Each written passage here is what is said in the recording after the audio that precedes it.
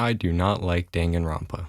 Now, I know that's a pretty bold statement to make in this day and age, especially seeing as you get torn to shreds if you express any kind of negative opinion on it, but I need money, and the Gravitorix Board of Investors are very unhappy with me. Now, the very cool and extremely attractive people who subscribe to my second channel, link in the description, are probably pretty confused right now, because if we take a look over there, we can see that I uploaded a video on a Danganronpa fangame. And not only that, but I even called it not bad. Actually. Now, what's going on here? I thought you didn't like Danganronpa, so why are you going out of your way to seek fan-made content? Well, allow me to explain myself. I believe that at its core, the main theme, the main overarching plot of Danganronpa is good. I think that it was a very promising series that had a lot of potential, and that potential was entirely soiled by the people who worked on it. And yes, I couldn't make like a 6-hour-long video just tearing into this series, but one, there's already like 800 videos on that exact topic, and two, I need to use my platform to spread some positivity for once, something which Danganronpa fans notoriously lack in their lives. By the way, there's a chance that some of you haven't even played Danganronpa. Hi mom. So here's everything you need to know to understand the video. You can pause to read it. Anyways, my very troubled opinion on this series eventually led me to formulate a question of my own, and that question was, has someone done this better? Unbeknownst to me, this would be the question that led me down the Danganronpa rabbit hole. And luckily for me, it didn't take too long to find exactly what I was looking for.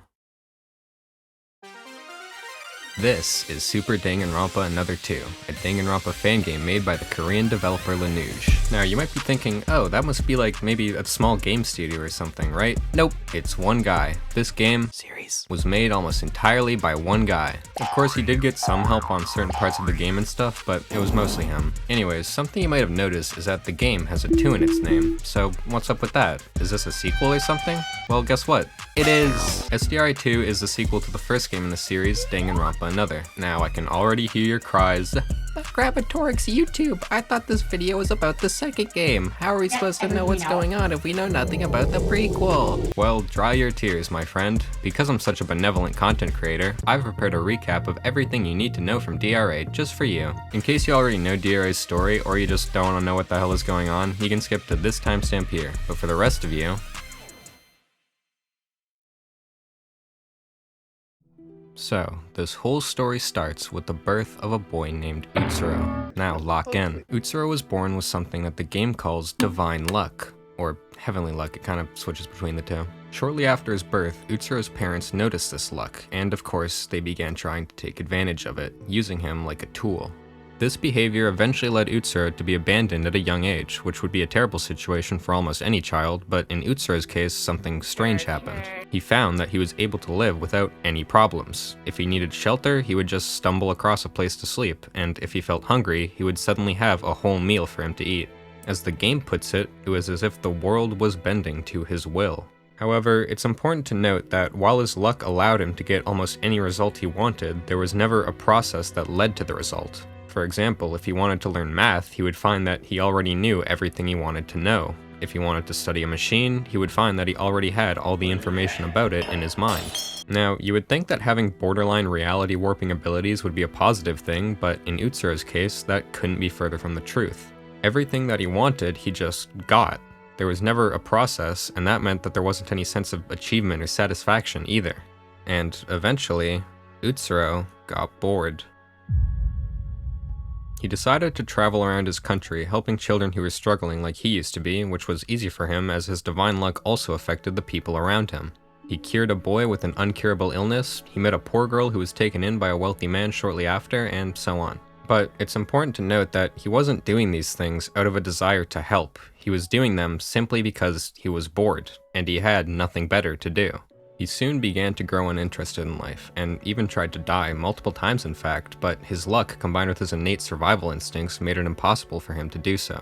He eventually gave up on that and decided to just try and live a normal life, but one day, while he was going for a walk, he met Junko Nishima. Do not click off, don't click off. I promise this is like the only time in the entire video she'll come up. She's not important later, please just stick with me, man, okay? I promise. So Junko uses her unmatched charm and allure to get Utsuro to join her, and then she tasks him with carrying out a test killing game involving the 79th class of Hope's Peak as a sort of trial run for the main killing game, the one that takes place in Trigger Happy Havoc. The first thing he has to do is infiltrate the class, which would normally be pretty hard, but remember, we're talking about Utsuro, so there just so happens to be a student in the 79th class with the exact same appearance and physique as him who enrolled into Hope's Peak as the ultimate lucky student, and his name is Yuki Maeda. And that's not all, as the class also contains the ultimate mate, Akane Taira, who's one of the children that Utsuro had saved in the past. Because of this, Akane felt indebted to Utsuro, so when he contacted her asking her to help plan the killing game, she had no choice but to agree. Utsuro then kidnaps Yuki and puts him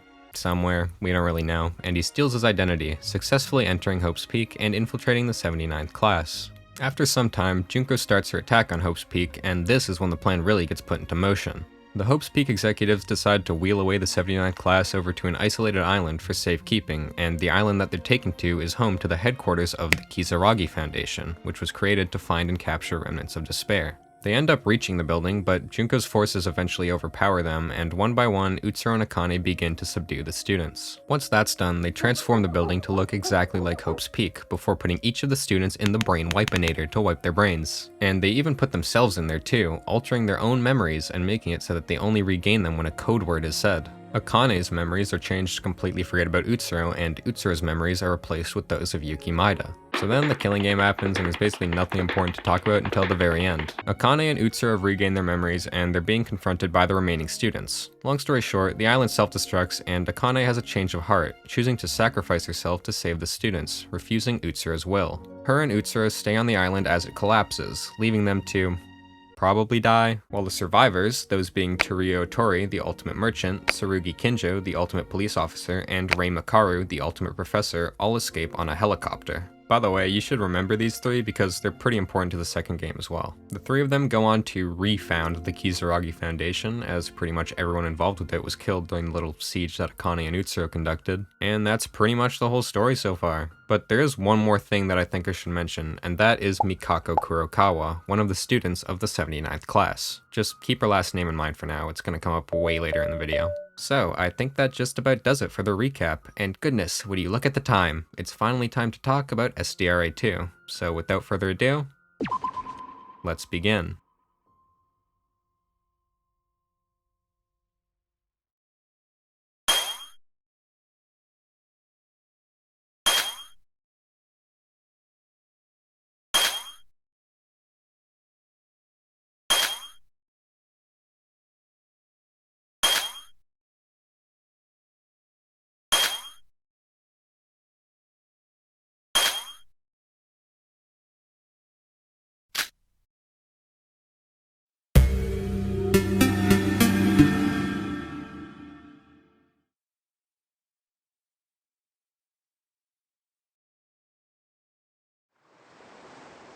The game begins with a familiar-looking individual approaching an island in a boat. They're also talking on the phone with someone, and it doesn't seem like they're alone, as they say to the person on the other end, "Of course I'm with her." Listening to the person talk a bit more, we find out that they're searching for someone, which is probably the reason they're headed to this island in the first place. Also, with the way that this person is talking, it almost seems to me like they're trying to avenge someone, meaning that this him they're looking for is probably a killer.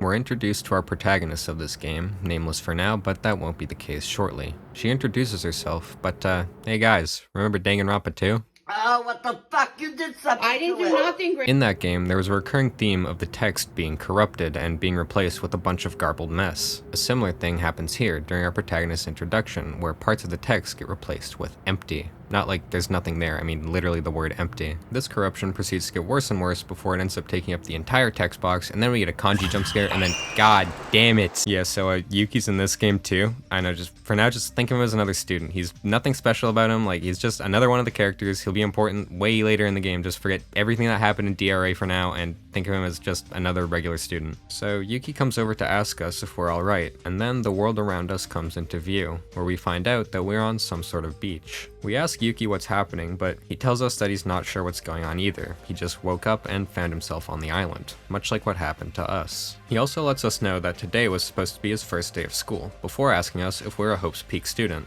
Strangely, however, we don't even know what Hope's Peak is. Probably a local community college or something. This surprises Yuki, and he decides to explain what Hope's Peak is to us before finally introducing himself as the ultimate lucky student, which we already knew. Then he asks us to introduce ourselves, but to our horror, we can't even remember our own name, no matter how hard we try. The only thing we can think of is the word empty, so we decide to name ourselves Sora. Guess what the word empty is in Japanese? This makes Yuki worried, and he hypothesizes that we have amnesia. Welcome back to Amnesia, a Machine for Pigs.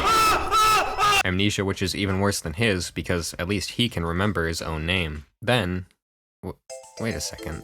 Do you hear that?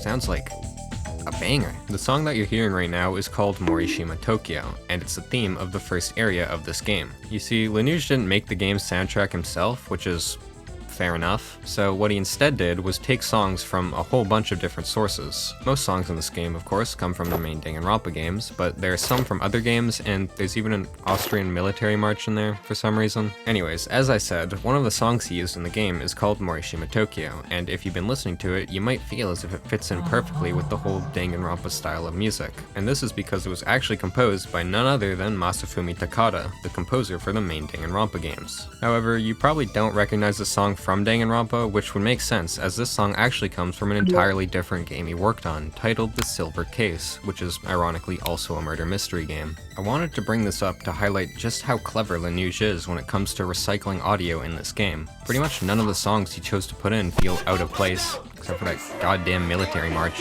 And it's also worth mentioning that this usage of audio doesn't just apply to the music, but also the voice lines in the game. You see, SDRA 2 technically has no voice actors. Much like the music, all of the characters' voice lines are actually just taken from a bunch of different characters from other games. For example, the voice of Yuki is actually the voice of Naoto Shirogane, a character from Persona 4. Also, I lied. SDRA 2 actually does have one voice actor, that being Lanuge himself. So, which character did he voice? Yep, Lanuge is actually the voice actor for Sora, and her voice is literally just his, but pitched up. Neat little SDRA2 trivia for you. Anyways, now that I've hit my tangent quota for this part of the video, we can get back to the game. So after Yuki mentions the amnesia, he theorizes that Sora lost her memory due to shock. He then asks her to accompany him while he explores the area, as he feels that it would be a better idea to work with a group in a situation like this. And also, he doesn't want to just leave someone with amnesia. Sora agrees, and the two get to work, with their first task being to figure out how they ended up where they are. To begin, Yuki tells us that he was given a letter from Hope's Peak that contained information about an opening ceremony. He remembers going to the given location, but his memory suddenly stops there, and he can't remember anything past that. Because of this, he thinks that the opening ceremony is related to their situation, although there is way too little information to be sure of that just yet. He also mentions how he saw other Hope's Peak students around the area earlier, before we woke up. This fact, combined with Sora's uniform, makes him sure that Sora is a Hope's Peak student. She just doesn't remember. Either way, Sora says that they should begin searching, and what follows is the mandatory Danganronpa sequence where we investigate the area and get introduced to all the students. The first area we come across is what seems to be a convenience store, labeled U-Mart, inside of which we find two people. The first person we come across is a muscular blonde-haired man wearing sunglasses. Yuki asks him if he's a Hope's Peak student, and he says he is before introducing himself as Hajime Makinochi, the ultimate boxer. For some reason, he seems to have this very weird and incorrect notion that energy drinks are like really good for your health, which is just not true. Other than that, I really don't have much to say about this guy. Moving on, the next person we find is a girl with long black hair and glasses, wearing a purple sweater. She introduces herself as Kokoro Mitsume, the ultimate psychologist. This makes her only the second female fangame character with long dark hair and a purple sweater that has something to do with psychology. That's pretty cool. Anyways, Yuki decides to ask her about where they are, to which she replies that she is analyzing the situation on her fully licensed legal iPad that's probably jailbroken and has Angry Birds themed app icons. She tells us that there's no internet, but Yuki suddenly realizes something. Everyone lost their belongings when they woke up on the island. They're on an island, by the way. So how would Kokoro have this device? Well, she simply tells them that she just took it from the store, and I mean, I don't know of any convenience stores that just sell iPads, but sure, whatever. Yuki tells her that she should pay for the iPad, but Kokoro points out the complete lack of people on the island, and how she searched for the shop's owner but didn't end up finding anyone. Sora responds to this by deciding to take some food for herself, but when she speaks, Kokoro kind of freaks out, and she asks Sora, "What are you?" However, whatever this thought she had was, she quickly brushes it off, so it was probably nothing. The next place we go to is a park with a big fountain in the middle. Here we run into another man not too far in appearance from Hajime, except this person has red hair. As soon as Yuki tries speaking to him, we find out he's having a manic episode or something, because he immediately tells Yuki he's weak and that he needs to be louder, not too dissimilar from those alpha male courses you can find. So Yuki ends up screaming his question of, "Are you a Hope's Peak Academy student?" To which the man screams back, "Yes," before realizing that Sora was there, who is notably a woman, which embarrasses him. He introduces himself to the two of them as Shinji Kasai, the ultimate firefighter. Yuki and Shinji talk a bit with each other, and it seems like they're getting along pretty well. This is important later in the story. Sora's thoughts: he seems like an interesting person. Next, we actually meet two characters at the same time. They both look very similar, having pink hair, music note hairpins, and even the same uniform. The, louder one introduces herself as Hibiki Otonokoji, the ultimate vocalist, and she also tells us that the other person she's with is actually her twin sister, Kanade Otonokoji, the ultimate guitarist. It turns out Yuki actually recognizes these two as the members of the band Melody Rhythm. Listening to them talk, it seems like Kanade has a pretty timid personality, whereas Hibiki is much more energetic.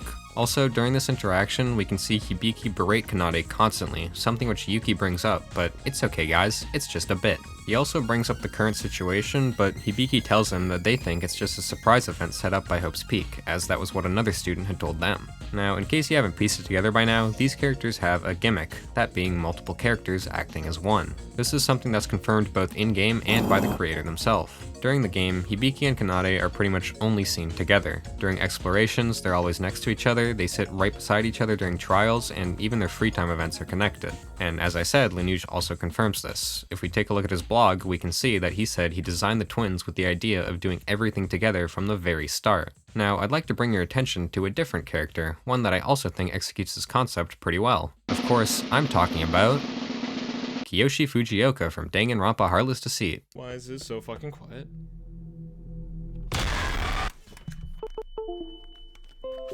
In case you haven't seen it, don't worry, this is like very minor spoilers. Kiyoshi Fujioka is the ultimate puppeteer, and when the protagonist meets him, they see that he's talking to his 3 puppets. When he does end up introducing himself, he also introduces his puppets, but from their perspective, as if they were the ones talking. This effectively puts not 2, but 4 characters into just 1. Now, admittedly, I can't say too much about this character, as at the time of writing this video, only the prologue of Heartless Deceit is out. This guy could turn out to be Hitler Rebirth, and I wouldn't know. But from what I've seen, Kiyoshi is a very interesting character with a concept very similar to that of the Otonokoji twins. Back to the park, there's still one more person we have yet to meet, that being this blue-haired woman in a strange-looking suit. She introduces herself as Setsuka Chiebukuro, the ultimate billiards player. She heavily insinuates that she cheated to earn her title, even saying she never learned billiards, but whatever. Also, Yuki tells her about Sora's amnesia, to which she drops this banger of a line: "I thought amnesia was something they only had to deal with in movies." Okay, man. Sora's thoughts? Simple-minded.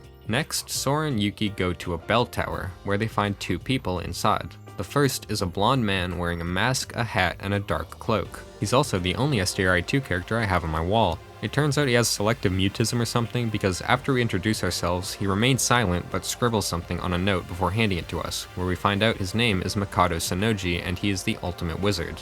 What is it with all these unrealistic talents, am I right? The next person they come across is a man with short black hair, wearing a tan suit and hat. As soon as the 2 approach him, he begins to interview them. He introduces himself as Nikkei Yomiuri, the ultimate journalist, and you can tell that he's part of the media because he refers to Sora's amnesia as a scoop. I do not have suicidal thoughts. He tells Yuki that he's just been wandering around and gathering information on the other students before he eventually heads off. The 2 then enter what looks to be a big house, in which they find the ultimate painter, Aroha Nijue. Surprisingly, Yuki recognizes her name because it turns out that Aroha's family is very influential in the art world. Another thing about Aroha is that she is staggeringly stupid. I mean, seriously, this is what her skill chart looks like, and Lanuge himself said that out of all the characters in the game, Aroha is the one he wants to meet the most, just to see how stupid she really is. We also find a woman with long golden hair in a fur coat, someone who Yuki clearly recognizes as he starts freaking out as soon as he sees her. He says that this woman is Emma Magarobi, a famous actress, perhaps even the ultimate actress. Yuki keeps being way too formal with her, and she insists on being treated just like he would any other student, since here they're nothing more than classmates.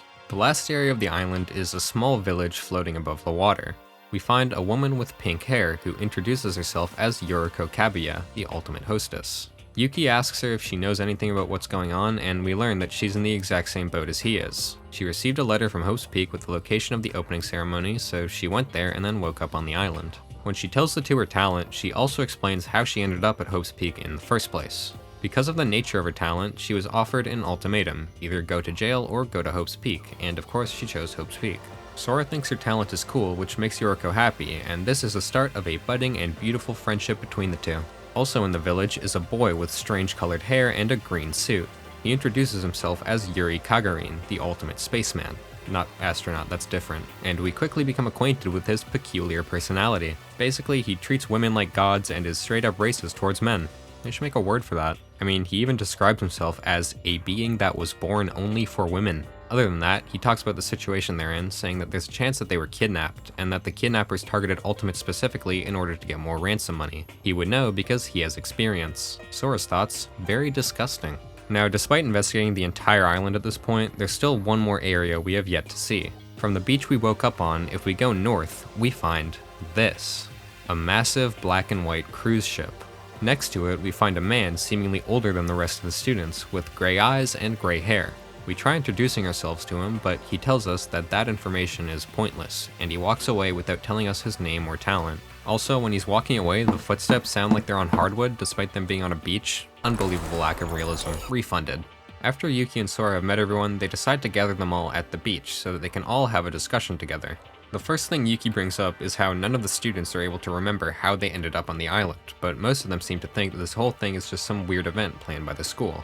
Yuri still thinks they've been kidnapped though, as he is a veteran of kidnapping. However, Hibiki replies to him, saying that it would be pretty counterintuitive for a kidnapper to just let their victims roam free on an island. So most students believe that they're not in any real danger, and Setsuka even mentions that she found swimsuits at the convenience store, suggesting that they all go swimming. Yuki and Yoriko are both against this idea, but Yuri isn't, so. The general consensus seems to be that they all want to go swimming, so that's exactly what they do. Here's the mandatory beach scene, you may take your screenshots now. Is there a way to turn off the sound, or is that like— So the whole class is swimming together and having a blast, but suddenly, door SFX jump scare. We wake up and learn that everyone suddenly went unconscious at the exact same time. Not only that, but it's now nighttime, and they're all back in their normal clothes. This is the point where the students realize that something isn't right, and just as the group comes to this realization, Mikado speaks. It's coming. With no period, thanks translators. Sure enough, right after he says that, an announcement is broadcasted by a shadowy figure on a screen that's probably hammered to a nearby tree. They mention something about a field trip before telling all the students to meet at the park for an opening ceremony. They're all scared, but they have nothing better to do, so they reluctantly decide to go and see what the announcement is about. And once all the students arrive at the park, there they meet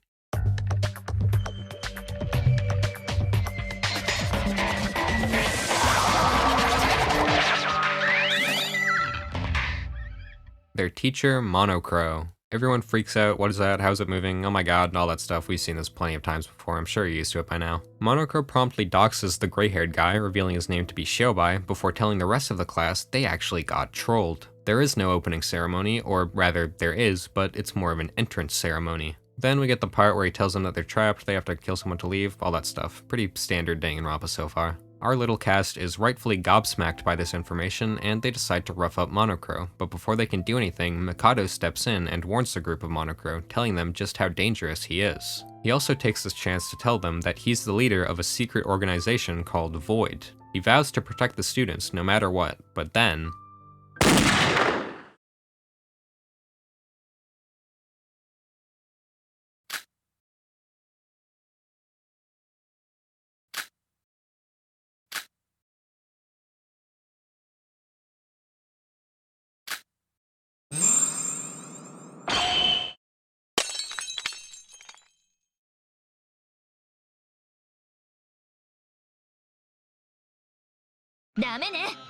Ray is back, and it seems like she isn't the biggest fan of this Mikado guy. Also, remember that fella from the beginning? Yep, that was indeed Teruya. Anyways, because Ray just shot Mikado, everyone is panicking, but Teruya tells them to step away from him, because they're being tricked. Ray and Teruya also notice Yuki there, but he has no idea what's going on. Like I said, don't worry about it for now. Ray then tells the group that the whole reason they're in this situation, and the mastermind of this operation, is Mikado Sanoji.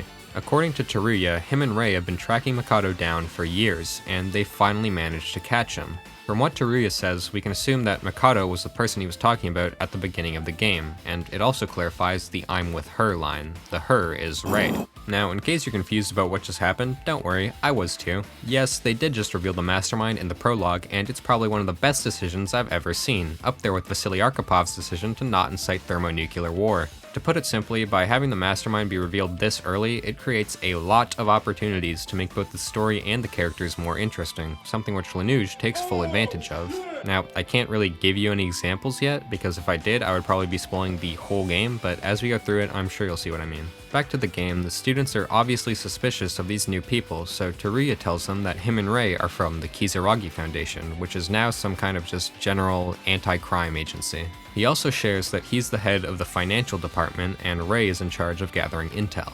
Now, while this whole jamboree has been going on, Mikado's just been kind of sitting around, but just as he's about to be arrested, the screen turns into a red square.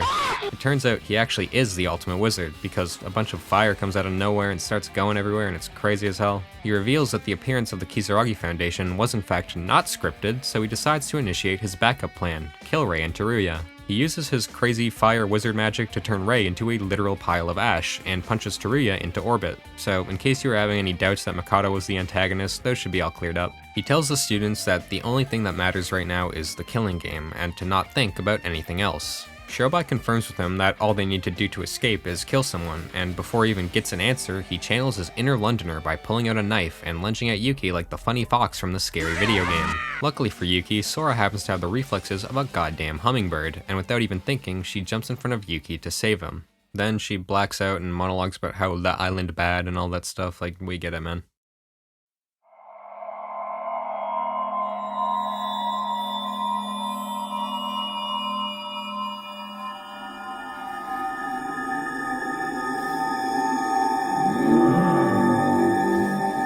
Danganronpa.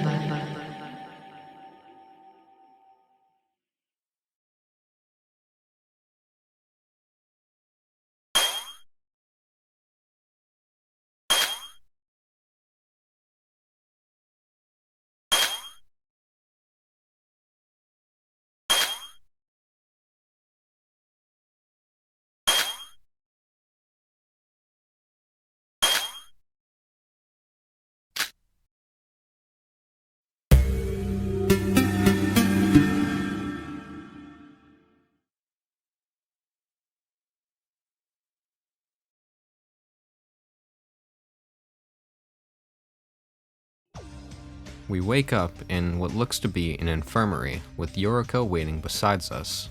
After we wake up, she refreshes us on what happened, saying that we were stabbed by our classmate Shobai and how a whole day has passed since that happened. This makes her only the second female fangame protagonist to get stabbed and then pass out only to wake up in a hospital. That's pretty cool. Anyways, according to Yoriko, after Sora was stabbed, Monokuro began to panic, saying that this kind of violence was against the school rules, and that none of the students should do anything until he gives more instructions. Make up your mind, man, do you want them to kill each other or not? Sora then notices a bandage where she was stabbed, so she asks Yoriko who treated her. Surprisingly, it was once again Shobai, treating the very person he stabbed because according to him, it was a mistake. Oh, silly me, I've just stabbed someone in the abdomen. Happens to the best of us. After Sora is all caught up with events, Yoriko asks her to come to the diner because while she was unconscious, the rest of the students investigated the island and they decided to meet in the diner to share their findings. Just one problem, however, what diner is she talking about? Well, Yoriko explains that right now they are on that cruise ship that was docked near the beach, aptly named the Mono Cruise. This ship contains the infirmary they're in right now, as well as the diner and a bunch of other rooms and commodities. So Sora decides to take Yoriko up on her offer, and she leaves the infirmary to start heading there. As soon as she steps out of the door, however, she notices someone, and that someone is none other than Shobai, but thankfully he's just here to apologize, marking probably the only good deed he does in the entire game. Thankfully, Sora doesn't let him off that easily, saying that she wants something from him in return, that being his full name and talent. Shobai agrees to this, and we finally learn that his identity is Shobai Hashimoto, the ultimate broker. Sora asks him if he'll be joining the rest of them at the diner, but he tells her that he won't be showing up, something which she should get used to, and then he leaves. After that, we finally enter the diner, which is thankfully just next door, and there we find the rest of the students chatting with each other, except Mikado and of course Shobai, who are both absent. As soon as we enter, we notice general tomfoolery in the form of Aroha being called a weeb and poor Setsuka having to deal with Yuri. Nikkei also points out that Kokoro is sleeping, and for some reason that's newsworthy. MS will write about anything these days. Anyways, Sora seeing everyone goofing off and having fun makes her happy, and oh my god, she says the Danganronpa word. Then Kokoro wakes up, and everyone finally gets down to business, sharing their findings during the investigation. First up is Setsuka, who tells the students that the island they're trapped on is called Utsuroshima, which means the island of nowhere, but it also means Utsuroshima. And also there's nobody else except for them on it. She also touches on the size of the island, and according to her, it's pretty tiny. She says he could walk around the perimeter in only around an hour, so basically they're stuck on Nauru. Unfortunately for the students, none of them recognize the name Utsuroshima, but Hibiki hypothesizes that it's near Japan, because Hope's Peak is Japanese. However, Kanade counters this, as she points out that the climate of the island is tropical. Unfortunately for her, she's trying to argue against Hibiki, so she loses automatically. Surprisingly, it's actually Yuri who provides the real counterargument to Kanade. He points out that despite the climate being tropical, all of the plants are native to Japan. All of these oddities combined lead Kokoro to the conclusion that they're probably on an artificial island, made specifically to keep them trapped. And she also literally brings up the Truman Show theory, does she know? Shinji then decides to speak up, informing the class that he tried to swim away from the island, but all he found was endless ocean. I wonder why that is. Sora also asks where Mikado is, but according to Kokoro, even though they were all looking for him, nobody was able to find him. Hajime then brings up Shobai, telling Sora that they all avoided him after he stabbed her. Pretty smart idea. Sora replies by telling the group Shobai's full name and talent, and she thinks that he might help them investigate. However, Kokoro feels otherwise, and she tells her that Shobai isn't trustworthy, and because of this, they should refrain from working with them. Hibiki agrees with her, but in her panic, she mentions the killing game they're in, which quickly ruins the atmosphere. Luckily, no one believes a murder will happen, and Yuki even mentions how they haven't seen Monokuro or Mikado since yesterday's events at the park. Of course, however, as if right on cue, an announcement is suddenly broadcasted to the monitors. Monokuro explains that he's been busy after a little incident last night, before once again telling the students to meet at Utsuroshima Park. The group is obviously conflicted, but they don't really have much of a choice, as Monokuro told them that those who do not show up would be punished. So, the students reluctantly leave the diner and head to the park. When they arrive, they find that the purpose of this meeting was so that Monokuro could explain the rules of the killing game. He makes it very clear that violence is not in fact allowed on Utsuroshima unless it is specifically with the intent to murder. Also, Setsuka replies to this by saying, "So in short," and then repeating the exact same thing Monokuro just said. This isn't even the dumbest character in the cast. Monokuro also explains the class trial, but we know about that already, so let's just skip over it. Then it's iPhone time, and Monokuro gives everyone their iPhones. They're actually called Student Handbook Plus. Now, something that's pretty cool about these handbooks is that they actually have a messaging feature, and yes, this was before OpenAI, so we don't get any hyper-realistic character conversations, but the feature still gets used a couple times throughout the game, and I think it's pretty cool. Monokuro then bounces away, so the group naturally turns their attention to Mikado. Everyone wants him dead, but he tells them that they should just treat him like any other student. Just like the rest of them, he is bound by Monokuro's rules, making him just another participant in the game. Obviously, no one listens to him, so he decides to just teleport away, and yes, I mean literally teleport, like he just straight up vanishes. The students are all distraught, of course, but luckily they have Setsuka, who calms them down. Yoriko then suggests that they take a look at the handbooks they were given, so we boot ours up and then read through the conveniently provided list of rules, containing things like scary monsters coming out at night. Ooh. Then we head back to our room, and now we enter the part of the game I like to call Free Time Slop Hell.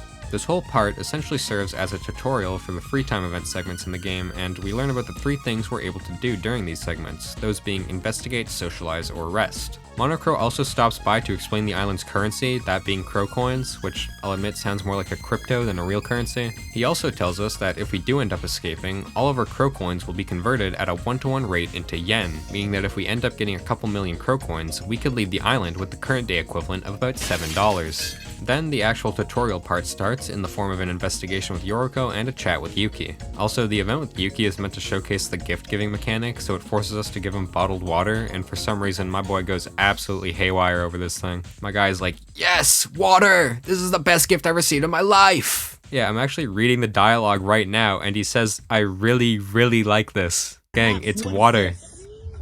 Anyways, after a long day of socializing, we prepare for bed, but before we sleep, we hear a sound come from our handbook. We go to check it out and find that Mikado's decided to test out the messaging feature by inviting everyone to her group chat, which doesn't last long.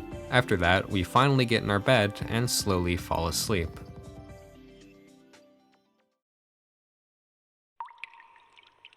We have a nightmare about drowning, scariest water I've ever seen, and then we're awoken by another announcement from Monocro, telling us that it is now 7 a.m. We decide to get some breakfast, and we head to the diner where we once again find the other students. Unfortunately, due to their current circumstances, pretty much the only option they have for food are the boxed lunches at the convenience store. Luckily for them, however, right at that very moment, Mikado descends from the heavens above and offers to effectively be their personal chef, because what kind of kidnapper would just let their victim starve? Of course, there is one small issue, which is that it's Mikado. Nobody wants to trust him, or eat his food for that matter, except for Yuri, who doesn't seem to mind and digs in instantly. Kanade follows, and Setsuka then shoos Mikado out of the diner, but not before he tells him that he'll be cooking for them every day from now on. Thankfully, it seems like the food is safe, and one by one, each student starts to eat. Except for Yoriko, who's too stubborn. After they finish eating, they all have a conversation, where Aroha mentions that today is their third day on the island. Kanade then realizes something, and she tells the group that there should be a rescue team or something similar looking for them, if they were actually missing for that long. Of course, Monocro, the goat of mood killing, kills the mood, and teleports over to tell them that there won't be anyone coming to save them, because according to him, the island they're on doesn't exist. In fact, he goes even further and has the nerve to tell them they don't exist. Setsuka asks him what he means, but of course we're still in chapter 1, and the game still has 5 other chapters to drip feed us the story, so he just says it's nothing and then leaves. They all choose not to believe him, and then Yuki says that they should start investigating. Just before that, however, Shinji suggests that they all meet up at the diner every day to share any findings, which they all agree to. Then, right as they're about to leave, they hear a big crash, which Yuki says came from outside the ship. They all decide to go and check it out, and when they step outside, they find Mikado and Shobai having a 1v1, except Mikado is in creative mode and flying all over the place. He explains what happened, that being how after he delivered the food to the class, he was jumped by Shobai, who unfortunately failed and was attacked by Mikado instead. Shobai walks off, and the class then has a deep conversation about reality with Mikado, which results in him making the decision to stop using his magic. He then leaves, but right after that, Kokoro shows up, and she has some good news for the class. She tells them that she found some electronics at the convenience store, which she wants to try turning into an SOS transmitter. This brings everyone's spirits up after the little altercation they just witnessed, so they decide to leave Kokoro to it, and Sora heads back to her room. The next day, Sora is again woken by the morning announcement, and she recalls Shinji's suggestion of meeting at the diner each day. When she gets there, she finds most of the students already there again, except for Hajime and Shinji, who Yuki says are exercising, and Kokoro, who's still working on the transmitter. Yuki also mentions being brainwashed. Hibiki then has her first meltdown of many, but luckily Kanade is such a good sister, and she goes to comfort her. And believe it or not, that is just about everything that happens on this day. Bedtime! Next day, wake up, diner, you should get the idea by now. This time when Sora enters the diner, she spots Mikado eating with the group. She asks them what he's doing here, and Hajime explains that he tried to kick him out like usual, but this time he wouldn't budge. So they all decide to do the next best thing and just ignore him. The group begins to eat, and afterwards Shinji tells them all to share any information they found. However, Nikkei points out a bit of a problem, which is that by this point, there isn't any new information. They've been stuck on this island for 5 days now, and they're running out of things to discover. Mikado is acting like his usual self, saying that murder is right around the corner, but then Yuri replies to him by saying that if he wants them to kill, they would need a motive, which is maybe the worst thing you could mention in a Danganronpa game. But thankfully for them, or maybe not, Mikado responds by telling him that motives won't be needed, and that just the way this killing game is structured is enough for a murder to occur.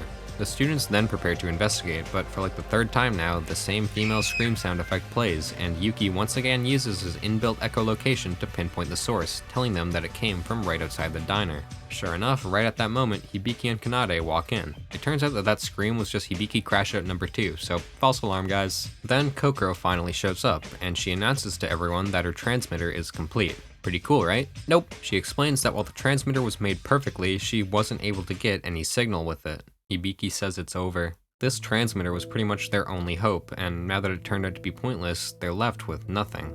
Everyone begins to panic once again, and even Setsuka, the most optimistic student, has lost any hope of leaving the island. But just as they're starting to lose faith, Yuri suddenly speaks up, giving them a solution to their problems. He says there is a way for them to leave before offering his life. He pulls the "I'm nothing like you fellas" image before explaining that he is fully willing to die for a woman. What a king. I'm sure Twitter will still find a way to get upset. After this, we get crazy Yuri CG, where he basically just monologues about how badly he wants a woman to kill him, so that they can escape, of course. Obviously, no one wants to do that, so he just says the offer's on the table and heads out. And then we get more free time, yay. Later in the day, we receive a message from Yuki. He tells us to come to the guest house, and we agree. When we arrive, we find a small group of students already there, including Yoriko, who explains that Setsuka is planning a party to help the group's mood. She wanted it to be a surprise, so she gathered a group of students who she felt could keep a secret. That group surprisingly includes Mikado, because murder be damned, my boy can work a grill. They all continue preparing for the party, and once they finish, they leave quickly to prevent any suspicion. After a couple hours, the time of the party finally arrives, and Sora heads to the guest house to meet up with the rest of the students. When we arrive, we find everyone already there, even Shobai, with a ridiculous amount of food on the table. And now that we're here, they can finally start.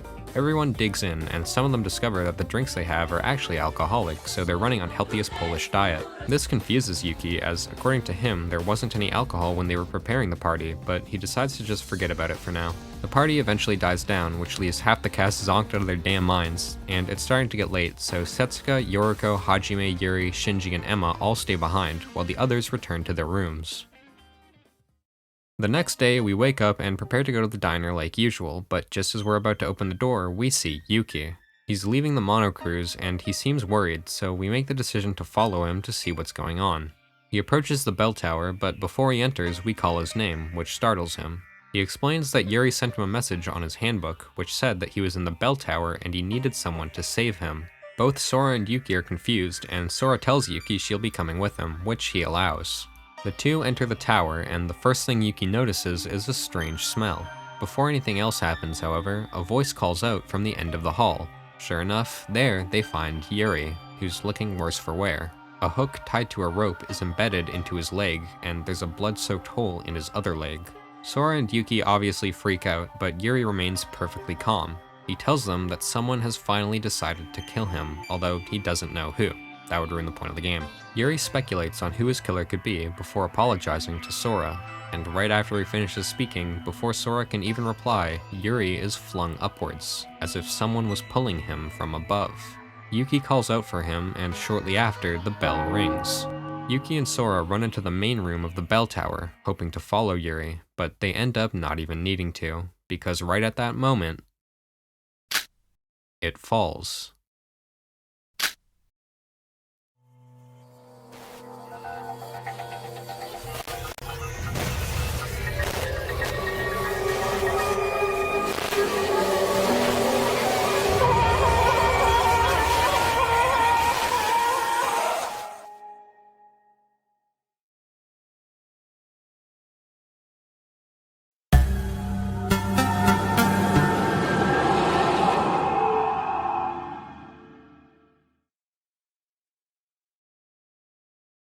So Yuri dies and Sora and Yuki freak out or whatever, but then Sora realizes something. Whoever pulled Yuri up the tower should be at the top, and since the staircase is the only way to get up, the culprit has to be up there. So the two run up to the top, and there they find Yoriko. When we speak with her, it seems like she's just waking up, completely confused as to what's going on. Sora instructs her to look off the balcony where she notices Yuri's corpse, and right after, the body discovery announcement plays, telling all the students to meet at the bell tower. Yuki accuses Yoriko of killing Yuri. Why do all their names start with a Y? But Sora calms them down, and the three of them return to the bottom of the tower. When they reach the bottom, they find that the rest of the students have already gathered, and they're all reacting to the crime scene in front of them. Their grieving is cut short, however, as Monokuro suddenly appears to explain some things to the class. He confirms that the murderer is among them, and then tells them about the Monokuro file, a short document containing some basic information about the murder. After that, he exits the bell tower, leaving the students to investigate. Before anyone even moves, Kanade is the first to speak, suggesting that they secure the crime scene to prevent any tampering.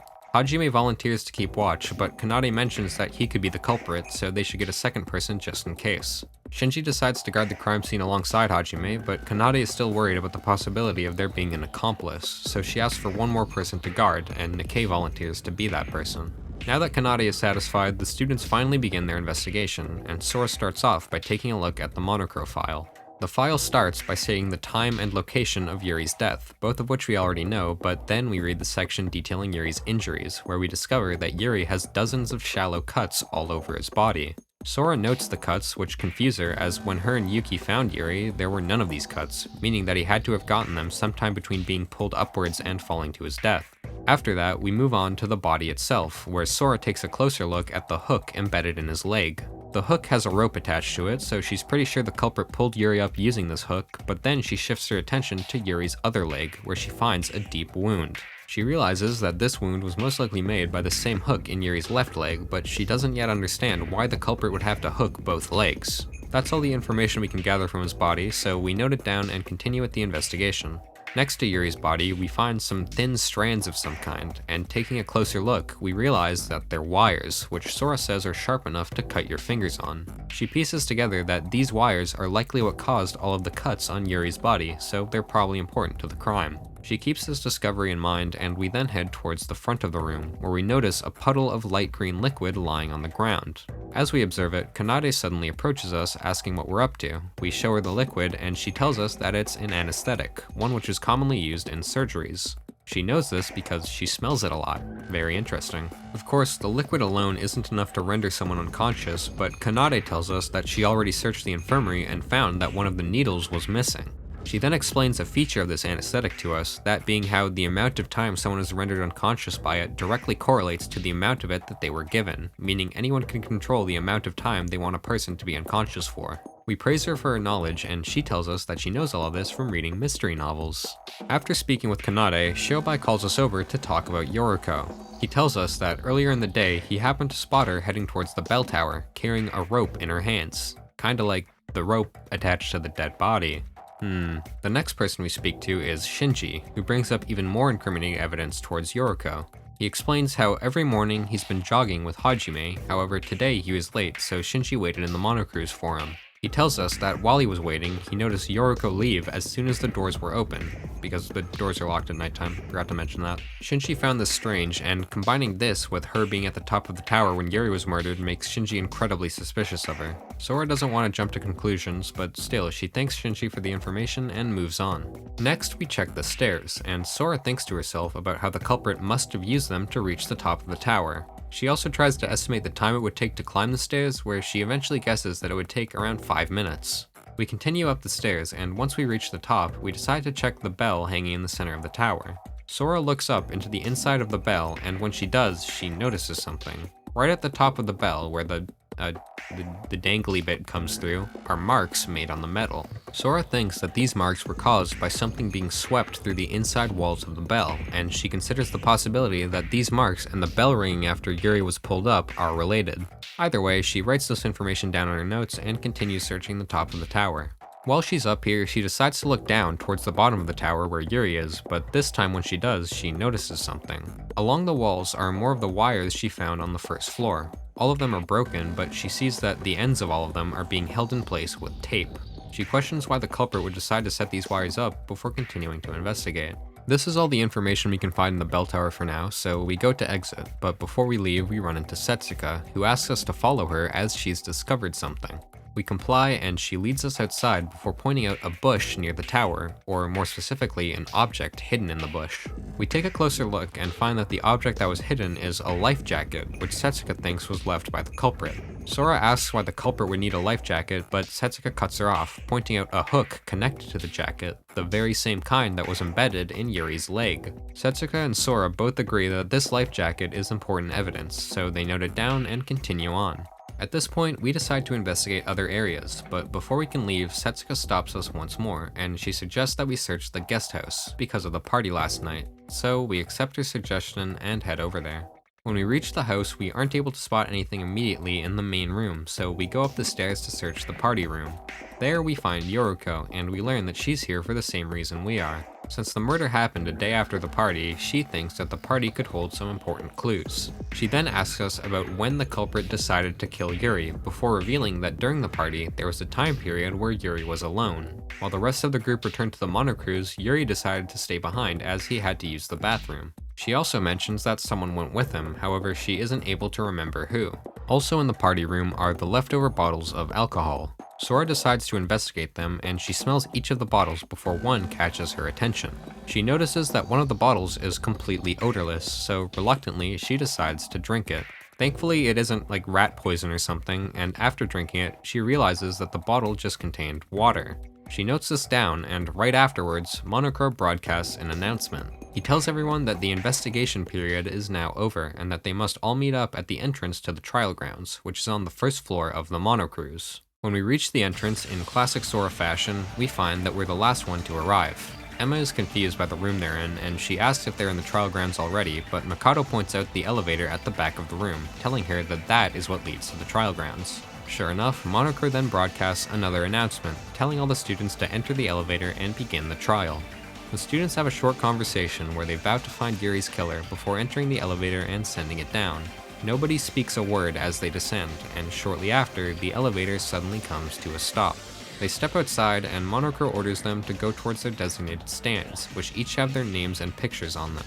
Once everyone is in position, Sora mourns Yuri one last time, and she also says Among Us. Oh my god. Before Monocro finally begins the trial.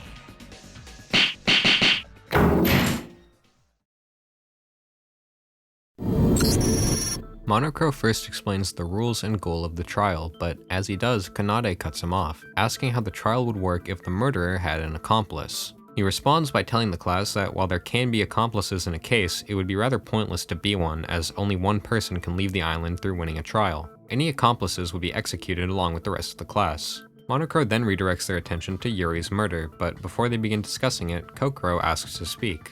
Emma allows her to, and she says she's already found the culprit. My guy must have been watching a walkthrough before the trial started. She gives the culprit a chance to confess, but of course the culprit isn't stupid and they keep quiet, so we can cross Aroha off the list. She doesn't tell the class who she thinks the culprit is yet, as they would have a hard time believing her, so she tells them to just continue discussing the case, and she'll nudge them in the right direction if they need it. They then once again prepare to start discussing, but of course a third interruption happens from none other than Mikado. Thankfully he keeps it short, and all he wanted to say was that just because he's evil doesn't make him the culprit. Now they finally begin discussing the murder for real this time, and they start by going over the whole case. The students all share what they know about the murder, and they eventually land on the topic of the state of Yuri's body. Aroha mentions the cuts covering his body, and she suspects that a sharp object was the cause of Yuri's death, but it seems like she's illiterate because the Monocro file suggests otherwise. Sora points out to Aroha that the Monocro file specifically said that Yuri died from the trauma caused by his fall.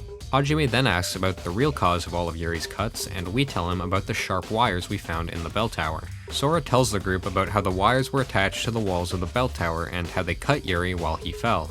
Then it's Setsuka's turn to speak, and she tries to search for alibis, asking the students where they were at the time of Yuri's death. Because Yuri died so early, only half an hour after the morning announcement, most of the students were at the diner, except for Sora and Yuki who witnessed the death, Kokoro who says she was in a room, and Shobai who says he was just wandering around. I like to make walks in the morning time, yeah. Mikado tells this information to the group, but Hajime points something out. Yoriko wasn't at the diner. Setsuka asks Yoriko what she was doing at that time, but it seems like she's going through the after effects of a lobotomy as she appears completely clueless as to what happened, only being able to confirm that she did indeed meet with Sora and Yuki at the bell tower.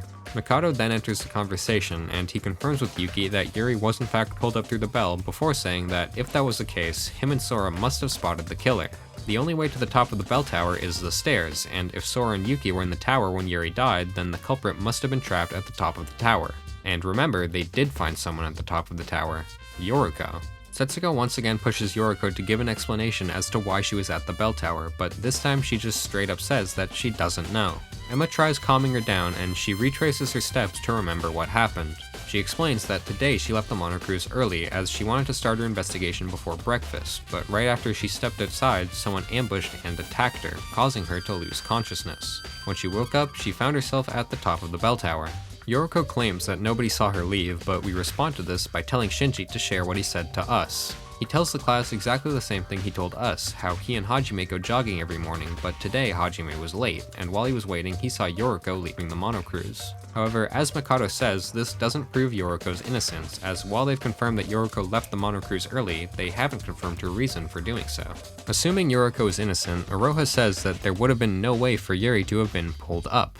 Emma suggests that the culprit was hiding somewhere at the top, but Sora tells her that there isn't anywhere to hide up there. So with all the evidence they have, everyone starts piling on Yoriko again, but thankfully they have the ultimate psychologist to confirm that Yoriko is indeed telling the truth. She jumps in to steer the students in the right direction, telling them to think about the bigger picture before suggesting that they start by discussing why Yuri was killed. After Yuri had his little manic episode, he locked himself in his room, and based on what he said, he would probably only leave his room if a woman told him to. This leads the group to believe that the culprit is a woman, but Sora mentions that if the killer was male, they could be using this fact to clear suspicion from them, and by extension all the men in the class. Not to mention, Yuri did leave his room once, for the party. Now that they know there's a possibility that a man was the culprit, Nikkei continues their discussion by mentioning Yuri's time of death. He didn't die during the party, he died the day after, and the Monocru's doors close after 10 PM, so it would be strange for the party to be related to the murder. But then, Kokoro jumps in again, telling the class they're assuming things. After all, there are no rules saying that you need to be in the Monocru's at nighttime, only that you can't sleep outside. It's possible that neither Yuri nor the culprit even boarded the Monocru's after the party, and if that happens to be the case, then the culprit must be one of the people who stayed late at the party. Speaking of the party, Mikado brings up the complete lack of alcohol while he was preparing, which Yuki confirms. He believes that the alcohol was planted by the culprit in order to make the students not be able to remember events clearly, which would narrow down the suspects even more to the people who prepared the party, either Sora, Yuki, Hajime, Mikado, Yoriko, or Setsuka, and big surprise, Yoriko was the only one who didn't drink. Once again, the group goes back to suspecting her, and she tries to defend herself, but hang on, remember what Shobai told us? We tell everyone that Shobai saw Yoriko going towards the bell tower carrying a rope, making her even more suspicious. Pretty helpful evidence, right? Bruh. So Kokoro accuses Shobai of lying, and this time she has proof. She tells Sora that at the time Yoriko left the Monocru's, she spotted Shobai on the 3rd floor, meaning it would have been impossible for him to see Yoriko leaving. He responds to this by saying, "Ah man, you got me, it was just a test." So now that they know Shobai was lying, Yoriko asks if they believe she's innocent yet, but there's still a lot of evidence against her. This causes the class to split into Team It's Yoriko and Team It's Not Yoriko. Actually, they're called Team Luna and Team Solar. They argue with each other until eventually Team It's Not Yoriko wins. So now that everyone's on the same page, they continue to discuss other aspects of the case, and Setsuka brings up the hook in Yuri's leg. She mentions that it would be pretty difficult to get that hook in his leg if he was conscious, but luckily for the killer, he wasn't conscious. Sora tells the group about the anesthetic she found at the crime scene, along with all the information that Kanade gave us. The missing syringe, the effects of the anesthetic, and the ability to control how long someone is unconscious for. But all this information creates a new question. Why did the killer have to knock Yuri out in the first place? Yuki tells everyone that in Yuri's last moments, he said that a woman had come to kill him, and he also reminds them that Yuri said he would cooperate with a woman if she tried to kill him, but then, if the killer was a woman, they shouldn't have needed to use the anesthetic on him. And this makes the students certain that the killer was indeed a man.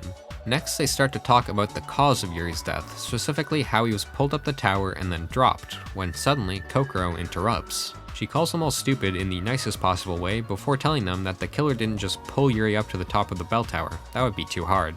Instead, Yuri was going up because something else was going down. The life jacket. There was a hook in Yuri's leg connected to a rope, and the life jacket in the bush had the very same kind of hook attached to it. Yuki pieces together that the life jacket and Yuri were connected at one point, and then he finally realizes how the culprit actually pulled Yuri up. They jumped off the bell tower, effectively creating a pulley with Yuri on one end and them on the other. This also explains why Sora and Yuki only found Yoriko at the top of the bell tower. It turns out there actually was another way to get down from the top.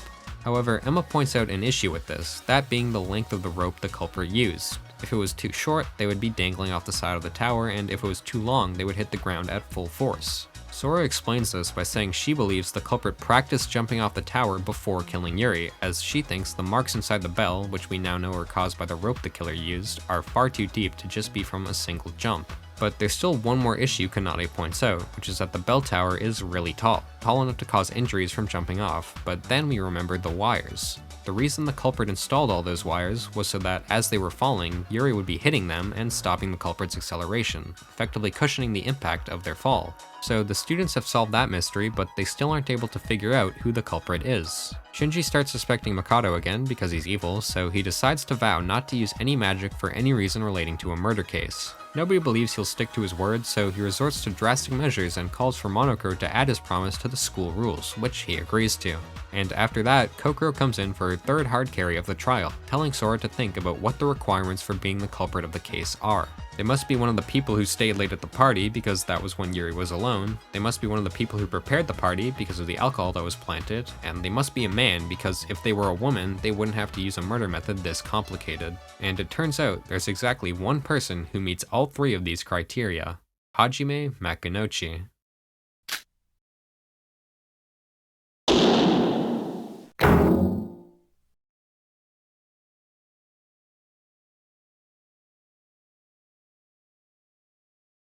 We confront Hajime, and Kokoro confirms that he is the person she was suspicious of. He tries defending himself by saying he was intoxicated during the party, but remember, the water. Sora says that all the culprit would have to do is switch one of the bottles of alcohol with a bottle of water, and then drink from that and just pretend to be intoxicated. We also remember what Yoriko told us, and we share that someone stayed behind with Yuri after the party. When Setsuka hears this information, her memories come back, and surprise surprise, Hajime was that person. However, there's something else bothering her. Remember, the culprit knocked out Yoriko at 7 and killed Yuri at 7:30. If the culprit was Hajime, he would have had to attack Yoriko at 7, move her to the bell tower, go back to the monocruise to meet with Shinji, go jog with him, and then return to the bell tower to kill Yuri. There just wouldn't be enough time to set up the whole murder. Unless the culprit skipped one of those steps. Kanade points out that everyone is once again assuming that the stairs are the only way to get down from the top of the tower, but in reality, after the culprit brought Yoriko to the top, they just jumped off again, this time without being connected to Yuri. And this explains the other wound on Yuri's leg. The hook started off in his right leg, but the culprit realized they wouldn't have enough time to execute their plan after bringing Yoriko to the top, so they took the hook out of Yuri's right leg, brought Yoriko to the top, and jumped off, and then re-hooked Yuri in his left leg. Just one more problem, this theory directly contradicts what Kanade said earlier, that jumping off the bell tower would definitely cause injuries. But Kanade responds by saying that now that they know who the culprit is, that isn't a problem anymore. After all, Hajime is the ultimate boxer, and he's built like a goddamn brick wall. Any regular person would be hurt by the fall, but Hajime would almost certainly be able to resist the impact. And finally, Kokoro brings up the message that Yuki received from Yuri on his handbook, which Kanade explains was actually sent by Hajime in order to strengthen his alibi. We then enter the "it's so over" phase and shoot Hajime to death. Monokure then pulls up the voting panel, everyone votes for Hajime, and they got it right, yay! So Hajime finally admits to his crimes, and after that we get the usual post-trial chicanery and whatnot. Oh my god, why would Hajime do this? He says he can't tell them why he killed Yuri, before Setsuka reminds him of the trial rules. He failed the trial, and now he'll be executed.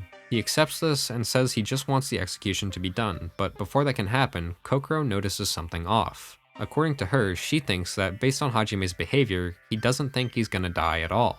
Hajime tries to keep his act up, but suddenly Mikado steps in, allowing him to tell the truth. He speaks with Mikado for a moment, and then he goes red eyes glowing wolf mode. He finally tells them why he committed murder, the reason being because he was ordered to, and before anyone can ask any questions, Mikado speaks up once again.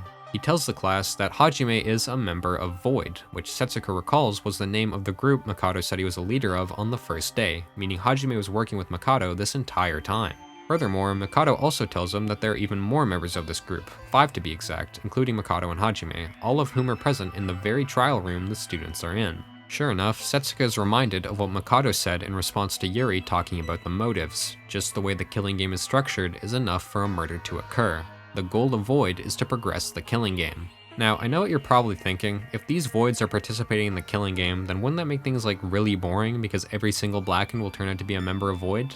And yes, that is a valid argument, but to that I say, I reckon Chapter 3's trial will be pretty interesting.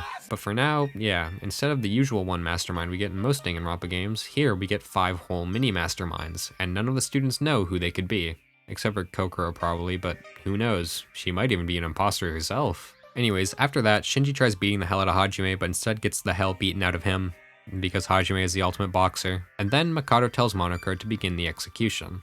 But hang on a second, it seems like Hajime didn't get this part of the plan, and upon hearing what Mikado says, he starts panicking. It turns out he really did believe he was going to be set free after the trial, but Mikado just tells him that the Voids are subject to the same rules as everyone else. Hajime baby rages, threatening to leak Mikado's entire plan, but before he can say anything more, Monokure drags him away, and the execution begins.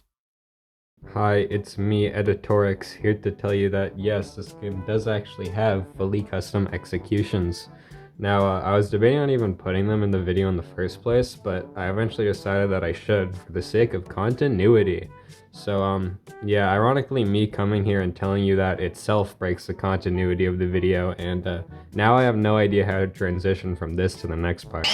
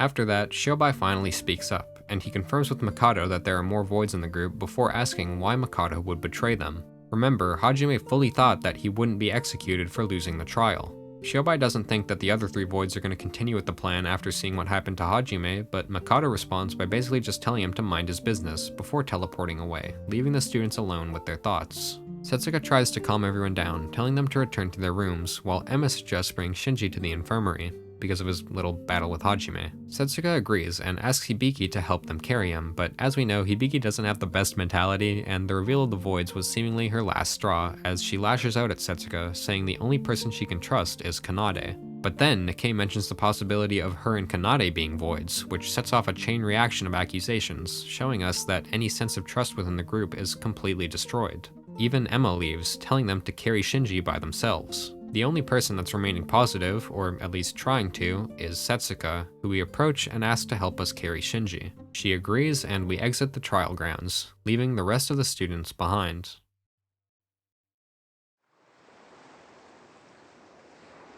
After putting Shinji in the infirmary, we decide to take a walk along the beach, to calm down and gather our thoughts. Sora asks aloud why she was forced into this killing game, pleading for an answer, but as she calls out, she's interrupted by the faintest voice whispering out from the shore.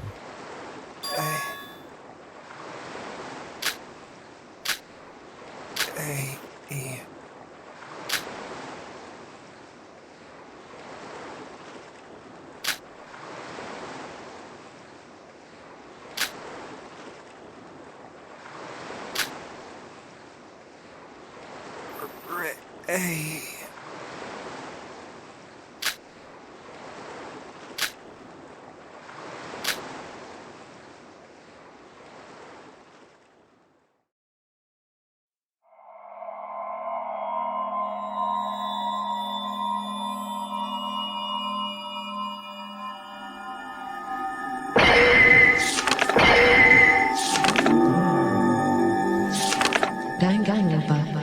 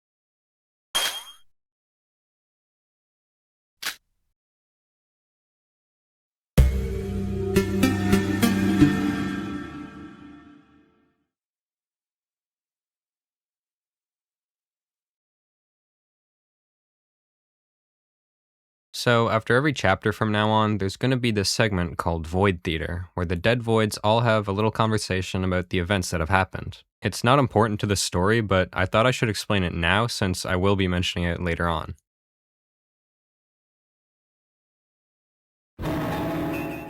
We hear a voice scream at Mikado, and then we see 3 people all confronting him. As there are 3 members of Void still alive, not including Mikado, it's safe to assume that these 3 are those members. They ask him why he killed Hajime, saying that his execution wasn't part of their plan and that they were promised safety. It was just as Shobai said, Mikado betrayed the Voids and now they no longer want to work with them. None of them thought the plan would actually cause them to die, but Mikado tells them that if they were to continue the killing game with fake murders and executions, their plan would fail. And if their plan fails, as Mikado says, they may live on, but can they really call it living if they aren't living with his powers? None of the Voids are able to respond to him, so he calls the meeting off and tells them to return to their rooms quickly so as to not be caught by Monocro. They leave whatever room Mikado was in, and before they go to sleep, they have a short discussion. One of the Voids admits that Mikado is right, and another asks if their plan is worth the risk before saying that it's too late to turn back. After all, they all chose to join Void, so they're all responsible for making sure the plan succeeds.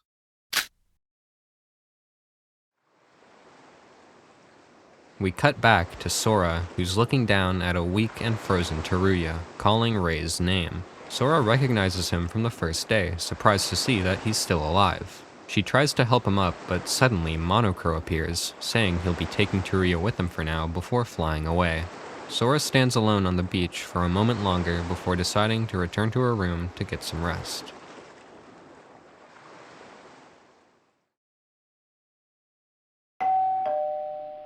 The next day arrives, and like usual, the announcement wakes us and we go to the diner for breakfast. As we make our way there, we run into a few students, all of whom are clearly on edge. When we reach the diner, we find about half the class already there, including, strangely enough, Kanade, but not Hibiki, which Kanade says is because she doesn't trust anyone anymore.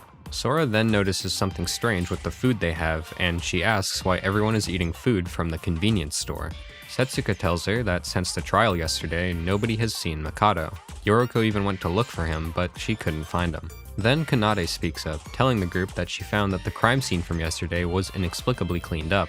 What a mood killer. Sora looks around, noticing how upset everyone is, so she decides to just ask them if the reason they're all depressed is because of what Mikado said about the Voids. Yuki confirms this, but then Sora says she has a solution to this problem. They can just ask Kokoro who the Voids are. Sounds like a great idea, right? Well, Setsuka tells her that they all thought of that already, discovering that there were 2 major flaws with the plan. The first being that after yesterday's trial, Kokoro has been refusing to talk to anyone, and the second being the possibility that Kokoro is a Void herself. Nikkei even has the nerve to accuse us of being a Void because of the amnesia, but thankfully Yoriko comes to our defense. Setsuka also disapproves of Nikkei, but he says that after yesterday's trial, it's natural to be suspicious, even asking why none of them are worried. Yoriko tries to continue arguing with Nikkei, but she's interrupted by Aroha suddenly screaming for them to stop, taking everyone off guard. All this tension between the students has finally caused Aroha to break, so she tries to reassure herself by saying she needs to think positively, something which Kanade agrees with. After Aroha's outburst, everyone continues to eat in silence, slowly leaving one by one. Eventually, we decide to leave as well, and after we exit, we spot Yuki standing in the hallway. We ask him about Shinji's condition, and he tells us he's still the same as he was yesterday, before asking Sora why she came up to him instead of just visiting Shinji herself. Yuki is clearly paranoid, and this causes Sora to get defensive, asking him if he's suspicious of her being a Void. Yuki denies this before admitting that he wants to trust everyone, he just doesn't know what to do. Sora doesn't have a reply for him, so the two part ways, with Sora heading back to her room. We eventually decide to just wander around outside for the rest of the day, and once it gets late, we make our way back to the monocruise, noticing Shobai on the stairs up. He's smoking a cigarette, and we tell him, "Hey man, don't do that, that's bad for you." He ends up actually putting the cigarette down, but as he and Sora talk, they suddenly overhear a conversation from inside the monocruise between Yuki and Shinji. Shinji seems frantic, and he tells Yuki to gather the students before remembering the handbook chat function. Sure enough, right after that, we're added to a group chat with almost every student, and Shinji sends a message telling them all to meet him in the music room on the first floor of the monocruise. Sora glances for a moment at Shobai, but like usual, he confirms that he won't be going, leaving us to head to the meeting spot. When we get there, we find everyone except for Kokoro waiting to hear what Shinji has to say. He basically just called this meeting to tell them to stop fighting, but Nikkei asks him what else they can do, cause it's not like they can just be friends with the Voids, right? Well, Shinji explains his plan to the group, which is for everyone to become good friends with each other so that the Voids will want to betray Mikado.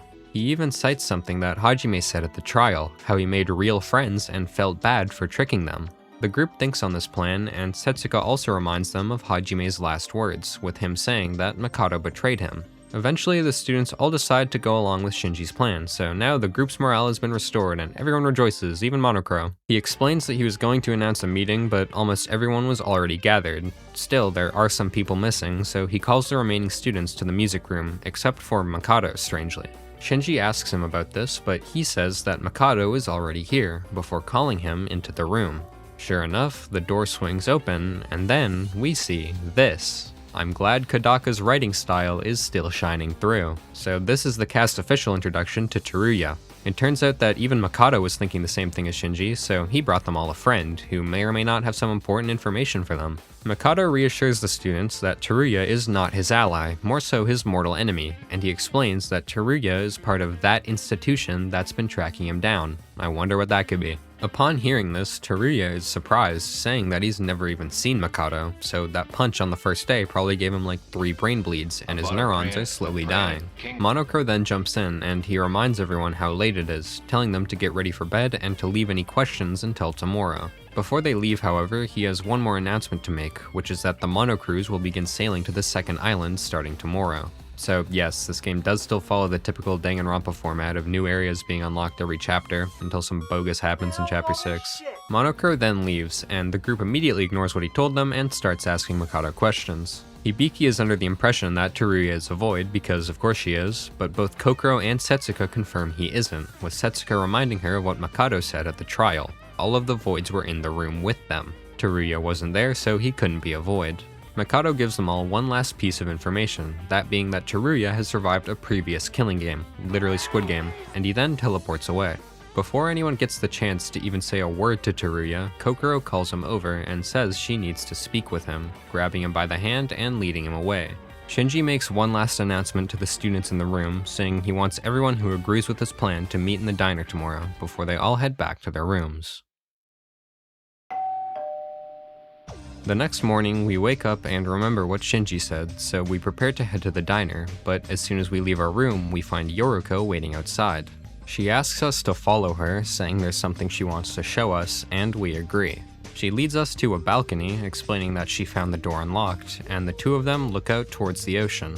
The island is nowhere to be seen because, as Monokuro said, they've started sailing to the next one. Yoruko and Sora talk for a while longer before eventually deciding to go to the diner to meet with the others. When they arrive, they find Setsuka, Shinji, Yuki, and Aroha, with everyone else deciding not to show up. Mikado is also back to cooking for the group, our beloved male wife. Shinji is saddened by the lack of people in the diner, but still he maintains hope for them all, which pays off as right at that moment, Nikkei actually enters, and he's here to apologize. He acknowledges how problematic he was being, before telling them all that he agrees with Shinji's plan, asking to be part of the group. Emma also walks in at this point, saying she feels the same as Nikkei. Setsuka gladly welcomes them both into their group, and then they start to discuss things, namely Teruya and the second island. Starting with Teruya, Emma mentions that there was an empty room on the 3rd floor which was changed to his after he was introduced, and Setsuka reminds them of the information Mikado told them about him. He was the former Ultimate Merchant and a graduate of Class 79 of Hope's Peak, making him their upperclassman. Nikkei also notes that he survived a killing game before, which means he could probably help them survive the one they're in. Again, literally Squid Game. Yuki also mentions that he finds Teruya familiar. On that topic, Nikkei also remembers that Teruya called Yuki's name on the first day, and he tries asking Yuki if he's hiding something, but Shinji immediately steps in and tells him to stop doubting people. Emma brings the conversation back to Teruya, wondering if he can be trusted, but suddenly they hear a voice, confirming that he can. Kokoro enters the diner, telling them that the last piece of advice she can give them is that Teruya is trustworthy. Setsuka asks her if she came to join their group, but she says she won't be. In fact, it's quite the opposite.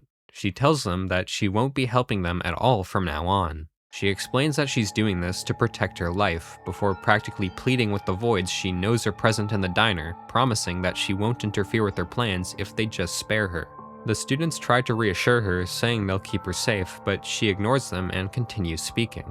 She cites her talent as the cause of all of this, as if you were a void, the first person you would want to get rid of is the person who already knows your identity.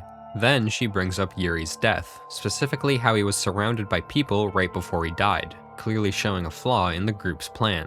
Yuki responds to all of this by bringing up how she hard-carried the last trial, so the voids may still want to target her in case another trial happens, but she brings up something that Hajime said during the last trial. If I win, it'll be a problem itself. Clearly, the voids aren't trying to win the trials. In fact, they're actually match-fixing. Anyways, after all that, she gives them all a farewell before leaving the diner. Thankfully, the students don't have to just sit with that new revelation for very long, because shortly after Kokoro leaves, Teruya walks in.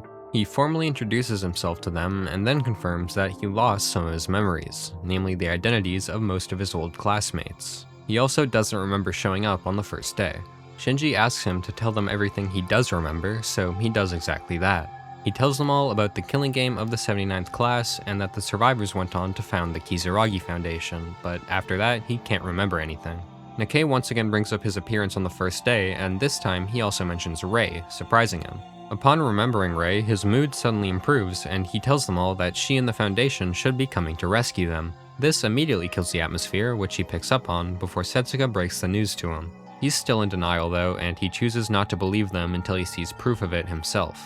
They all decide to just drop the topic and instead ask him more about the killing game he was in, but again, he can't remember much, only the general experience he had.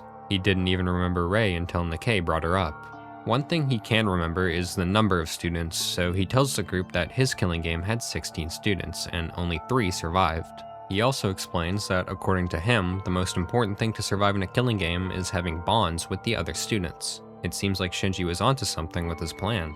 Anyways, after their little interview with Teruya, the students all start slowly leaving the diner, and eventually we decide to leave as well. Once we exit, we again see Teruya, who's waiting outside, and he calls us over and asks to talk with us. He tells us that, just like with Yuki, he finds us familiar and thinks he recognizes us from somewhere, but before any meaningful conversation can happen, Yoriko shows up and drags us away.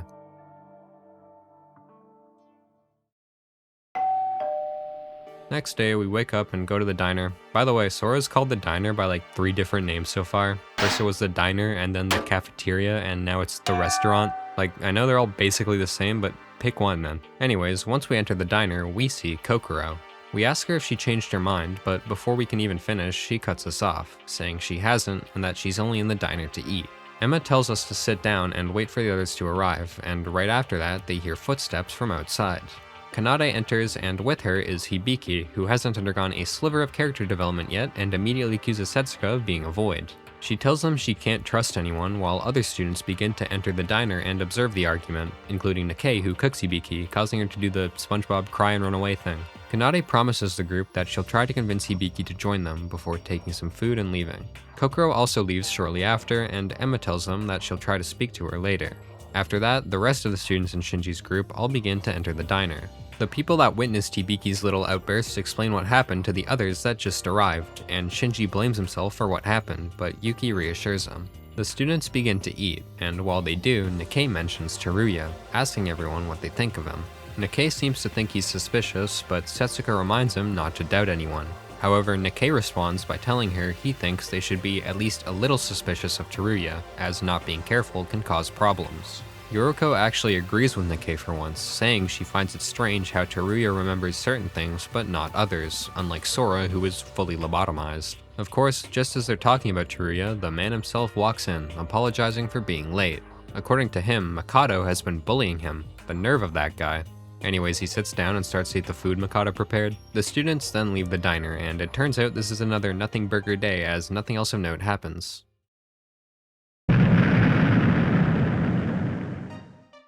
The next day, instead of being woken by the morning announcement, Sora is instead woken by a loud crashing noise. The ship shakes, and shortly after, the morning announcement plays, but this time Monokuro also explains the cause of the disruption, saying that they've arrived at the second island, also telling everyone to meet at the first floor auditorium for orientation.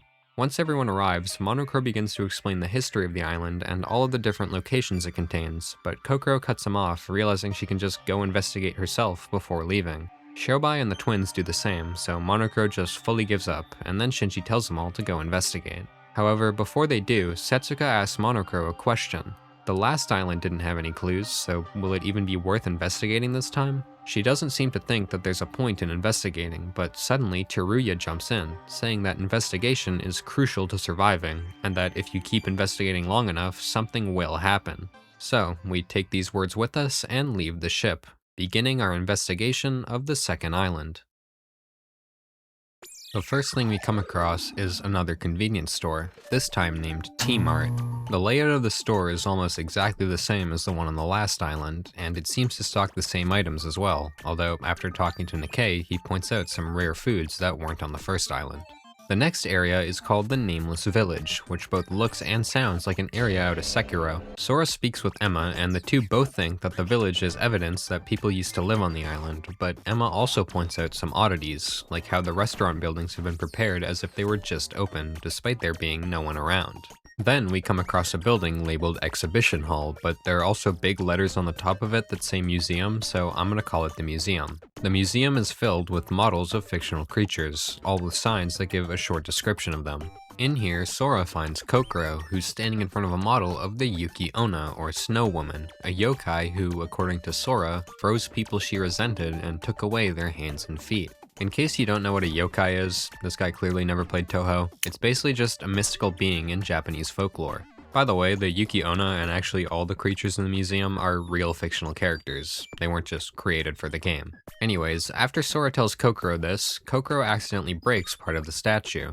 Sora's worried that she got cursed, but of course Kokoro doesn't believe in such illogical things. Over in a corner of the museum, Sora spots Setsuka standing near a door, and Yoriko also shows up shortly after. As soon as she does, Setsuka grabs both of them and drags them into the room she was standing by, where inside they find Aroha and Emma, who explains that the room they're in is a dressing room with a whole bunch of clothes and props. Setsuka wanted them all in here so that they could have what she calls a forced costume party, so that's what they do, all dressing up in Halloween outfits for some reason. Also, this is probably the best image of Aroha in the whole game. Look at her, she's such a goober. After Setsuka releases us, we move on to the next area, a hiking trail going up a large hill. We find Yuki at the base, who says he's exercising with Shinji, and he also tells us that at the top of the hill he saw what looked like a shrine, which would explain the Torigate spam. Next up is the Kurokawa Shrine. The Kurokawa, do you get it? The Kurokawa. The shrine itself is pretty generic, but inside we find Teruya, and of course he finds the name familiar, although he doesn't know why. And with that, the investigation concludes, so the students all return to the diner to share their findings. First, everyone starts off by saying where they investigated. Nikkei talks about the convenience store and its new foods, Emma tells everyone about the village, and Yuki mentions the shrine. On the topic of the shrine, Teruya chimes in and asks everyone about the name Kurokawa, but nobody's heard it before. After everyone shares their discoveries, they learn that unfortunately no one found any clues. Emma and Nikkei start to get disheartened, but suddenly Yuki jumps in to motivate them, saying that there must be something and that they might miss clues if they think negatively.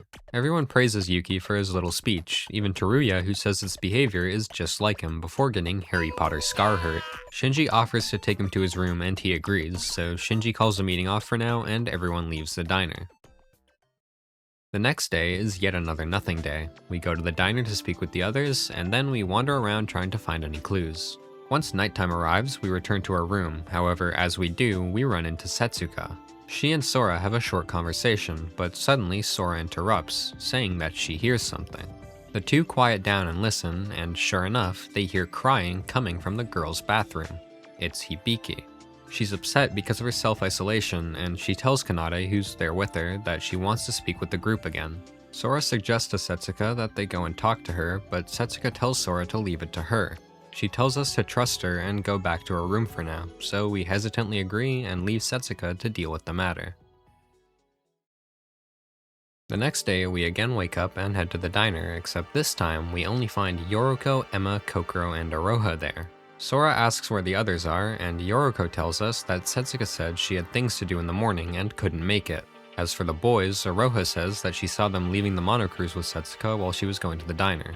When Sora hears this, she decides to tell everyone about her encounter with the twins last night, and she suggests that whatever Setsuka is doing is related to them. They all decide to trust Setsuka and wait to see what her plans are, and luckily they don't have to wait too long. Later that day, Sora is added to a group chat along with the other students by Setsuka, telling them all to gather at the shrine for a special event. When we arrive, Yoriko asks Setsuka's group what they were up to, and Yuki tells her that they were preparing a stage. Why were they doing this? So that the twins could perform. Even Kokoro ended up showing up, but only because Emma dragged her along. Nobody except Setsuka seems to think that the twins will show up, but surprisingly they eventually do, although it isn't to perform, it's so that Hibiki can have her like 6th crash out. She's still saying she doesn't trust anyone, but Shinji and Setsuka manage to calm her down, explaining their plan to befriend the Voids. Hibiki finally admits she wants to be friends with the group, apologizing for being stubborn and thanking them all. They all welcome her into the group, and she reluctantly agrees to perform for them, so she and Kanade get on the stage and start the concert.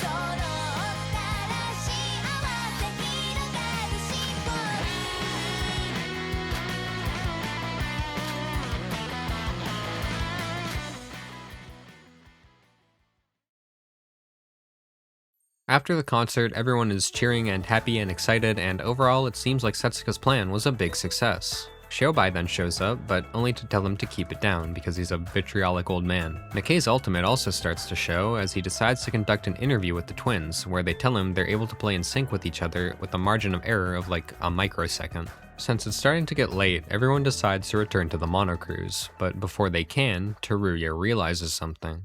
Kokoro is missing. Sora suggests that maybe she just left quietly as she doesn't like loud places, but Teruya is skeptical and he decides to search for her. After he leaves, Mikado shows up out of nowhere and the students flame him like usual, but this time he tells them that they don't have time to be concerned about him, and right after that, we hear Teruya scream. He runs up to everyone in a panic and tells them that Kokoro is lying unresponsive on the ground. He leads the group to where she is, right outside the temple entrance. She isn't dead, but according to Emma, it feels like her body is on fire. Shinji calms everyone down and tasks Yuki with getting medicine from the infirmary, while the others carry Kokoro to her room.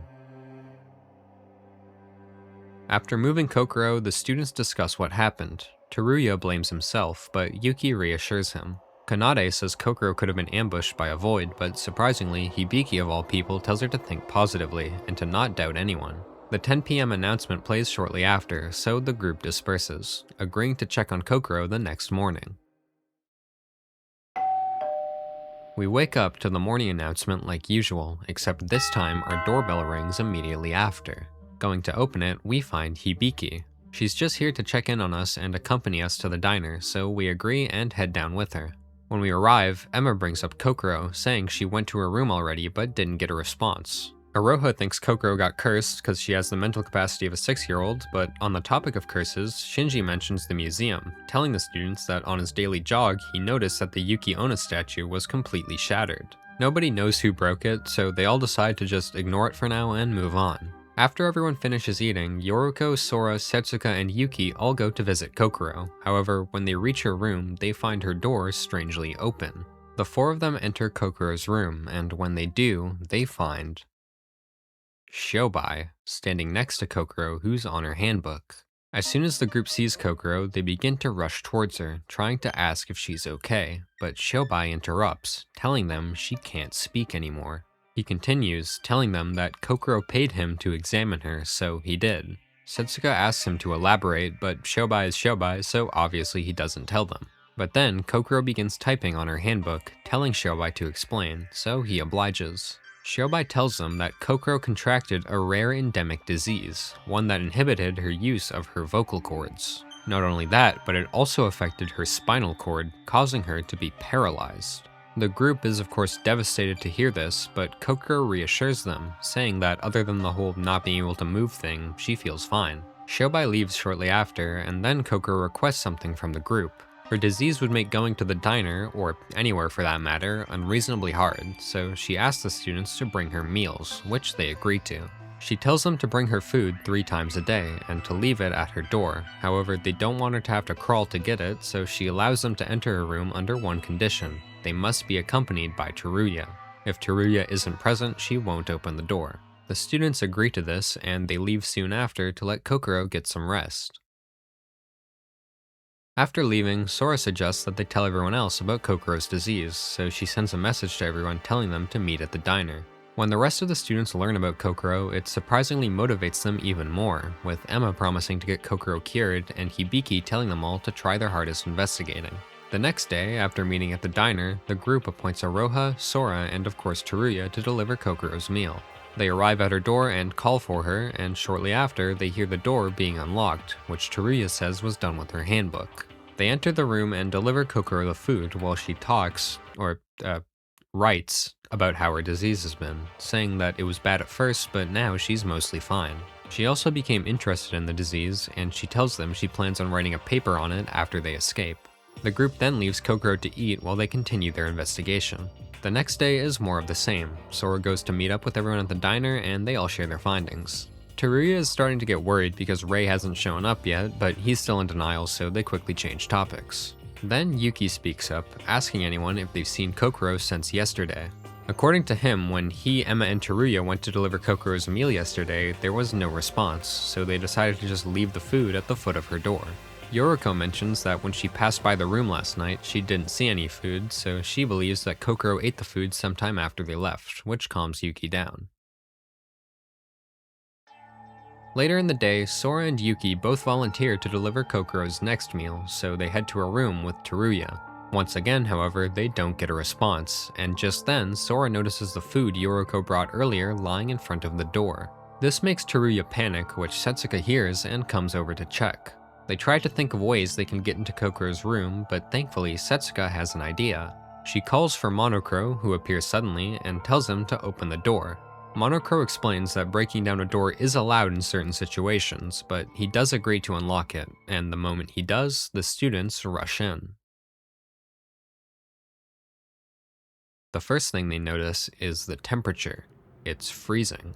Despite this, they push further into the room, completely unaware of what awaits them inside.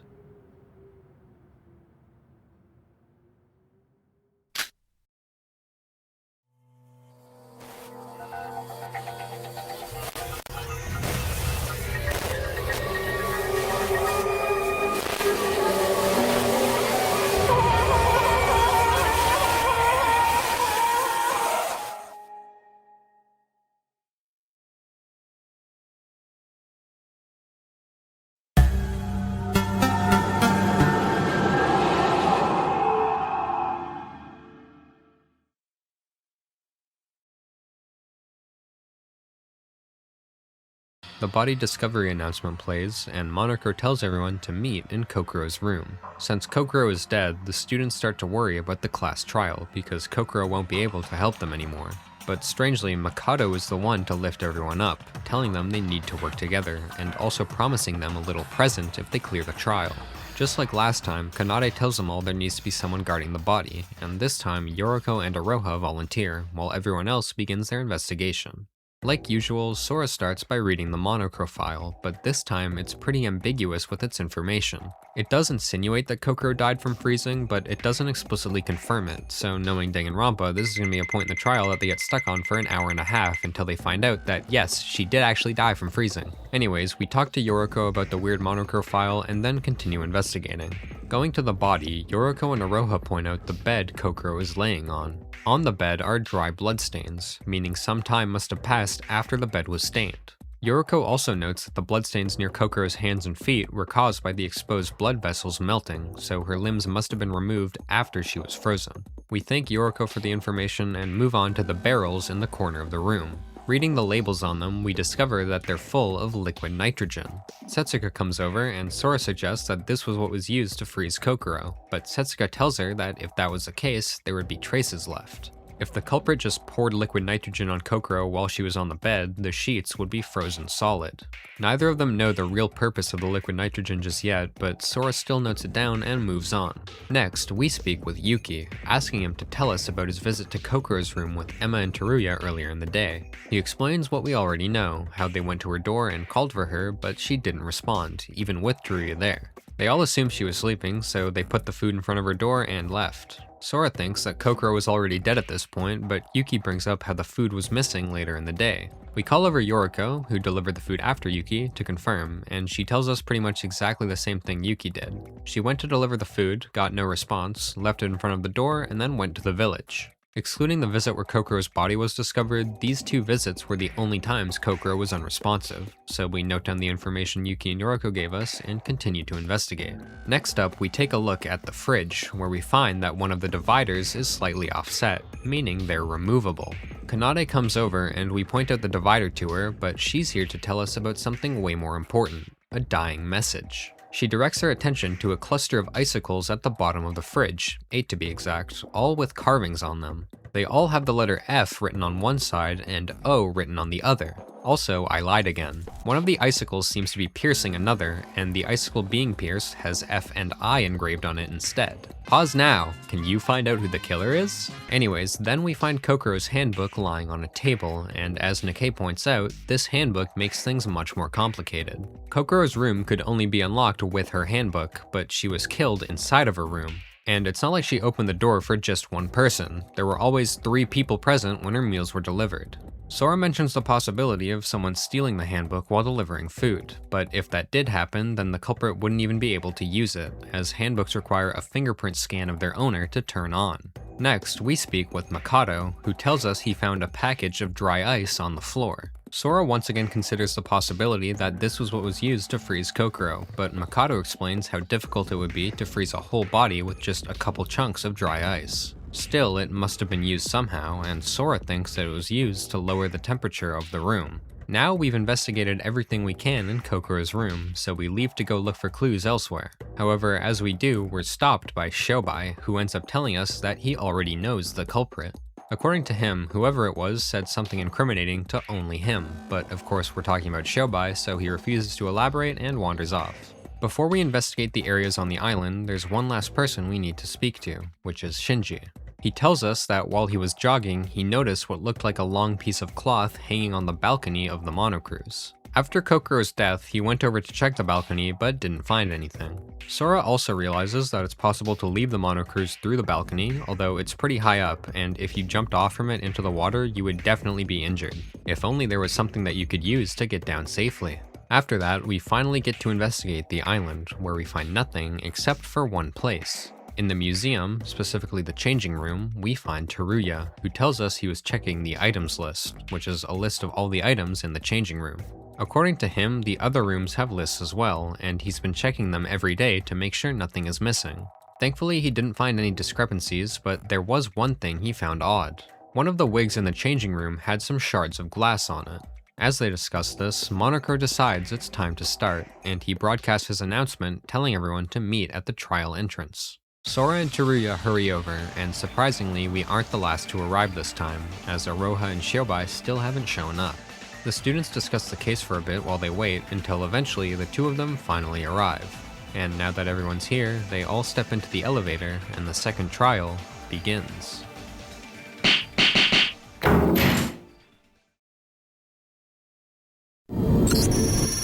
So, the first person to speak up is Mikado, who says he needs to tell them all something, but like usual, everyone just ignores him. Well, everyone except for Sora, who says that he could have some valuable information for them and decides to listen.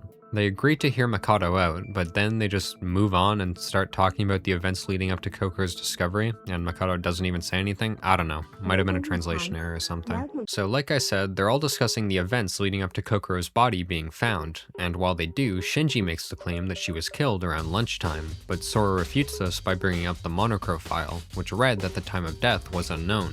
They all think that the best thing to do now is to figure out the real time of death, but then Nikkei accuses Yoriko out of literally nowhere. His only piece of evidence is that she was the one who went to deliver Kokoro's food in the morning before Sora and Yuki found the body, which according to him is the only point in time anyone would be able to attack Kokoro. Yoriko defends herself by bringing up Teruya, who says that he was with her the whole time, but Nikkei just says they were working together, like what are we doing? He tries to say that neither of them have an alibi, but then Sora jumps in and tells him that Yoriko went to the village immediately after delivering the food, and on her way she passed by some people, including Aroha, who confirms what Sora says. But apparently all the students except for Sora are sharing a max of 6 brain cells between themselves, because Emma then becomes suspicious of Teruya because he entered Kokoro's room a lot. That was literally his whole job, and Kanade explains this to Emma. And even after all this, Nikkei still isn't ready to let go of his schizophrenic delusions of Yoriko and Teruya being the culprits. He says that the two of them could have just killed Kokoro quickly before Yoriko went to the village, but Sora points out the state of Kokoro's body, saying there wouldn't be enough time to freeze her. Nikkei disagrees, pointing out the liquid nitrogen in the room, but we break the news to him that it wasn't even used, due to there being no traces. However, Emma brings up a good point, which is that if the liquid nitrogen wasn't used to freeze Kokoro, why was it even there in the first place? Thankfully, Kanade has an explanation, which is that the container was placed there just to mislead them. In fact, the culprit probably just put a label for liquid nitrogen onto an empty container. But then how was Kokoro actually frozen? There was no liquid nitrogen and it couldn't have been the dry ice, but there's still one more way it could have been done. The fridge. And we have proof, the loose divider inside, probably taken out so that Kokoro would fit. But Nikkei brings up something strange, which is that the monocro file said that Kokoro's cells had been affected by necrosis, meaning she had to have been in there for at least a day, or since yesterday lunchtime. They all talk about when they visited Kokoro, which quickly becomes complicated, so Setsuka draws a diagram, confirming that the last time anyone saw Kokoro was indeed yesterday at lunchtime. Everyone is confused, as nobody could have entered her room between when she was last seen and when the body was discovered, but suddenly Kanade interrupts and brings the group's focus to the dying message. She explains what we already know to the class, how there were 8 icicles, 7 of them had F and O engraved on them, 1 was being pierced by another, and how the icicle that was pierced read F and I instead. According to her, the F stands for female, and why don't you take a guess as to how many women there are in the group? She also says that the O stands for other, which causes Yuki to figure out the meaning of I. It means Kokoro, as in herself. So with everything we know, the dying message means that one of the girls killed Kokoro. There's just one issue, which is that this only narrows down the suspects by half. They still have no idea which of the girls is the culprit. But that's when Kanade mentions another aspect of the message that they missed, the size of the icicles. She points out that the icicle piercing the other is much longer than all of the others, which she interprets as the person's height. The message is saying that the tallest of the girls is the culprit, and that person is Emma Magarobi.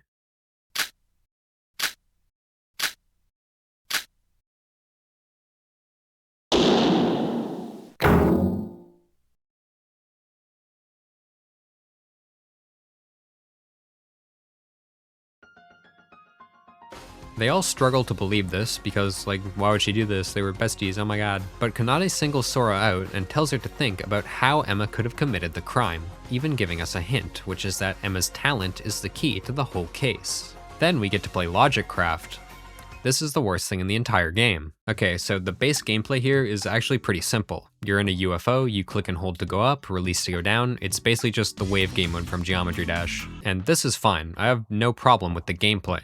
The real problem I have is the goddamn input delay. Okay, so something you have to understand is that SDRA 2 was made in RPG Maker, and if you're familiar with RPG Maker, you should know that most games made with it look like this. The Danganronpa style of gameplay was just not intended for this engine, which I'll admit makes it impressive that Lanuge even managed to implement minigames like this in the first place. But remember, just because something is implemented doesn't mean it's polished. Every time you press the Z key, you have to wait 2 to 3 business days for your input to actually register, which you can imagine makes things pretty rough on the later chapters. Now there is a way to just trivialize this minigame using a perk which changes the controls so that you remain on the same level you're on and you have one button to go up and another to go down.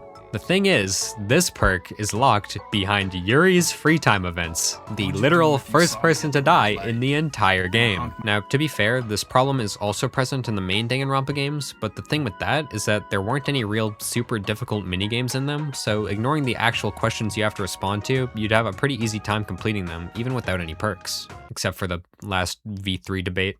God damn it. Anyways, the logic craft leads us to the conclusion that it would be possible for Emma to just act as another person, Kokoro.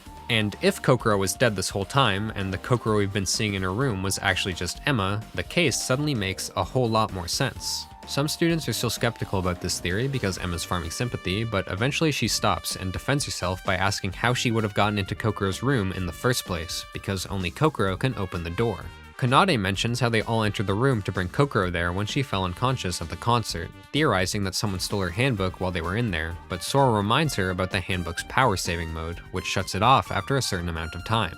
If only they had something to turn it back on. So remember how Kokoro's hands and feet were missing? It wouldn't make sense for the killer to do this for no reason, but in this case, there actually was a reason. If the killer had Kokoro's hands, they would be able to use Kokoro's handbook, as they would have her fingerprints. So all the killer did was just cut one of her fingertips off, and then later cut the rest of the limbs off to hide the clue of the cut off fingertip. We know this is what happened because of the dry blood stain on the bed. Here we also put together the truth of the wig covered in glass in the costume room. This wig belonged to the broken statue in the museum, and it was used to replace the wig Emma took from the costume room to make sure that the item list wasn't incorrect. Emma tries to defend herself again by saying that if she took Kokoro's handbook after bringing her to her room, like Sora thinks, then she just wouldn't have been able to disguise herself, as she couldn't have left the monocruise because it would have been too late. But surprise, there is a way to leave the monocruise even at night: the balcony. It is on the 4th floor, so it would be pretty much impossible to get down without injuring yourself, but remember what Shinji told us. There was a cloth on the balcony. That was what the culprit used to climb down. Kanade then presents even more evidence, which is that Emma never stayed with them to finish her meal at the diner. She said it was because she lost her appetite, but Kanade thinks it was so that she could go and get disguised to prepare for the students delivering food. Emma still continues defending herself, asking how the killer could predict Kokoro would have an endemic disease. But hold on, nobody ever told her the disease was endemic.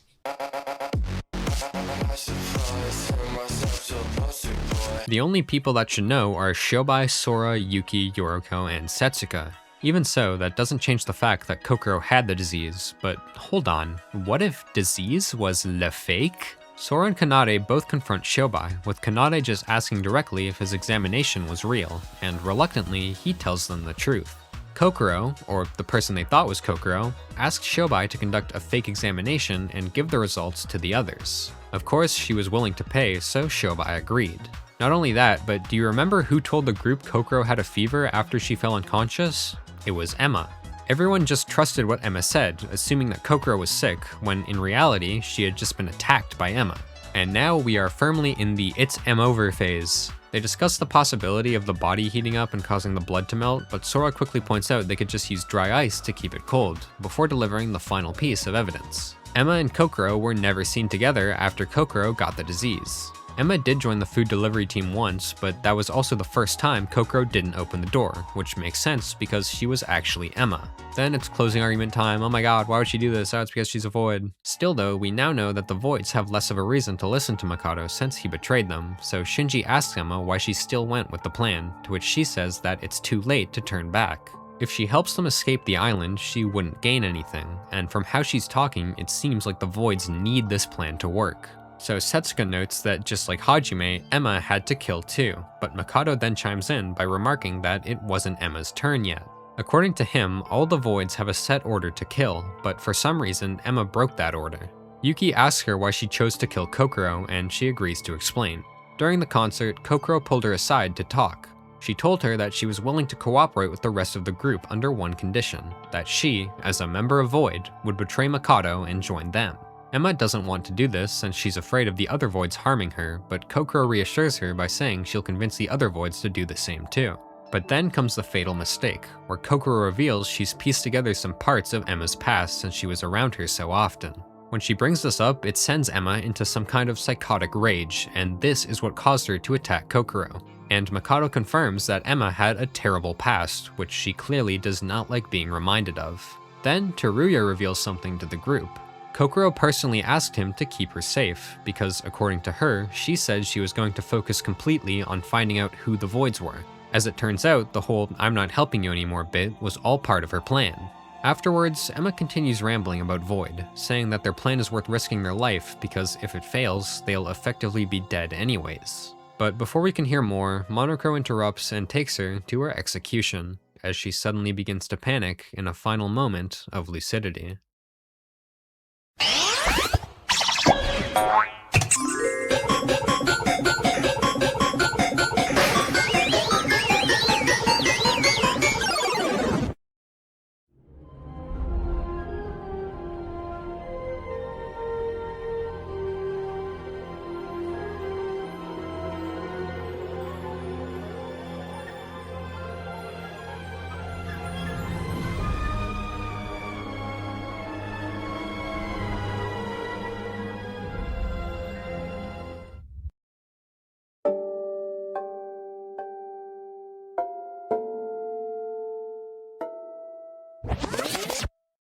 Why so serious?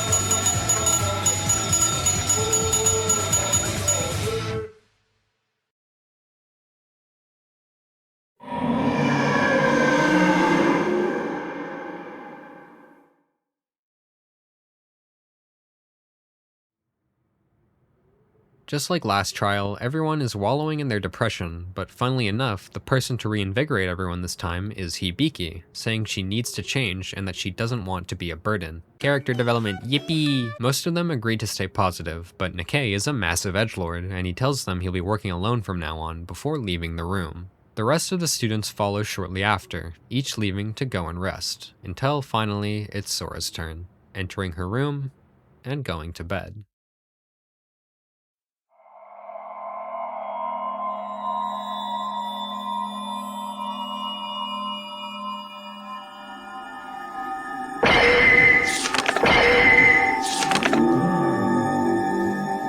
Danganronpa.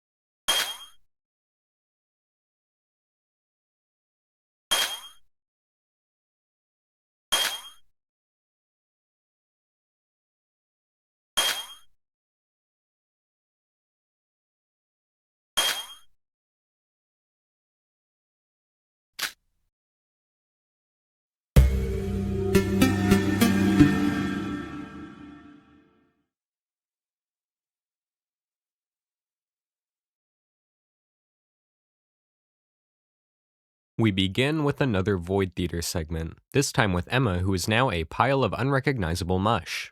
Back to Sora, after she falls asleep, she begins to dream of all the dead students and what happened to them. She thinks she wasn't able to do anything, but then we hear another voice, telling her this is punishment. For what, we don't know, but the voice just keeps going on, telling her to think of the sins she's committed before the dream is interrupted by the sound of the morning announcement. It begins like usual, but since another trial is finished, Monocro adds that they've started sailing towards the third island. Sora reflects on the dream she had for a moment before stepping outside to get some food, but as soon as she exits, we hear the sound of something being hammered. She looks down towards the end of the hall, and there she spots Teruya, Shinji, and Yuki all preoccupied with something. She walks over to ask them what they're doing, and Teruya explains that Shinji said they should block off the balcony, since it acts as an exit to the Mono Cruise during nighttime, and this was already used by Emma in a murder plan. Sora agrees with them, and she offers to help them block it off, with the four of them going to the diner after they finish. When they get there, they find only a small handful of students already there, those being Iroha, the twins, and Yoriko. Our little construction team explains what they were up to the others, but once they finish talking, Kanade brings up how Hajime was able to stay outside the Mono Cruise without even needing the balcony. Thankfully, Shinji tells her he has a solution for things like that. He proposes that they do a head count every night before bedtime to make sure everyone is in the Mono Cruise. Yuki points out an issue, which is that some students aren't going to listen to them, but Shinji says that just checking within their group is enough to provide at least some relief. So everyone agrees to this plan, and then they discuss Setsuka's absence. It's strange that she has yet to enter the diner since she usually arrives early. Yuki becomes suspicious of her being a void because, of course he does, this has to happen every chapter. Hibiki and Sora are both concerned about him because he's been acting weird since the last trial, but then he goes full despair mode and BGM-desire for execution.mp3 starts playing. Thankfully, Shinji has another plan, except it's literally just the last plan, just with the added goal of figuring out why the Voids are continuing to work with Mikado. Unfortunately, Yuki has entirely lost it, and he tells the students he's jealous of them for being able to stay positive, singling out Shinji for always smiling through everything, but this opens the doors for him to trauma dump, which he promptly does. The reason he's able to stay so positive is because he's a firefighter and he has to save people. If he was constantly scared, all that would do is make the people he's trying to save even more scared. And everyone reassures Yuki that they are in fact scared, with Teruya saying that that's the exact reason they need to help each other. This is enough to calm Yuki down, and he apologizes while the rest finish eating. Once we finish, we exit the diner only to see Setsuka, and speaking to her, she just tells us she had business to attend to. Okay. The next day, same as usual, except on our way to the diner, we quite literally bump into Nikkei, but of course he's ignoring us. All he does is confirm he has no plans of joining the group. When we get to the diner, we find only Teruya there, which makes sense because as it turns out, we woke up earlier than usual today, and Teruya couldn't sleep, so he just went to the diner early. The two begin to talk with each other, and suddenly Teruya apologizes to Sora because he feels responsible for the students and considers it to be his fault when one of them dies. Again, he says all he can do is wait for Rei, but this time when we try to tell him what happened, he accepts it, finally coming to terms with Rei's death. And while they're on the topic of the Kizaragi Foundation, Teruya tells Sora about his other colleague, the leader of the foundation. He can't remember his name, but he describes him as quite something. Sora tells him to stop taking so much responsibility and just act like he's one of the students instead of viewing himself as this parental figure to them, but he just can't bring himself to not actively protect them. They end up being interrupted by the morning announcement, so Sora returns to her room, and that is literally everything that happens today.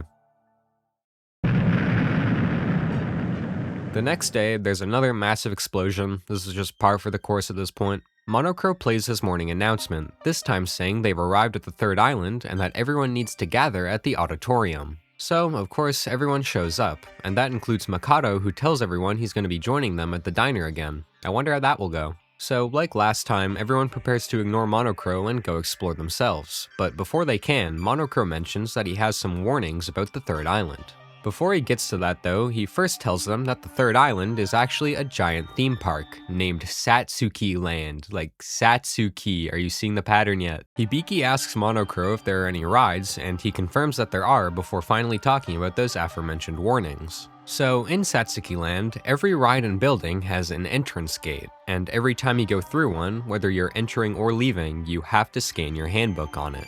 Next, we learn about the layout of Satsuki Land.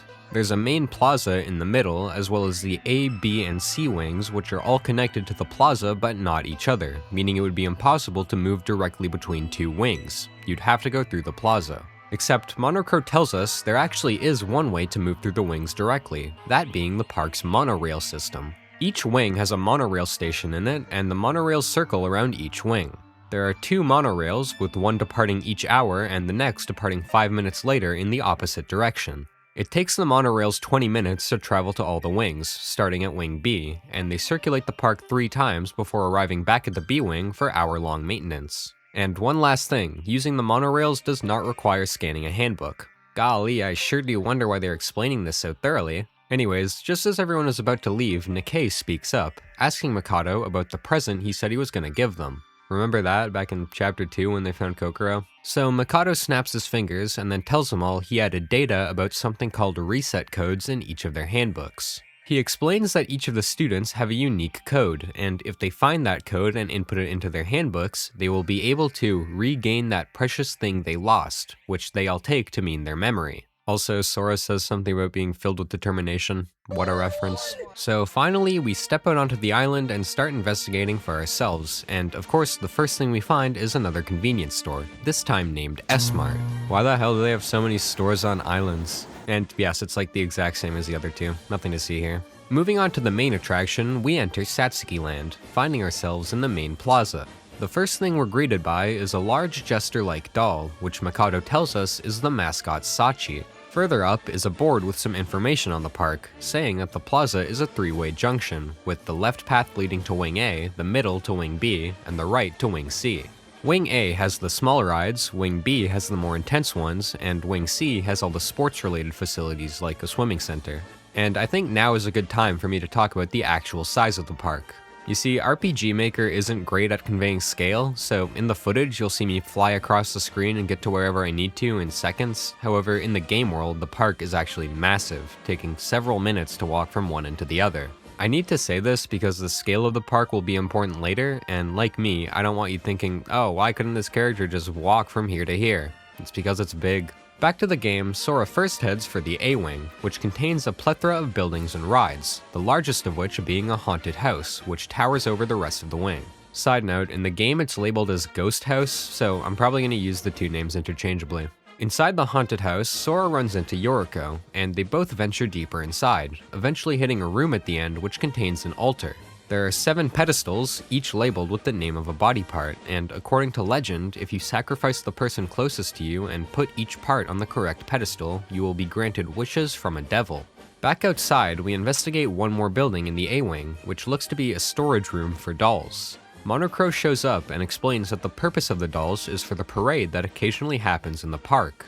There's an identical version of this room over in the C-Wing, and during the parade, the dolls walk to the opposite storage room, basically switching places. And no, the dolls aren't robotic, they just move, which shouldn't be surprising by now. Leaving for the B-Wing, we find Yuki standing outside a ride, and after we approach him, he shows us something. Every gate in the park has a screen showing the history of every time a handbook was used on it, including the time it happened and whether the person was entering or leaving. One thing the logs don't show is the name of the person the handbook belongs to, instead representing each entry with a string of 6 characters. Moreover, these strings are unique each time someone re-enters the gate, meaning if someone entered, left, and entered again, that second entry would have a different ID.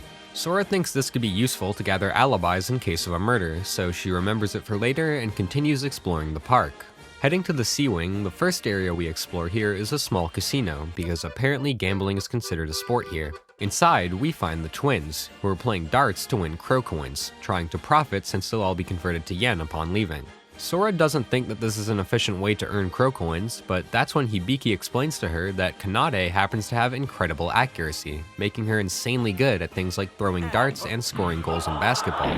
Next, we go to the swimming center, and yep, we get another swimming scene. Just take your screenshots or whatever. Personally, I like the fact that there's a man in this one. Anyways, now that they've finished investigating, everyone returns to the diner to share their findings like usual, except for Teruya, who hasn't shown up yet. And yes, Mikado is keeping his word and joining the group for now, so of course they all ignore him and begin to talk. Yuki goes first, and he tells everyone about the history that the gates keep track of. Sora adds to this by speaking about the unique IDs, and Mikado jumps in to give even more information we didn't know yet, which is that once you scan your handbook, you have to go through the gate.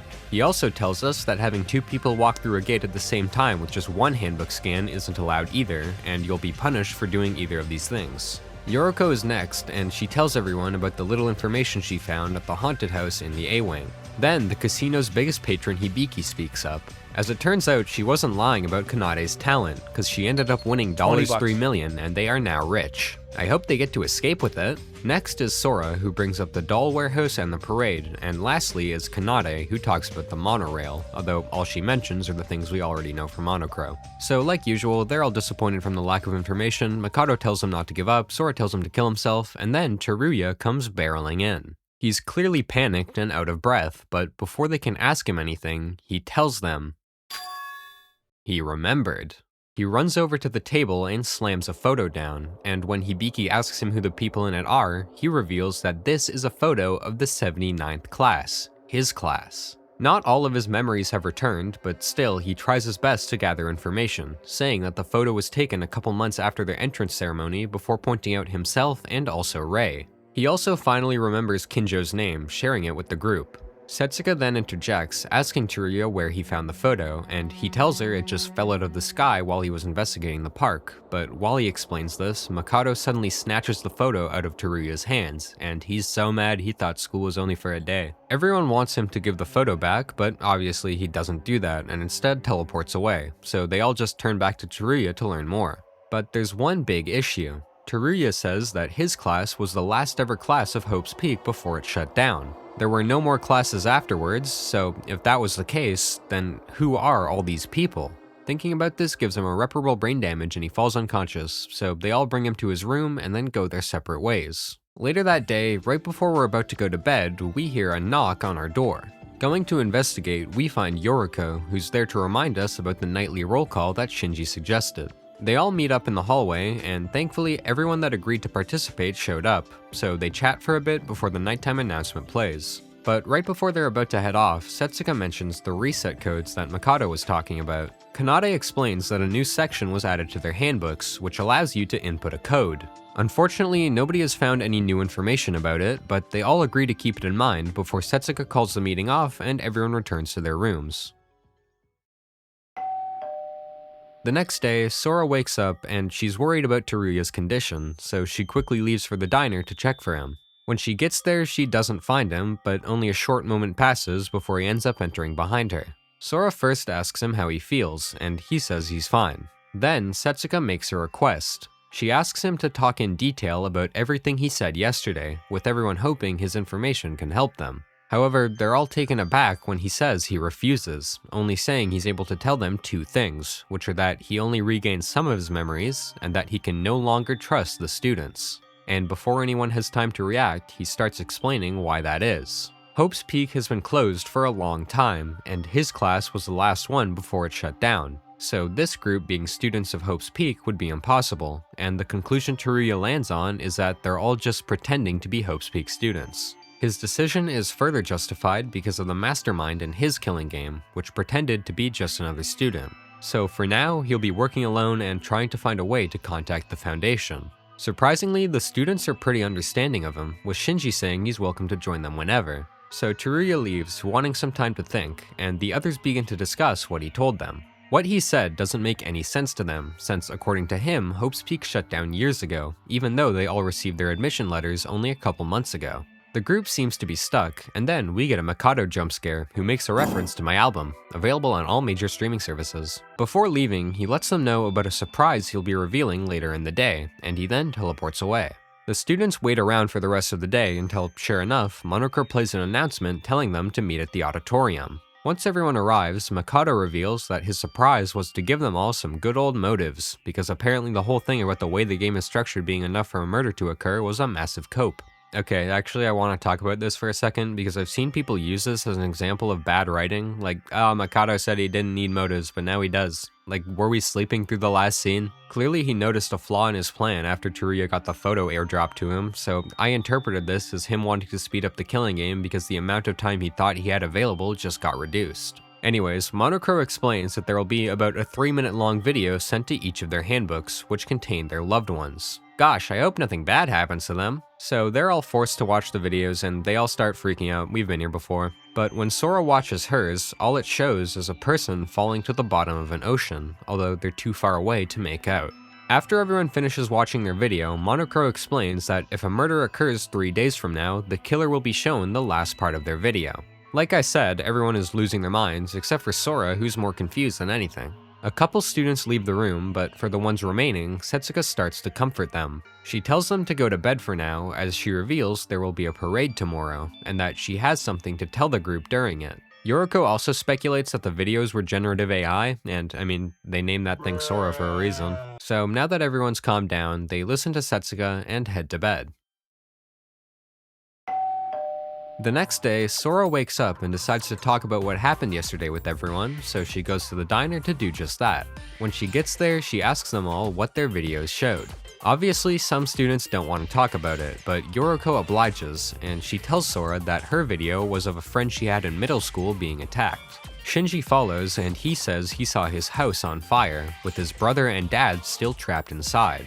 Before they get to talk anymore, however, they're interrupted by Iroha who comes running in, saying she overslept. Shortly after, Hibiki leaves the diner to go to her room, and Setsuka tells Kanade to follow and comfort her, which she reluctantly agrees to. Sora then looks over to Iroha, realizing she isn't drinking the coffee Mikado made, but that's just because it's too bitter. She even has the palate of a 6-year-old, and that isn't even meant to be an insult because I do too. Either way, Sora asks her for the coffee and then promptly downs the whole thing in one sip because she has a caffeine dependency or something. After that, we return to our room and the game baits us into thinking we're gonna get free time before suddenly, Sora starts feeling strange. Out of nowhere, she becomes extremely tired, which is even weirder because she just drank a whole cup of coffee. 2 actually, hers and Aroha's. But despite this, she ends up getting so tired that she falls asleep right on the floor.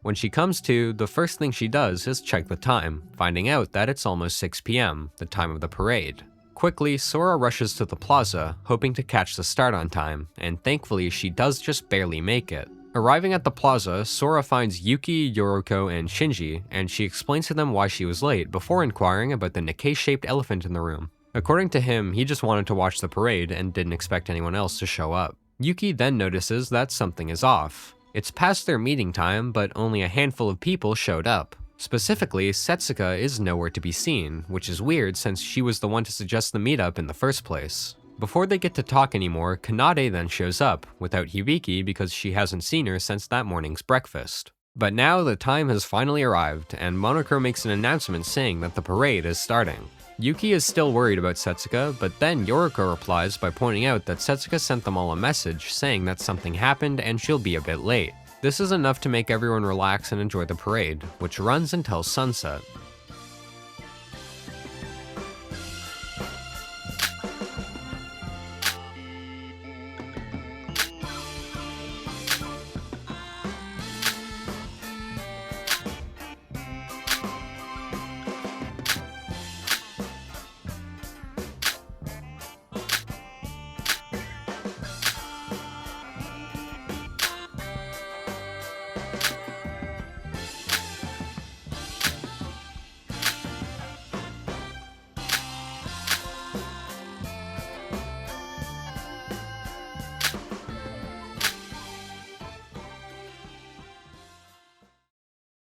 Uh-oh, Problem City. The parade is now over, and there are still no signs of Setsuka or Hibiki or Aroha.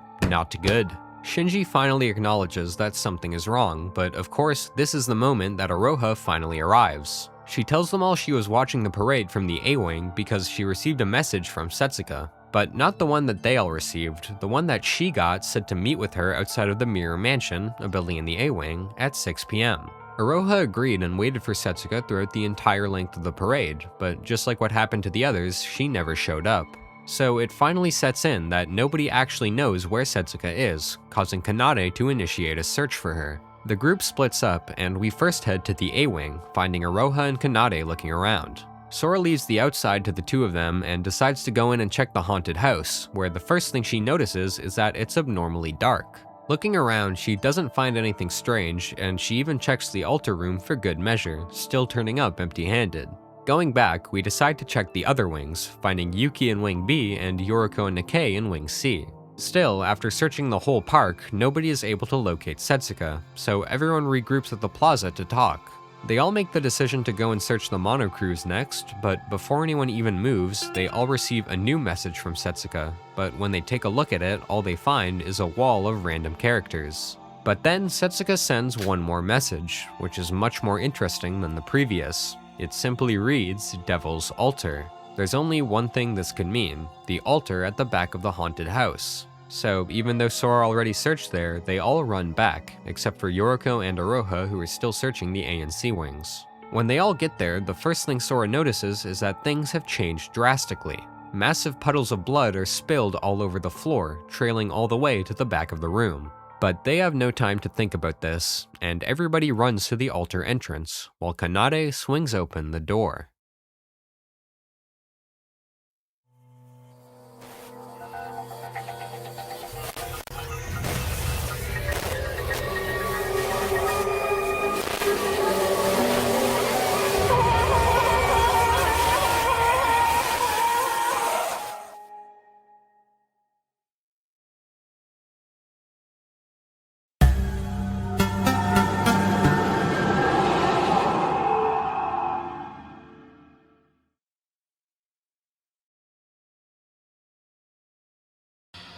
Monokuro broadcasts the body discovery announcement, and the rest of the students slowly begin to arrive. First Yoriko and Nikkei, then Aroha, Chiruya, Mikado, Shobai, and finally Hibiki, who upon seeing the crime scene becomes completely unresponsive. Monokuro then enters and tries to calm everyone down, even mentioning that this murder is confusing even for him.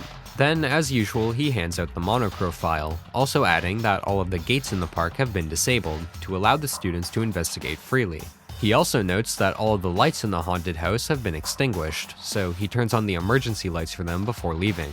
Yuki is understandably shaken, begging the voids to stop, but then Sora interjects, telling him there's a chance the culprit isn't a void this time, reason being the motives they received. This time, Nikkei volunteers to guard the crime scene, probably completely unfazed at the sight of Setsuka due to his extensive coverage of the NATO bombing of Yugoslavia. And also, I guess Kanadi's brain is leaking out of her ears because this time she doesn't get a second person to guard the scene and just leaves Nikkei to it. Anyways, the investigation begins, and like usual, Sora goes to check the Monokuro file. However, this time we're interrupted by Shobai, who asks us what we did leading up to the body discovery. We tell him, and then in typical Shobai fashion, he refuses to elaborate and walks away. Actually reading the Monokuro file now, we learn that the murder weapon was a sharp object, and that Setsuka's stomach is missing. Also, the bones in the arms and legs have been broken. Sora notes this information down, but then she points out something suspicious. In Kokuro's Monokuro file, her time of death wasn't mentioned since it was impossible to determine due to her being frozen. In this case, it seems like the time of death should be able to be deduced, so then why isn't it mentioned in the file? She writes this discrepancy down before continuing to investigate, going over to the altar. She reads the sign in front of it, which explains its gimmick. By sacrificing your most precious one, a devil will be summoned to grant your wishes. Lying on the altar is Setsuka's chest, and observing it, Sora notes that it was cut off extremely clean. She also confirms what the file said about the stomach being missing, since it's nowhere to be found, but it has to be somewhere, and she hypothesizes that it wasn't hidden in the haunted house, but instead somewhere else. Looking at the other body parts, she finds that some of them have bruises. These couldn't have been what killed Setsuka, we know it was a sharp object, but it's still strange that they're there in the first place. Next, we decide to speak to Teruya, who tells us about his daily item check. During his check this morning, he noticed a discrepancy in the infirmary. In the fridge are blood packs, and that morning someone had taken all of them, along with the first aid kit. When he checked again in the afternoon, the kit was returned, but the blood packs were still gone. He planned on telling them about this earlier, but after the motive, he wasn't in the right mindset and just forgot. Moving on to Aroha, she has some important information for us. While she was going to the Mirror Mansion to supposedly meet with Setsuka, she saw Hibiki enter the haunted house. After speaking with her, we leave the altar room, where the first thing we investigate is the fuse box on the right side of the wall, which provides power to the entire building. However, looking closer, Sora notices that all of the wires inside are cut, which she realizes was the reason the lights weren't working earlier. On the opposite side of the room is a fireplace, inside of which we discover what seem to be garbage bags. The bags couldn't have been in the fireplace for very long, since the fire was constantly burning up until today, meaning they had to have been placed there sometime in the past day. The last thing for us to discover in the haunted house is a folding screen, or rather what lies behind it. When Sora moves the screen, she finds a massive puddle of blood, one much larger than any other in the building. In fact, Sora is able to conclude that all of the bloodstains around the room originate from this exact puddle. Another thing she notes is that there's easily enough space behind the screen to hide a person, and all this is valuable information which she writes down. Moving outside, as we leave, we run into Shinji, who tells us he was checking the gate records for the haunted house. Sora takes a look and recognizes the points she entered and left while they were all looking for Setsuka, but something's wrong. Reading the other records, we learn that at the time Sora entered the ghost house, there was someone already in there. And even stranger is that the records show that this person was in there for almost 2 hours. Other than that, there's still one more strange entry, an ID with an in record but no corresponding out record. Whoever this is entered the ghost house and didn't leave until the body was found. It has to be Setsuka. All this does is confuse Sora even more, since this would mean at the time she entered the ghost house, there would have been 2 people inside, yet she saw no one. She writes this down and prepares to leave, but Shinji still has one last piece of information. The pool in the sea wing was blocked off because there was a sign put up that said it was being sanitized, and the sign was removed after Setsuka was found. So, we add the pool to the list of places to investigate and move on. As Sora continues searching the A-Wing, she notices something shining from the flower bed outside of the haunted house, so she goes over to look. Inside the soil, she finds a bunch of hidden clothing pins. Because of their proximity to the crime scene, she thinks they could be related, so she writes it down before checking the last area in this wing, the warehouse. She checks the inside of the dolls and finds nothing, but still she remembers that according to Monocro, the dolls from the A and C wings should have swapped places during the parade, which she thinks could be helpful information. And continuing with the theme of moving around, she also notes down the monorail schedule, just in case. After checking everything in the A wing, we move on to the B wing. However, we don't find any clues there, so we remember what Shinji said and go to the C wing to check the pool. But before we investigate inside, we first look at the gate records, where we see that 5 people had entered the pool that day. And looking at the times, Sora notices that during the time the pool was being sanitized, someone entered. Even stranger is that there's another in record with no corresponding out record, which could also be Setsuka. Going inside the pool room, nothing immediately grabs her attention, but then Sora notices something in the very corner of the room. A bottle of penicillin, which she notes should be in the infirmary. The weirdest part about this is that the bottle is completely unopened, and there's no other medicine in the area. After all of this investigating, Sora decides to return to the altar room, but unfortunately she isn't given any more time to investigate as Monocro plays his announcement, telling them all to meet at the trial grounds. Sora prepares to leave, except Hibiki is still in the altar room and still unresponsive. She tries to lead Hibiki back to the monocruise, however as she approaches her, she accidentally steps on one of her hairpins, which fell off at some point. She picks the hairpins up and places them back in Hibiki's hair, who still isn't responding, before bringing her to the trial elevator to meet with the others. When the two get there, Sora asks Kanade to do something about Hibiki, so she Men in Blacks her and now she's back, hooray! It seems like while she was in that unresponsive state, she really wasn't registering anything because she is shocked to learn that Setsuka is dead. But unfortunately, Monocro doesn't give her any time to process, because immediately after, he invites everyone into the elevator, marking the beginning of the third class trial.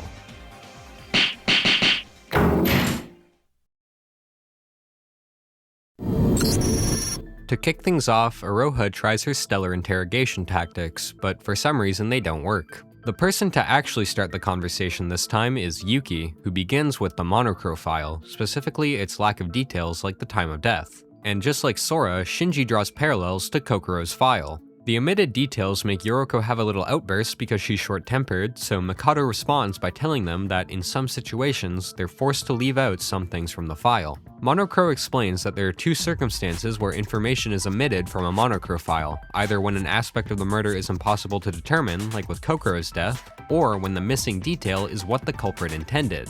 Mikado gives them an example of a murderer trying to hide what weapon they used. If the Monocro file just said the murder weapon, the killer's efforts would be pointless, so the file omits it for fairness of the trial. Aroha thinks that this is giving the culprit an advantage, but Yuki points out that it's quite the opposite, since now they have a question to focus on. Why did the killer want to hide Setsuka's time of death? The last time they saw Setsuka was at breakfast earlier that day, and they found her body at 8 PM, so they start from there. Nikkei brings up the lack of any witnesses, saying that they just have to guess randomly in that time frame, but we actually do have a way to narrow the time down, the haunted house gate records. Kanade shows everyone the records, bringing their attention to the in record with no corresponding out one, which must have been Setsuka.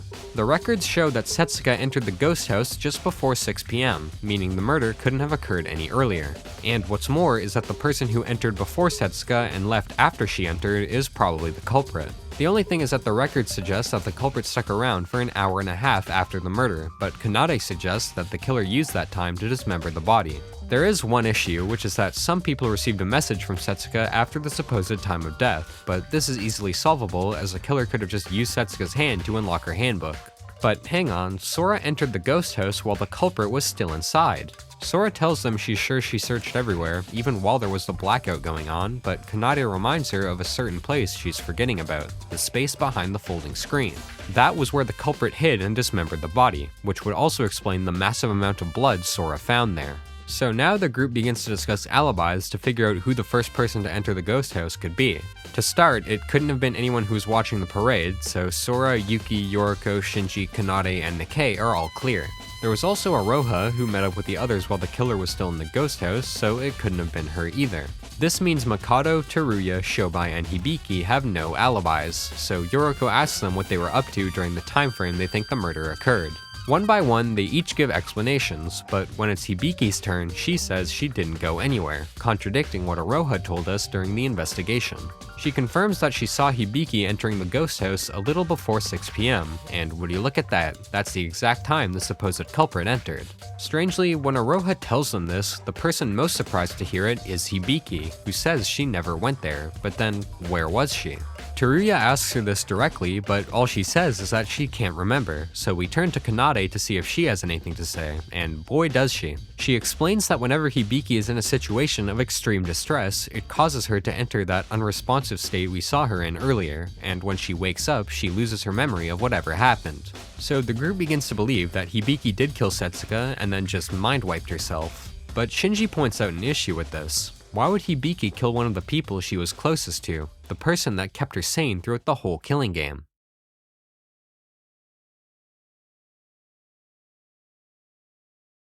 So the theory is that Hibiki killed Setsuka because of what the altar said. Sacrifice your most precious one and your wishes will be granted. Yoriko doesn't think anyone would actually believe that, but Kanade reminds them of the motive video, and in their case, it showed their parents being killed. This caused Hibiki to effectively enter a state of psychosis, and that's why she sacrificed Setsuka. Kanade continues to push the idea of Hibiki being the culprit, and she also drops some subtle foreshadowing before we're sent to terminate talk shooting already, my goodness. Hibiki says one last time she never entered the ghost house, but then we bring up her hairpins. When Hibiki entered the ghost house after the body discovery announcement, her hairpins were already gone, and remember, we found them on the floor in the altar room. She must have been there before. And just like that, it's time to vote. Some students aren't ready yet because of how quick the trial was, but none of them want to be here any longer than they have to, so Monocro pulls up the voting panel and they're interrupted by Shobai.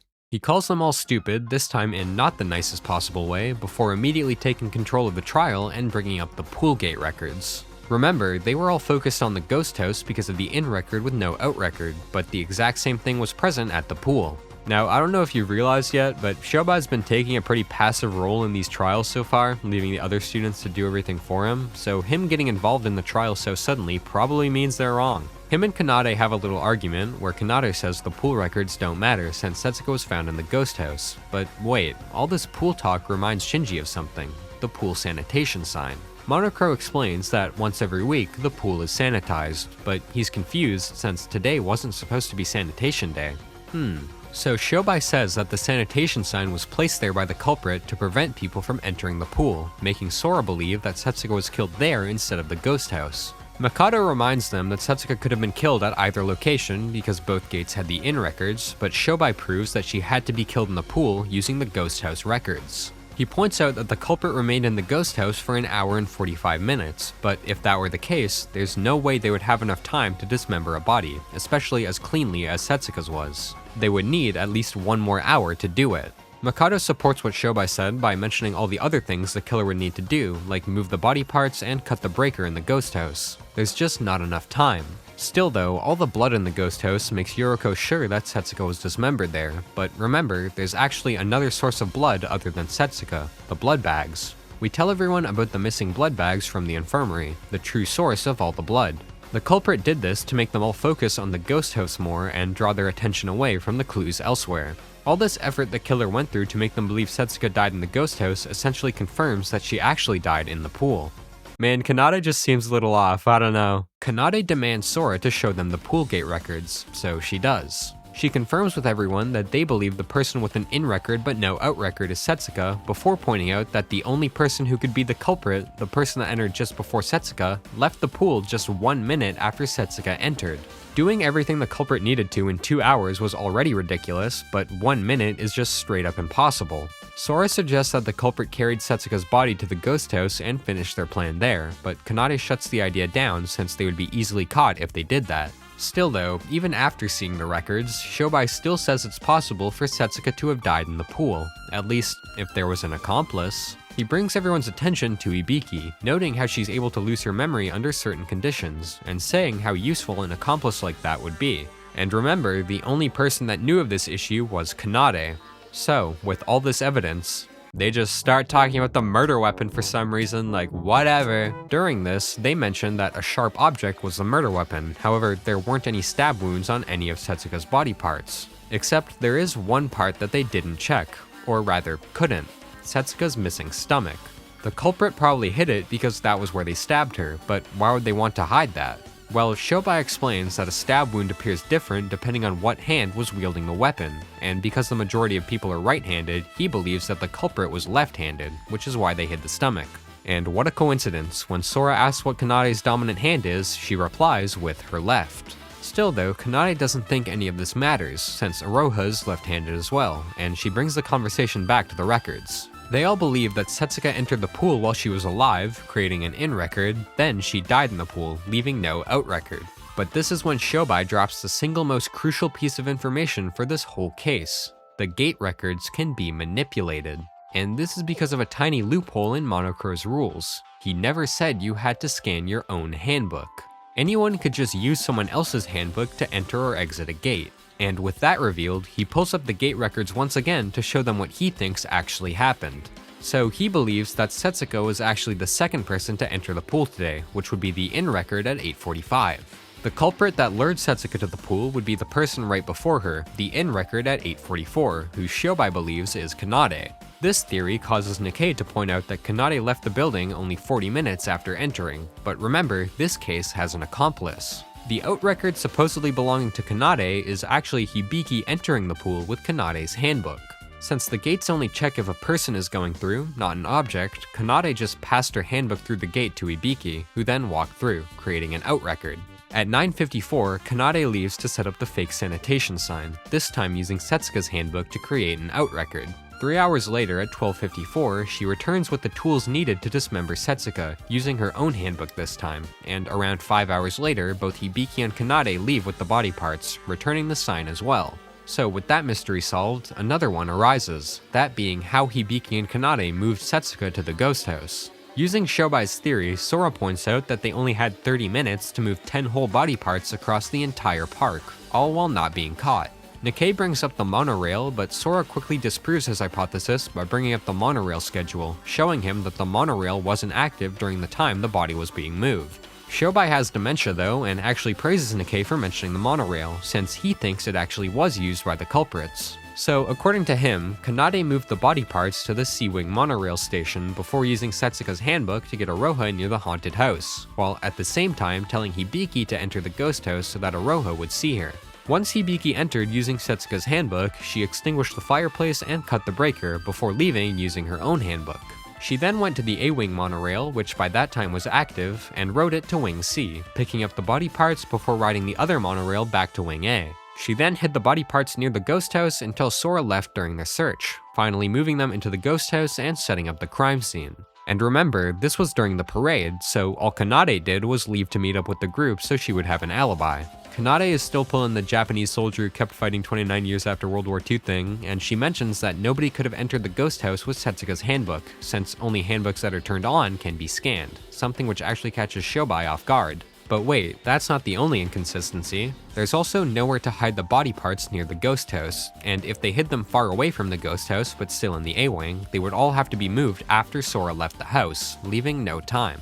Even if they did manage to move all the body parts in such a small time frame, they would still have to cut the breaker, which is pretty deep in the ghost house. Sora turns to Shobai to hear his opinion, but for the first time, he's actually stumped, and with nobody to lead them, the students hit a brick wall. But then, out of nowhere, Kanade says she knows who the culprit is. She says the killer was actually a single person with no accomplice, before pointing out Iroha, literally the dumbest person in the cast. She basically just re-explains everything we know about the case so far, but replaces her and Hibiki with Iroha, something which Shobai points out, and he also points out that the issue of Setsuka's handbook turning off is still present. But this time, Kanade simply responds with, "Just carry the hands, Lamau." The reason Hibiki or Kanade couldn't do this is because they had nowhere to hide them, but in the case of Iroha, she happens to have a very convenient hiding spot she always carries with her, her hat.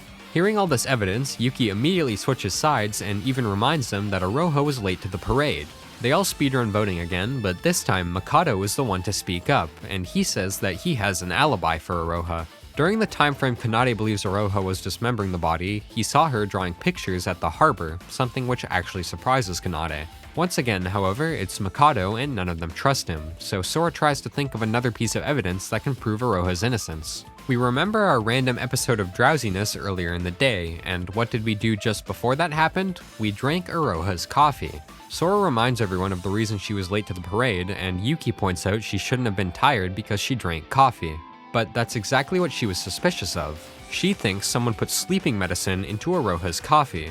Since it was meant for Iroha, if she did actually drink it, she would be sleeping from morning until evening, completely destroying the possibility of an alibi during that time and making it trivial to frame her. Shinji asks if they even have access to sleeping pills in the first place, and Teruya tells him there are indeed some in the infirmary. This is finally enough to make everyone believe Mikado, and what a shocker, they're back to thinking Kanade is the culprit. Yuki instantly switches sides again and reminds them of earlier when Iroha was supposed to drink her coffee and Hibiki left the room. Kanade hesitated to leave, probably because she wanted to stay and make sure Iroha drank the coffee. Kanade still tries to defend herself, saying she had no time to drug the coffee, but if you remember earlier when Sora woke up before the morning announcement and spoke with Teruya, Mikado had already prepared the food. Kanade could have just woken up early and gone to the diner while everyone else was sleeping. And this is the point where Kanade fully goes off the deep end. It looks like she's even intimidating the translators because they can't type straight. Still though, even if Kanade is the culprit, there are just too many contradictions for them to be sure. Sora turns to Shobai once again, and he says that the main issue is still how the killer transported the body to the ghost house. Iroha has a little fit, accusing Mikado of using magic to teleport them inside, or there being a secret passageway inside the ghost house or something, and naturally everyone tells her to shut up, except for, believe it or not, Shobai, who is flabbergasted at this revelation, finally proclaiming that he understands the case. He tells them that the transportation issue would be solved if there was a way to get the body parts into the ghost house without using the gates. And guess what? This whole time they've been overlooking a passage that leads directly to it. The chimney. If the body parts went through the chimney, provided that the fire was put out, it would be both inconspicuous and convenient, since the fireplace is right next to the altar. All the culprit would have to do is throw the body parts from the monorail into the chimney.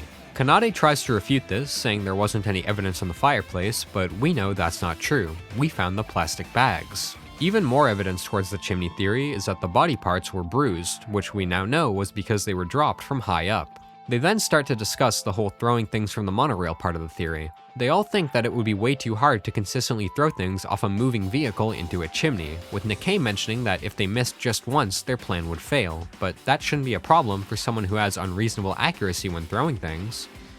We tell everyone about the conversation we had with the twins at the casino, and how Hibiki told us how accurate Kanade is. This would mean throwing the body parts into the chimney wouldn't be a problem for her. However, Kanade points out a discrepancy in their theory. According to them, she would have been on the monorail from 6 p.m. to 7 p.m., but she was watching the parade with the others during that time. This confuses everyone except once again Shobai, who says that the same thing that happened last case is happening here. The person they thought was Kanade watching the parade with them was actually Hibiki disguised as Kanade. She's still defending herself though. She begins to debunk the claims of her throwing the body parts, saying that there were 10 of them, but the speed of the monorail would only allow her to throw one body part each time she passed the chimney. Since the monorail passes by the ghost house 4 times in an hour, she would only be able to throw 4 body parts. There's also the issue of Setsuka's torso, which would be too big to fit through the chimney. This means the culprit must have moved the torso in another way.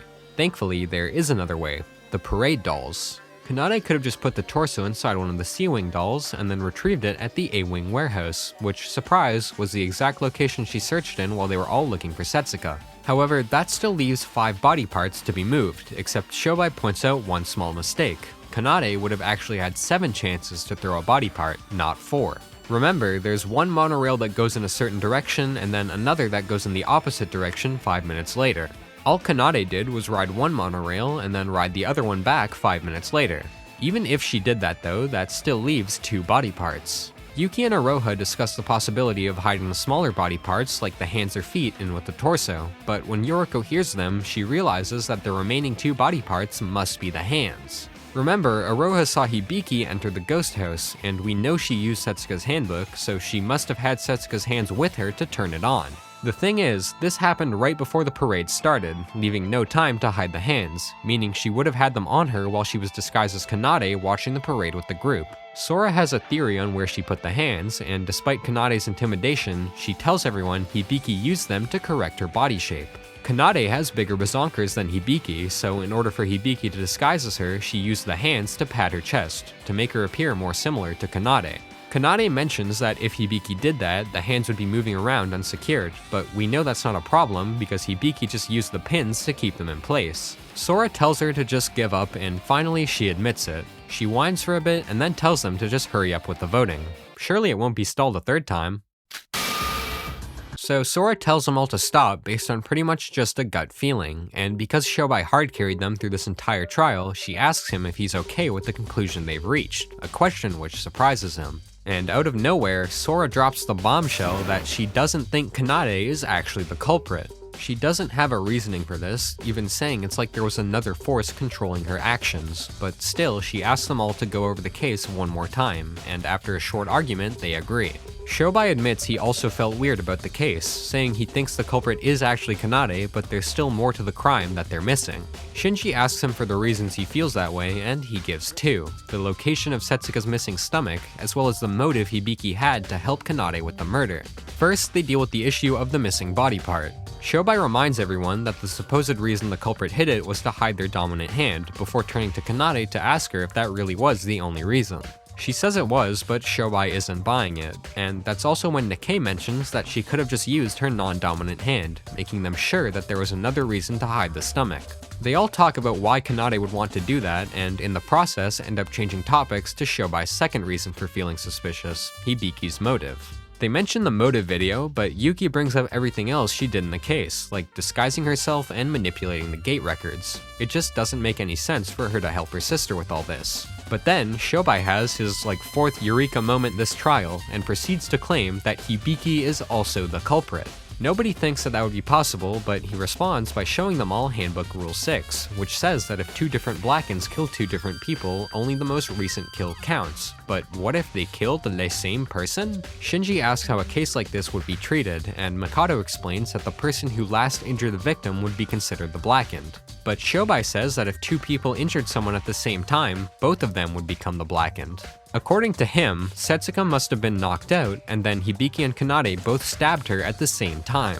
Teruya mentions the issue of one of them being just slightly out of sync, becoming the sole culprit, so Shobai turns to Monokuro for clarification. He tells him that what he's describing is technically possible, but realistically unfeasible, since there are sensors around the island that can detect who last injured someone down to a millisecond. But all Shobai does is keep asking about smaller and smaller windows of time, until eventually Monokuro caves and says that if the two injuries happened at effectively the same time, both people would become the Blackened. Still though, two people being that precise and synchronized just isn't possible, unless they mention their ability to do so themselves. Oh. Shobai reminds everyone of the interview Nikkei had with the twins back on the second island, and thankfully he kept a transcript of it written down. He reads an excerpt from it, and sure enough, Hibiki herself admits that her and Kanade are able to play songs in sync with each other with up to just a microsecond of error. The students still think that something like that would be impossible and that Hibiki was just exaggerating, but Shobai tells them it's well within the realm of possibility, since he personally has seen a bunch of strange abilities between twins. So that was the real reason the stomach was hidden. They wanted to hide the fact that there were two separate stab wounds, one left-handed and one right-handed, a piece of evidence which would pretty much automatically give away the culprits. Not only that, but this also solves Hibiki's motive to help Kanade. They would both become the Blackened and both be able to leave the killing game. And now that those mysteries have been solved, for the first time, Kanade begins to panic. Her last line of defense is that there's still no real evidence both her and Hibiki killed Setsuka, but that's when we bring up the one seemingly unrelated thing we found at the pool, the unopened bottle of antibiotics. Since the twins could have messed up their timing, Kanade planned to use the antibiotics to heal Setsuka so they could get another attempt, because apparently penicillin works the same as a goddamn Estus flask in this universe. And remember, they could have easily checked who the Blackened was between them, because Monokuro would have been more than happy to tell them. This causes Kanade to fully lose it, and in her little temper tantrum, she accidentally lets it slip that everything they've said so far has been correct. She can't believe that she made a mistake, especially such a trivial one, and Mikado also mentions luck from the heavens. Anyways, the trial is finally over, for real this time. Hibiki is just as surprised as everyone else to hear the result of the trial, running to the door and begging to be let out, and upon seeing her sister, Kanade, does this. She also admits that her plan was to make it so that no matter who they voted for, she would be safe no matter what, and that she expected resistance from Shobai, but was surprised at how well Sora performed against her, even asking her the same question Kokoro did in the prologue: what are you? Shinji is still wondering why Hibiki would help Kanade, and Yuki goes back to his staple of accusing them of being voids, but in a shocking twist of events, Mikado steps in to tell them that neither of the twins were voids, something which surprised even him, as one of the actual voids were supposed to kill this time. Yuki wonders why a normal person would kill before remembering the motive videos, and everyone begins to believe that that was their reasoning, before Kanade steps in to tell them they're wrong. She says she doesn't care about her parents, because the only family she has is Hibiki. We are now thoroughly cemented in the mandatory incest subplot. To begin this little freak's explanation, she draws everyone's attention to Hibiki, who's now behaving in the same way she was when we found her at the ghost house. Yoriko asks her to talk, but suddenly she goes completely expressionless, something which Kanade is thrilled to see. She tells everyone that her real motive for the murder and her lifelong project is this puppet version of Hibiki. As a live demonstration, she begins to give commands to Hibiki, who starts blindly following them like a robot. What the fuck? Do a flip! This shocks everyone, and Sora tries to speak to Hibiki, but Kanade tells her that in this state, Hibiki can only listen to her. Seeing this behavior, Shobai realizes something, and he articulates his thought beautifully by saying that the culprit of this case was more like Kanade and also Kanade. Sora asks Kanade to explain everything, so she agrees and takes them back to when everything started. Hibiki bullied Kanade often, even when they were kids. This bullying eventually culminated in her saying she loved their family dog more than Kanade, so she killed Le Dog.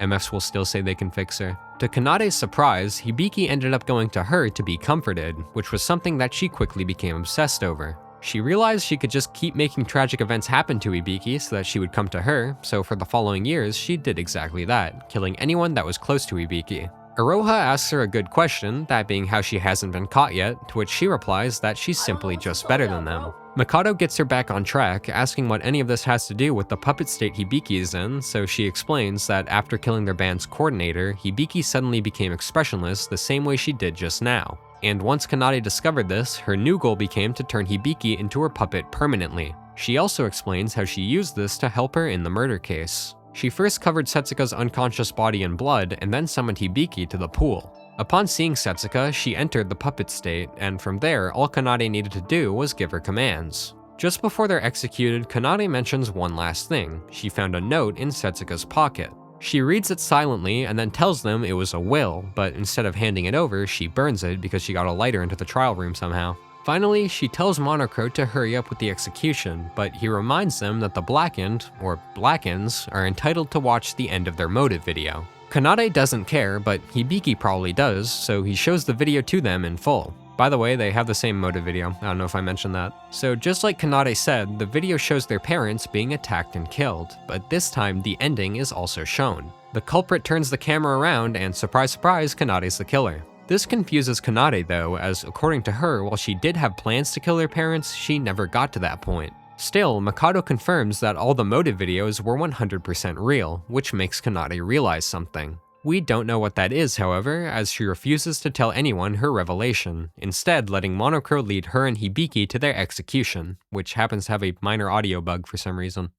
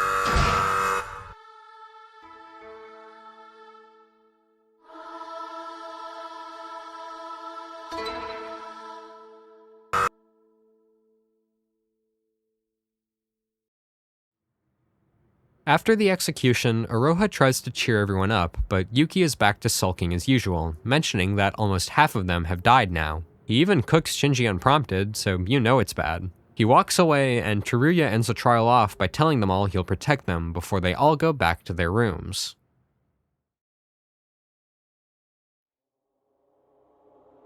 We cut to a scene of Iroha alone in one of the rooms of the monocruise. She calls out for someone and ends up getting a reply, something which startles her. The person walks over to Iroha and we discover that it's Mikado. He is not happy with her, and here we learn that Iroha is a void, and a bad one at that. According to him, Iroha was supposed to be the culprit on the last island, but Emma stole that spot, so her role was moved to this island, and once again, she failed to murder. He also mentions that this case was supposed to be a double murder, but what he got instead was a double blackened. And along with this, he also says something about the cases not being similar. Either way, Iroha's stagnation makes Mikado furious, and he tells her she's only in void to fill up the numbers. Finally, he ends things off by telling her she 100% has to be responsible for the next murder, although Iroha says that someone else was supposed to take up that task. Mikado replies by telling her that that person isn't on their side anymore, since they betrayed Void a long time ago. He leaves her with some encouraging words and tells her that she won't have to wait much longer. After all, the day of his resurrection is almost here.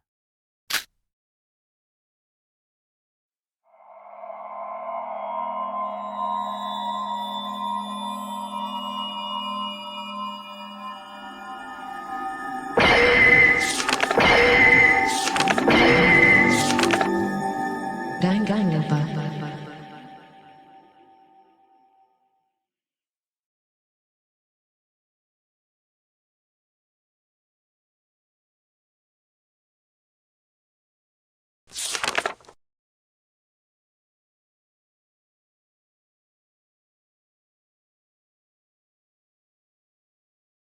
With the end of Chapter 3, we are now halfway through the game, and I think now is a good time to take a little break. In this time, I'd like to tell you about an investment opportunity. This is not an ad, do not skip it. You see, do you recall the beginning of the video where I mentioned my current value? I admit, it's not looking too good, but I predict that after the release of this video, the stock of Torixes will be booming, and if I were you, I would want to get in on this sooner rather than later. Luckily for you, it's never been easier to invest in Gravitorix. All you have to do is click that silly little button that says subscribe. After that, you'll officially be on the board of investors. Sounds like the opportunity of a lifetime, right? So go ahead and give that button a click. Thanks for your consideration. Now let's get back to the video.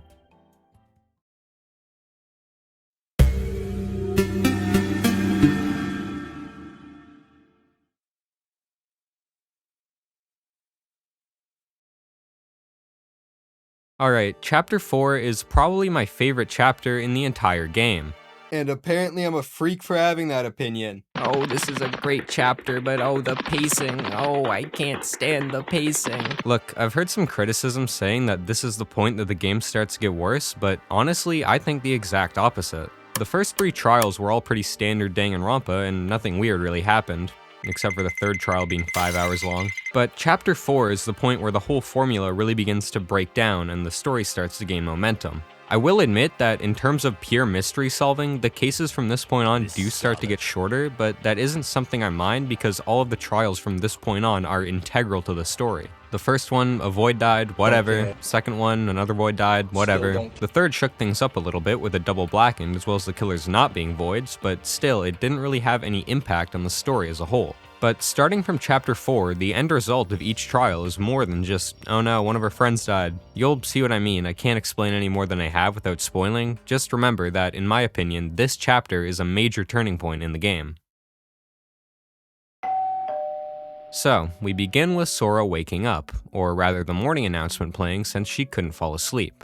She considers going back to sleep, but instead she decides to just deal with being tired and she goes to the diner for breakfast. However, when she arrives, she finds the diner completely empty, and not only that, but Mikado's food isn't even there. She still needs breakfast, of course, so she heads to the only other place that has food, the convenience store, inside of which we find Yuki. We initiate conversation and find that he's still in the same depressive state, believing he's useless for not having a talent, but Sora makes a good point. All she did was greet him normally and he snapped at her for acting cheerful. She tells him everyone else feels the same as him, but he isn't buying it, and he seems to really be stuck on his talent, continuously saying he isn't a real ultimate. The conversation eventually ends up with both of them yelling, but soon after they both calm down and apologize. Sora suggests that they eat lunch together, but Yuki declines her offer, saying he wants to be alone for now before leaving the store. So Sora eats her breakfast and then spends the rest of the day investigating, not finding anyone as she does. Before she goes to bed, she reflects on this before making the decision to summon everyone to have a conversation tomorrow,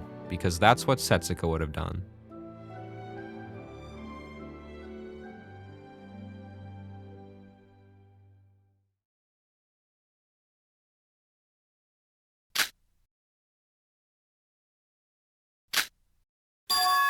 We hear Nikkei's name being called out by someone, and then a scene fades in. Aroha and Nikkei are having a conversation in secret, and it looks like Aroha was the one who called Nikkei. He asks her why she called him, to which she replies that she heard he betrayed the organization, confirming that Nikkei is the fifth and final void. Aroha seemingly doesn't believe he would do this, but he admits it himself, citing Hajime's killing as the reason. Confirming this wasn't the only reason Aroha called their meeting though, because she also wanted to talk about the kill order. Remember, Mikado told Aroha to kill on the next island, but Aroha tells Nikkei it should actually be his turn. So yeah, the actual reason Aroha called the meeting was to try and convince Nikkei to kill for her so she can weasel her way out of the plan again, which Nikkei obviously doesn't agree to.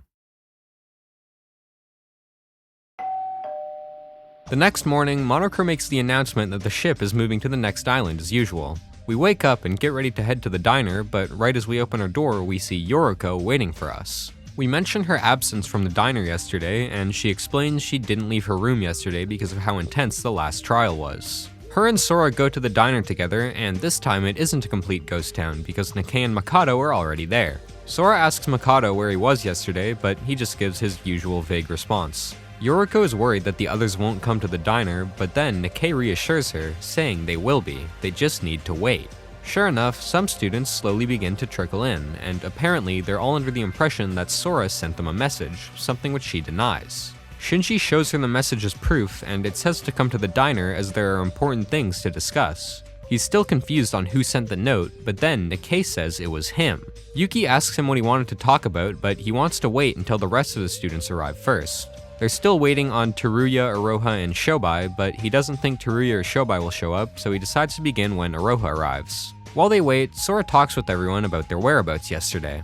She gives a little motivational speech, but again, Yuki isn't having any of it, and it quickly turns into yet another argument between them.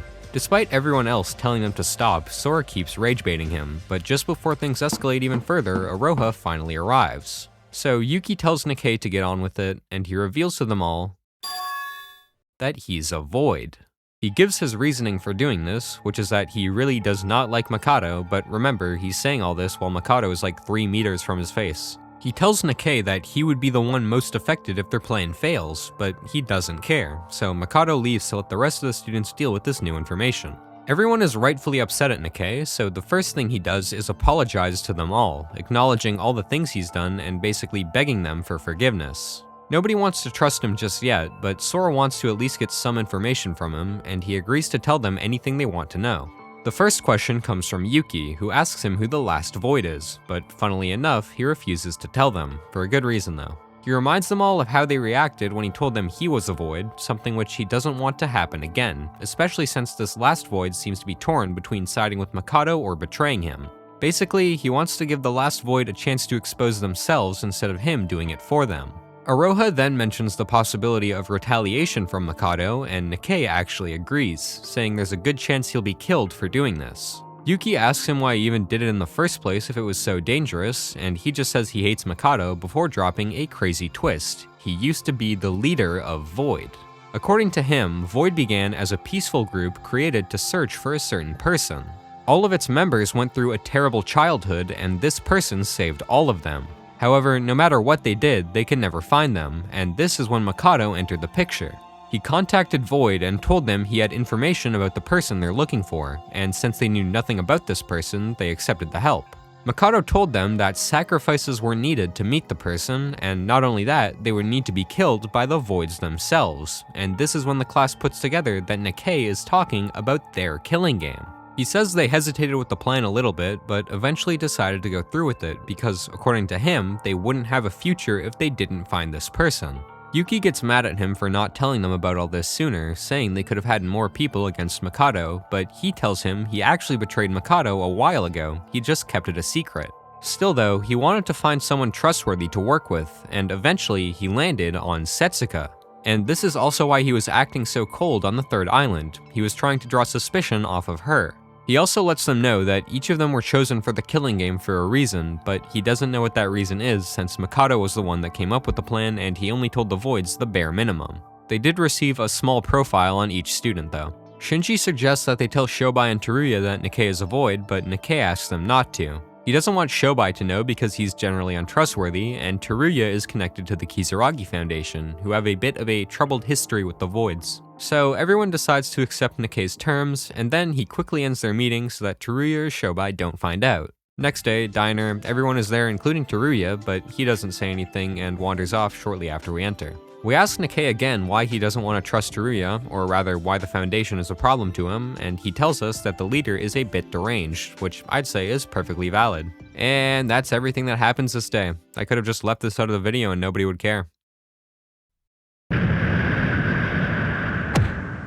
The next day, we finally reached the fourth island, and it seems like the docking was a little rougher than usual because this time the turbulence is so bad it throws us out of bed. We go to the diner to get breakfast, but once again, there's nobody there, although thankfully, right at that moment, Yoriko walks in. She tells us that Monocro hasn't done his usual blabbering, and there wasn't even a morning announcement from him, so everyone's been trying to figure out what's going on. Her and Sora decide to go outside to investigate, and oh my god. So, along with the rest of the students, they also find that the monocruise collided with one of the docks, causing a lot of damage. Another noteworthy detail is that it's now snowing, which interestingly is the first weather occurrence since they arrived. Either way, they probably won't be going back inside the monocruise for now, so Shinji tells everyone to investigate the new island, and that's exactly what they do.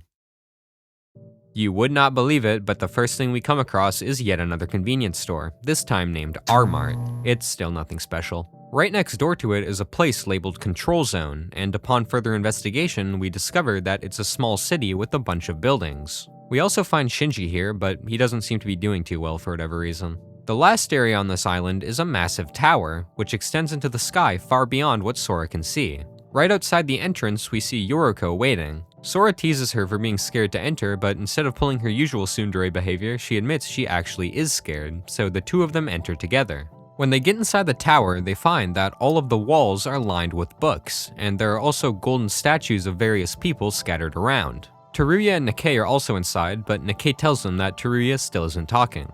Anyways, Yoriko and Sora then split up to investigate the room they're in. To the left of the room are stairs which lead to some kind of basement laboratory, and to the right are stairs that lead further up the tower. There's also a set of doors in the back which lead to a place called the Oracle Room. Yoriko then calls us over to tell us about the books on the walls. She picks a random one and shows it to us, and when we open it, we find that it's completely filled with random letters, and Yoriko confirms that all the books are like that. Going up to the second floor, we run into Nikkei again, who immediately asks us if we've seen Mikado. We tell him we haven't, and he seems pretty disappointed with this news. According to him, the plan is now diverging from what was originally planned, and Mikado should be confused. Sora asks him what he means, but he's in a hurry, and he quickly leaves to look for Mikado. Also on the second floor is Shobai, who once again asks us for the whereabouts of someone, this time being Monocro. Again, we haven't seen him, but this time we actually managed to get a question out of him. Sora asks him what he thinks of the tower, and he replies that it's the Library of Babel, the location which the short story of the same name takes place in. The Library of Babel by Jorge Luis Borges is a story that details a universe consisting of an infinite vertical expanse of hexagonal rooms, each filled with bookshelves containing books with hundreds of pages of random strings. It's the same thing as the tower on the island. I really tried putting on my media analysis hat here and tried to find any connection between the short story and the events of this chapter, but yeah, I got nothing. Anyways, going up another floor, we find a set of doors labeled Lounge, next to which we find Teruya. Sora tries to approach him, but then she realizes he's crying, and in front of him are two of the golden statues that are around the tower. Beyond the third floor, there aren't any more stairs, so we meet back up with Yoriko and go to the diner with her to share our findings. Shortly after the two of them arrive, Yuki and Shinji also enter, but it seems like Nikkei and Aroha aren't gonna show up. Yuki says Aroha told him she was gonna rest in her room, and we already know Nikkei is looking for Mikado, so we tell everyone about that as well. Yuki begins by mentioning that he believes the damage the monocruise sustained is enough to prevent it from moving. He isn't fully sure of this, however, and the perfect state of the monocruise's interior makes him doubt himself even more. Yoriko and Sora then talk about their investigation of the tower. Sora gives everyone some basic information on the tower, relaying what Shobai said to her, and Yoriko mentions the weird basement room, which apparently is called the Power Room. They then discuss the golden statues around the tower, and Yoriko realizes that they're all people from the photo Teruya showed them. The tower is filled with statues of his old classmates. Why they're in there, we don't know. Finally, they turn to Shinji to see what he found, except ever since they've arrived on the 4th island, he's been acting weird. Sora asks him what's wrong, suspecting he's hiding something, but it turns out the real reason for his behavior is PTSD. Whenever he's in a dry, snowy environment, he begins to panic because of a past incident that he doesn't go into detail about. Funnily enough, Yuki and Shinji's roles reverse here, and Yuki becomes the one to comfort Shinji. But our little moment of character development here is cut short, because their conversation is interrupted by an announcement from Monocro, and he is tweaking the hell out. He tells everyone to meet at the Oracle Room in the tower, and they're all suspicious, but it's not like they have a choice, so they go anyways. When our group arrives, they find almost all of the other students already there, including Nikkei and Mikado, who seems utterly defeated. Shobai tries talking to Monocro, but then Mikado tells him he's not able to respond in his current state. Nikkei also points out that Aroha is missing, but shortly after, she enters, and as soon as she does, Monocro springs to life. He explains that every day from now on, they'll all be called to the Oracle Room to pick out a book from behind a glass case. Their names will be called one at a time, and they'll get to choose a book and look inside. They have to put it back after though. When the students hear Monocro talk, they all realize just how messed up he is for some reason. He keeps stuttering, and his speech pattern is completely different. Either way, he then starts his little book reading ceremony, but when he calls the first person up, instead of reading a name, he instead reads out some kind of ID. Mikado is seemingly unfazed by this, and he walks up to pick a book, place it back, and then leave the room. Next, he calls out another ID, but thankfully he also adds he's talking about the tall guy on the right, which they deduce is Teruya. Next, it's our turn, and when we take a look at our book, we find that it's completely blank, except for one page which contains a series of 5 random strings that are each 5 characters in length. Before we're able to think about this, Monocro tells us to let the next person up, so we return the book and wait in the room until everyone is finished.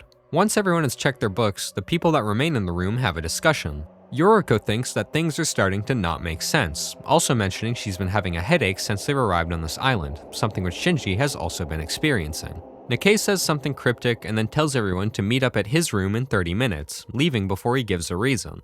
So they all make the decision to listen to Nikkei and disperse for the time being. While they wait, Yoriko and Sora decide to head back to the monocruise and have tea, and the two converse while they drink. Yoriko begins by asking Sora who she thinks is the most trustworthy in the group, before admitting to her that she thinks the only person she can trust is her. She also asks her who she thinks the last void is, personally believing that the most likely candidate is Aroha. Her reasoning is that ever since Nikkei revealed he was a void, she's been acting weird. And on the topic of Nikkei, she doesn't even trust him either. She seems to be on high alert around pretty much everyone, so Sora asks why she would trust her, and it looks like it's just a vibes-based thing. Anyways, would you look at the time? It's Nikkei o'clock. They both head over to Nikkei's room, and when they get there, they find everyone except for the man himself. In the meantime, Yoriko notices that Yuki is using his handbook. He asks them all what they saw in their books, and everyone replies with the same thing we saw, 5 strings of 5 characters separated by dashes. And guess what else has that exact format? The reset codes. None of them remember exactly what their book said, but they'll all get to read another book tomorrow, so they keep this information in mind. Nikkei then finally arrives and their meeting begins. Nikkei first apologizes for being late, before telling them that something unbelievable has happened. According to him, for whatever reason, the current situation now makes no sense for the Voids. Sora asks him what he means by that, and he says that the island they're on isn't the 4th island, or rather it is, but it's in a heavily altered state. The location of the island is still the same, but the original version didn't have the snow or the tower. Instead, the city was meant to span the entire island, and there was supposed to be a bridge connecting the island to the next one. He asked Mikado directly about all this, and he came to one conclusion: someone from the outside has intervened. and by outside, he means the real world. And here, he makes one of the biggest reveals in the game. The world they're in right now isn't real, it's just a virtual space made to feel real.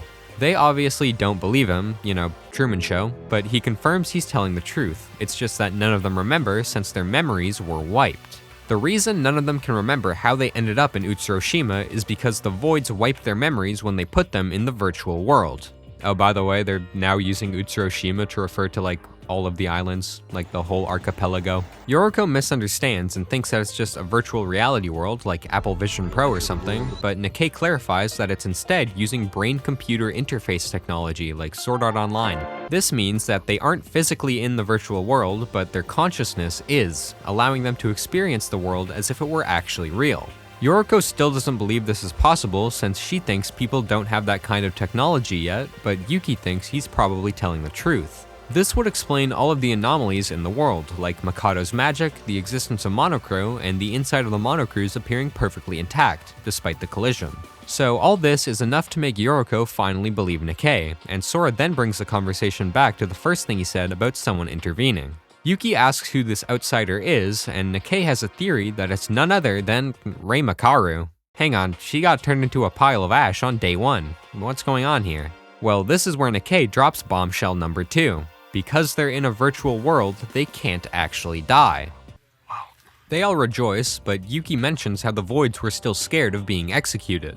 Nikkei explains that the reason for that is because when you die in the virtual world, you lose all memory of it in the real world. You also still feel pain in the virtual world, so it makes sense why they would want to avoid that. Getting back on topic, he says that Rei probably found a way to contact the Foundation and affect their world, so the anomalies on this island are probably because of her. Oh, and by the way, the tower also acts as some kind of seal for Mikado's magic. He isn't able to use it in there. Yuki then asks him about the reset codes, however he doesn't know anything about them. And right before they end the meeting, Yuki asks one last question. He brings up how Nikkei told them the voids are doing all this to find someone, so he wants to know the motive they have for trying so hard to find the person. Nikkei admits that they aren't trying to just meet this person, and that the person is actually— oh, Mikado says it's Utsuro. Yeah, so Mikado just flat out admits that the whole goal of Void is to meet Utsuro, a name which none of the students recognize. Before he leaves, he heavily insinuates that Nikkei is lying, causing him to gamer rage and kick everyone out. What a meeting. Sora returns to her room and goes over everything that just happened. However, when she reaches the name Utsuro,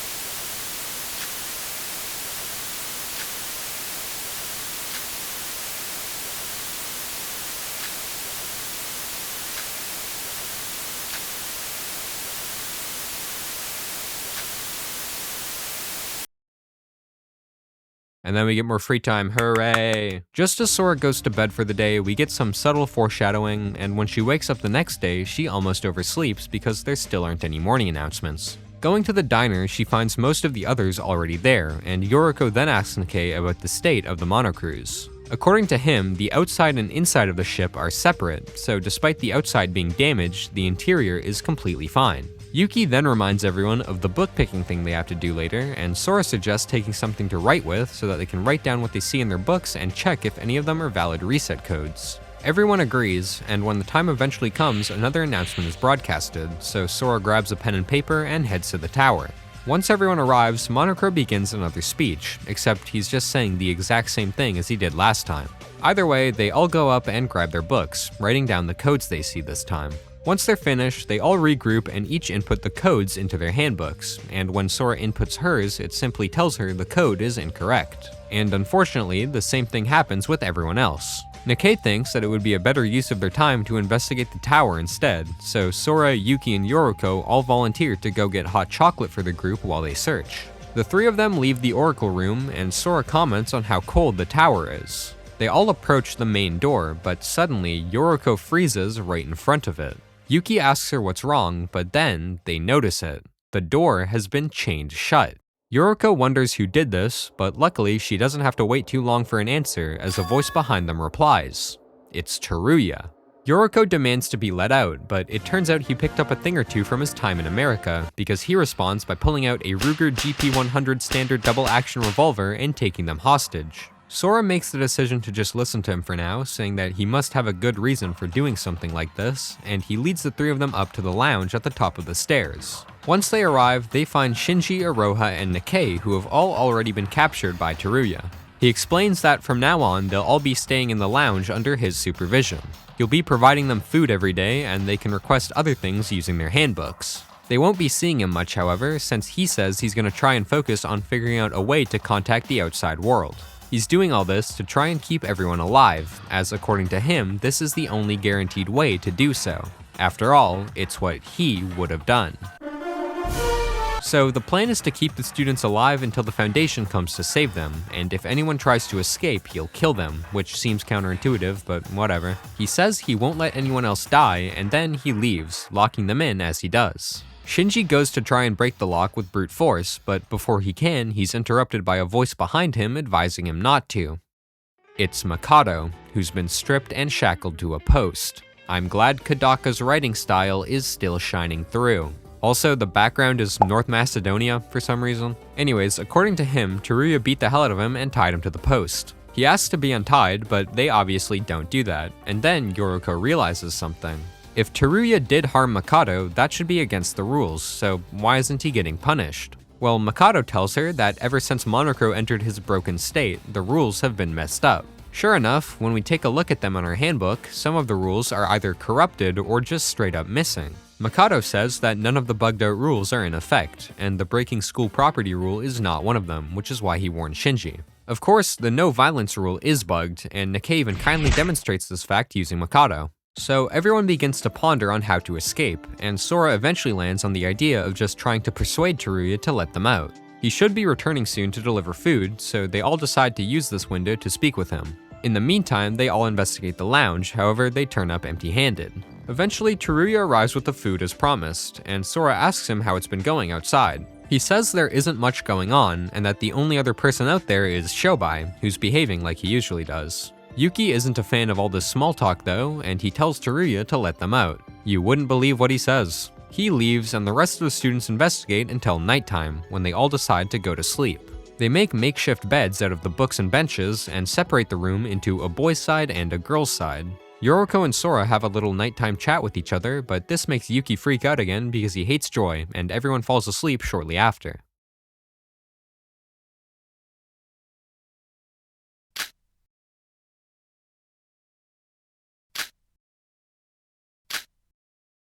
We wake up the next day, and the first thing we notice is that everybody is panicking. The second thing we notice is that we're freezing. Iroha quickly passes some hot packs to Yoriko, who uses them to warm us. We ask her why it became so cold, but she doesn't know. They just noticed it after they woke up. Yoriko says she contacted Teruya to ask for more hot packs before pointing out a much bigger issue, that being no toilet. Sora suggests using these problems as evidence to convince Teruya to let them out, and right on cue, he enters the room. Shinji first asks him about the temperature, but again, he doesn't know, and he's just as confused as everyone else. He does say that the outside is also getting colder though. Then it's time for Yuki's daily whining session, this time saying he'd rather die than be trapped, so naturally Teruya goes to shoot him. Sora instinctively jumps on him to try and knock him out of the way, marking the second time Sora tried to save him when he could have just moved, but either way, Teruya doesn't end up pulling the trigger and he leaves soon after. Then Mikado wakes up, and he is extra freezing since he has almost no clothes on. We once again ask him about the temperature, but even he doesn't know why it got so cold. They all discuss the toilet issue for a bit, but then suddenly Teruya returns, although not for any of the students. As soon as he enters, he runs directly over to Mikado and begins pummeling him, asking him what he did. Shinji asks Teruya what's going on, and he replies that they're trapped in the tower. He explains that the front door won't open and that the lock he used disappeared. Finally allowing them to leave the room, he leads them all down to the main door, and when they reach it, Sora notices that there isn't even a real door there, but instead a faint drawing of one. And if that wasn't enough, they're suddenly hit by a gust of wind. Yes, there's now wind indoors. Shinji tries once again to get Teruya to let them go or maybe even team up, but yeah, he's cooked. He tells them they'll still be kept in the lounge, which Sora thinks is pointless since they're trapped in the tower already, but Teruya justifies the decision by bringing up the tower's size. He just wouldn't be able to track everyone. Right after this conversation, Monoko's book announcement plays, so he leads them all into the Oracle Room before going up to get Mikado. Shobai also somehow shows up eventually, and my guy doesn't have a care in the world. Once everyone is in the room, Monoko gives the same speech for the third day in a row, and they each pick out a book like usual. Afterwards, Teruya tells them all to get back to the lounge, but Yuki has fully given up for like the 8th time so far, and he tells them to just shoot him, since they'll all probably starve or freeze to death not being able to get things from the convenience store. However, suddenly, Shobai of all people speaks up and tells us 2 things. He has food, and he's been in the tower the whole time. Aroha asks him how he didn't starve, and he replies by pulling out a small key, which Teruya immediately recognizes as the key to a storage room hidden in the tower. Sora asks Teruya what this room is, and he says it's a small room with food that replenishes constantly. He tries to get Shobai to hand over the key, but yeah, he's not doing that. Instead, he puts a price on the food, wanting 100 crow coins for 1 meal. I guess the exchange rate went up. Teruya has the gun, so he chooses to use that instead, but Shobai tells him the key he has on him isn't even the real one. It's hidden somewhere else. To prove it, he even gives the key he has to Aroha, telling them to check for themselves, so Teruya finally caves and agrees to pay Shobai. Back to the lounge, now that they can't get hot packs anymore, Nikkei starts a fire to keep them warm while Shinji, Sora, and Yoriko make a toilet out of the books. Eventually, everyone starts to get tired, so they head to bed and their second day in the tower comes to an end.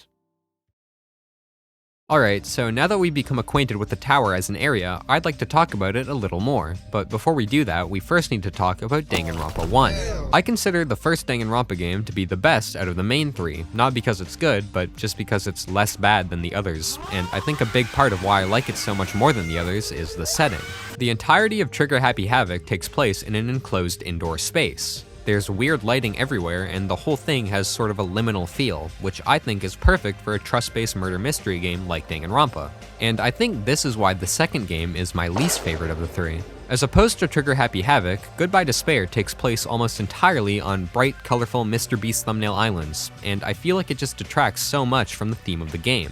And yeah, I know that sounds hypocritical, but remember what I said at the beginning of this chapter. Chapter 4 isn't just a turning point for the story, but also the locations. Back to Goodbye Despair, there is one outlier chapter in terms of setting that you're probably already typing up a comment about, and that is, funnily enough, Chapter 4. Of course, I'm talking about the Strawberry House and Grape House. Unless you want to count Chapter 4 of V3, this is the only chapter I can think of in any of the main games that takes place mainly within its own subspace of the game world, and you wouldn't believe it, but it's also one of the most well-received chapters in the whole series. So back to the tower, this is the Strawberry/Grape House of SDRA 2.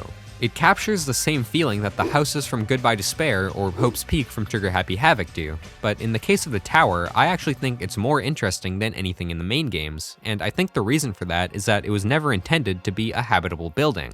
In the Strawberry and Grape houses, they all at least got beds, but here they literally all had to make their own with the resources they had available. I also think that the tower is just an architecturally interesting area. Instead of spanning horizontally like literally every other building so far, the tower spans vertically. And between the unusual vertical layout, the weather phenomena occurring inside the tower, and the fact that it isn't even supposed to be there according to Nikkei, you may have realized that the tower is a complete anomaly. And this is another reason I love it so much. It's unique, strange, and it makes no sense, and there's a reason for all that directly pertains to the story. I can't tell you how it relates to the story yet because of spoilers, but what I can say is that its significance goes far beyond being just another location. Back to the game, their third day in the tower is where things start to completely break down, as the first thing Sora realizes after waking up is that it's now snowing inside. This surprises even Nikkei, who says that because the virtual world was based on reality, things should still be behaving logically. Either way, they decide to keep investigating, except 3 more days go by and they find nothing. We jump to the 6th night, and Sora calls everyone for a meeting. She's finally had enough, and she wants to escape. Her plan is to ambush Teruya the next time he enters, which leaves the risk of someone getting injured, but it's a risk she's willing to take. Obviously, Yuki is 100% with Sora, and so is Mikado, even though he's a bit immobilized. Shinji is against the plan, however, and he says he won't be helping them before telling Yuki he should do the same, since it's reckless and someone could die. Sora doesn't want to force anyone into the plan, so she gives the others a chance to opt out as well, and the only other person that does is Iroha. Nikkei is on the fence, but Yoriko fully supports Sora and she joins their team, causing Nikkei to join as well. Yuki then shares his strategy for ambushing Teruya. They'll all be waiting beside the door with heavy books ready to attack when he enters. The plan is to attack tomorrow morning when he brings the food, so they all go to bed for the night to be well rested for the ambush. They wake up the next day and waste no time getting prepared. Everyone gets into position and soon after they hear Teruya approach. But it turns out he was even more prepared than they were. As soon as he enters, he runs over to Yuki and incapacitates him, followed by Nikkei and then Sora. Once they're all sufficiently not able to attack, he tells them he knew of their ambush the whole time. It turns out he's been sleeping right outside of the lounge the entire time and he was able to hear all of their conversations. Iroha brings up that he said he was trying to find a way to contact the outside world, but he finally tells them there is no way. He gave up on that a while ago, and now he's just waiting for the Foundation to rescue them. After revealing this, Sora asks why he's still keeping them trapped, to which he simply replies, it's what Kinjo would do. And speaking of Kinjo, it seems like his behavior has really rubbed off on Teruya because he's completely lost it. He prepares to kill them all, starting with Yuki, because he did say he would do that if they tried to escape, but there's one thing he failed to take into account, the natural indecisiveness of the human spirit. Out of nowhere, Shinji comes flying towards him, catching him off guard. And before he has time to react, Shinji strikes him, causing him to drop the gun, which Yuki picks up. Afterwards, Shinji begins to strangle him, just enough to make him lose consciousness. Now, I don't know if you've realized this, but Yuki does not like Teruya, and now Yuki has a gun. I'm sure you can guess what he tries to do. Thankfully, Sora takes the gun from him before he's able to do anything, and finally, Teruya drops to the ground and the battle is now over. They all tie Teruya to a post like Mikado since they view him as a threat, however, they also decide to have a conversation with him to understand why he did what he did. Yoriko finally asks him who Kinjo is, and he tells them he's the leader of the Kizuragi Foundation. Shinji says his ways of protecting them were completely wrong, but according to him, that's just how the Foundation works. And here, Nikkei finally tells Teruya he's a void, which he already knew thanks to his eavesdropping. Sora then suggests that they free Teruya, as she thinks there's no risk since he seems to have completely given up and he doesn't even have his gun anymore. Speaking of the gun, Sora places it on the table and now the group has to decide who's the most trustworthy to give it to. By the way, Iroha asks Teruya where he even found it in the first place, and he says it was just lying in the lounge. Anyways, Nikkei thinks that the obvious choice is Shinji, and it looks like everyone else agrees. Shinji doesn't think he's in the right mental state to hold that kind of power because of the snow and PTSD and all that, but they all eventually manage to persuade him into taking it.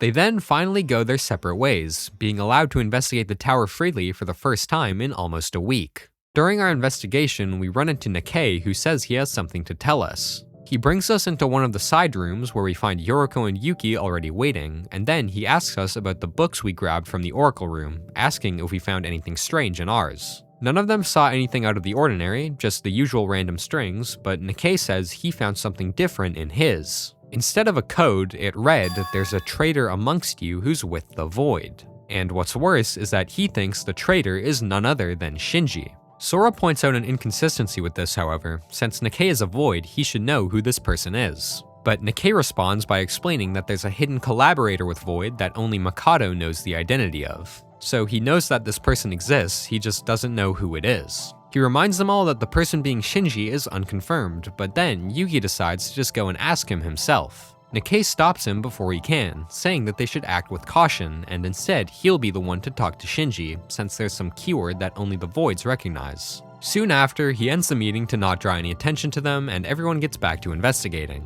Sora wanders the tower for a while before eventually coming across Yoriko, who asks her what she thinks of what Nikkei told them. Sora admits she can't focus because of it, and Yoriko then brings up the topic of the remaining Void. Nikkei held a meeting with two people he knew weren't Voids. He admitted that Shinji wasn't a Void, just a possible collaborator, and Teruya is already 99% confirmed not to be a Void, which just leaves Shobai and Iroha, and we already know what Yoriko thinks of Iroha. She tries to talk about the Void some more, but quickly cuts herself off, wanting to focus instead on figuring out how to escape the tower. She heads off to do some more investigating, leaving Sora alone on the 3rd floor. Sora decides to keep investigating as well, but before she does, she looks off the railing towards the bottom of the tower, noting just how tall it really is, and right at that moment she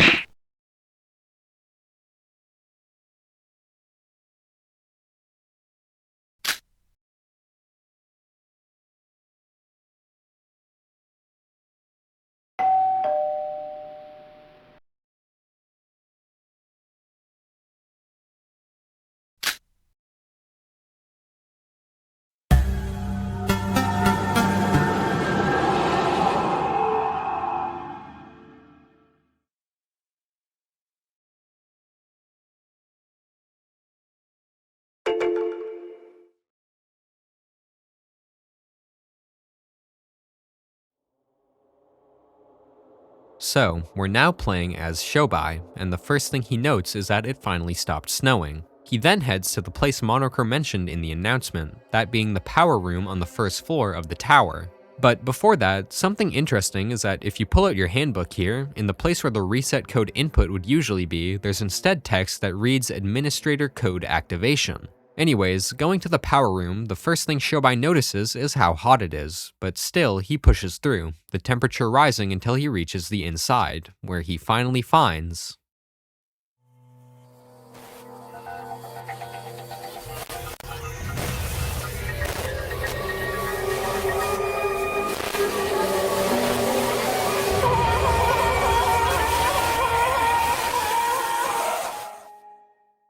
It's Shinji.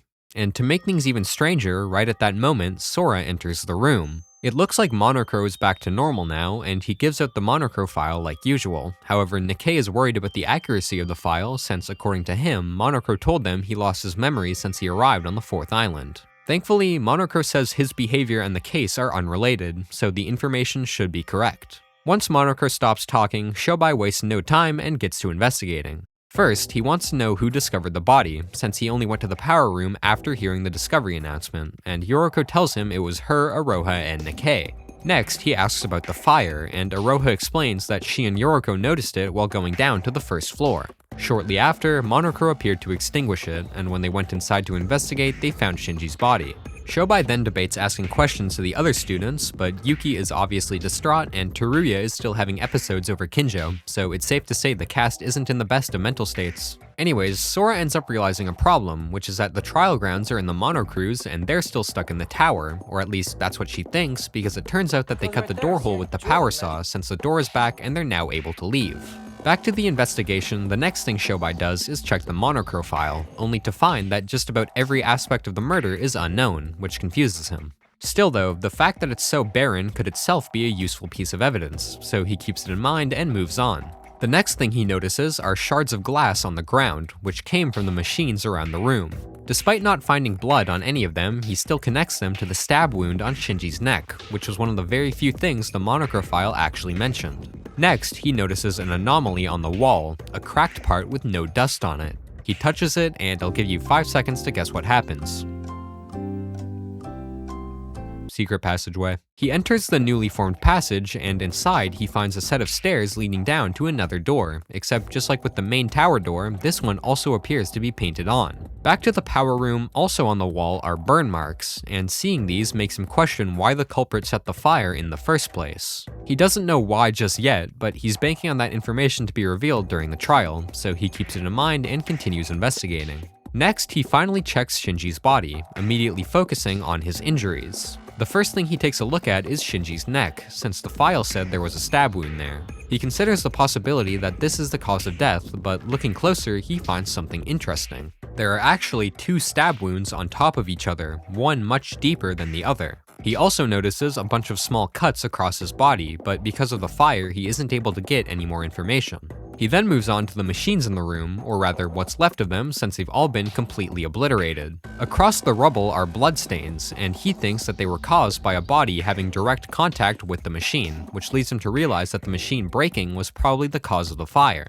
Moving on, the last thing he finds in the power room is a stun gun lying on the floor, which has been completely burned beyond the point of being usable. There isn't much he can gather from the stun gun itself, however, the fact that it's in the tower in the first place means that someone must have been carrying it before they were trapped. After investigating the power room, Shobai decides to question some of the students, and he begins with Aroha. He asks her what she was doing before the murder, and she says she was with Yoriko, who was looking for Sora. She also lets us know that Makoto and Teruya were together in the break room the whole time. Then he mentions something to her. When Shobai approached her, he noticed her talking to herself, so he asked what was up with that, and she brings up Sora's disappearance again. She says she thinks she knows what happened to Sora. She fell from the top floor. Apparently, while she was on the first floor, she saw something fall through the center of the tower. The only issue is Sora should totally be dead, but according to Aroha, she just phased through the floor and disappeared. Shobai chooses not to believe her, but still, there's a very slight chance she wasn't lying, so he keeps her words in mind anyways.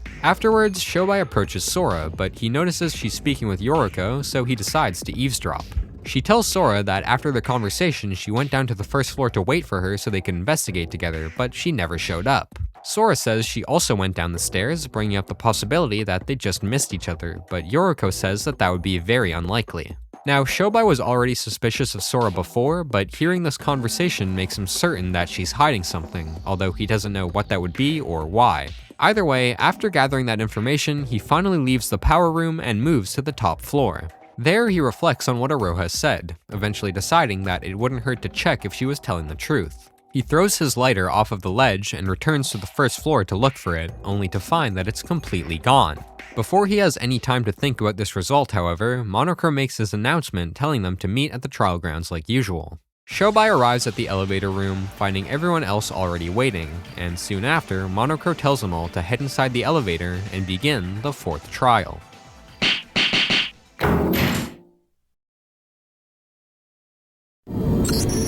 Starting off, Yoriko asks Sora to lead the trial once again, since she usually carried in the last ones. However, she says she has no idea about what happened in the case yet, so Yoriko asks them all to work together instead.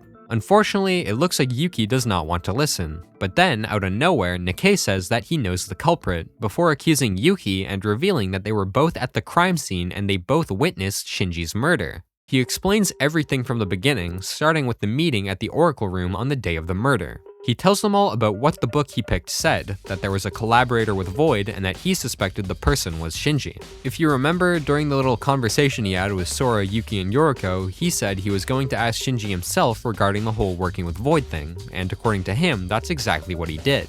He brought Shinji to the power room to speak with him in private, but what he didn't know at the time was that Yuki was also in the room, listening to their whole conversation. After Nikkei says all this, Yuki becomes enraged, admitting that he was in the power room, but only because someone ambushed him, knocked him unconscious, and then brought him there. Yoriko asks to hear more, so he elaborates, saying that as soon as he left the meeting with Nikkei, he was attacked, and when he woke up, he was in the power room. Nikkei doesn't believe him, however, saying he has no proof of being attacked, before continuing his account of the events. After he noticed Yuki, Shinji suddenly attacked him and knocked him out. Once he woke up, he found Shinji dead and Yuki gone. Again, Yuki confirms that part of his statement is true. Shinji did attack Nikkei, but after that happened, he says he simply just ran away. Mikado thinks that if both of them are telling the truth, there must have been a third party involved, but Sora disagrees. She asks Nikkei what happened after he woke up, and he tells her that, again, he just ran away. Sadly, it seems like Nikkei isn't exactly winning the trust of the public here, and Sora then echoes the same thing he said to Yuki, asking him if he has any proof to back up his story. She says it wouldn't have been very smart to kill someone right in front of an unconscious person if they didn't know when they would wake up, and instead, the best chance of killing Shinji would have been after Yuki left. She also starts acting a bit weird here, getting very upset at Nikkei and accusing him of being the culprit just because he's a Void, although she does also give some good points, mentioning how strange it is for Nikkei to accuse Yuki so suddenly. The argument eventually escalates, so for the second trial in a row, Shobai is forced to actually do something.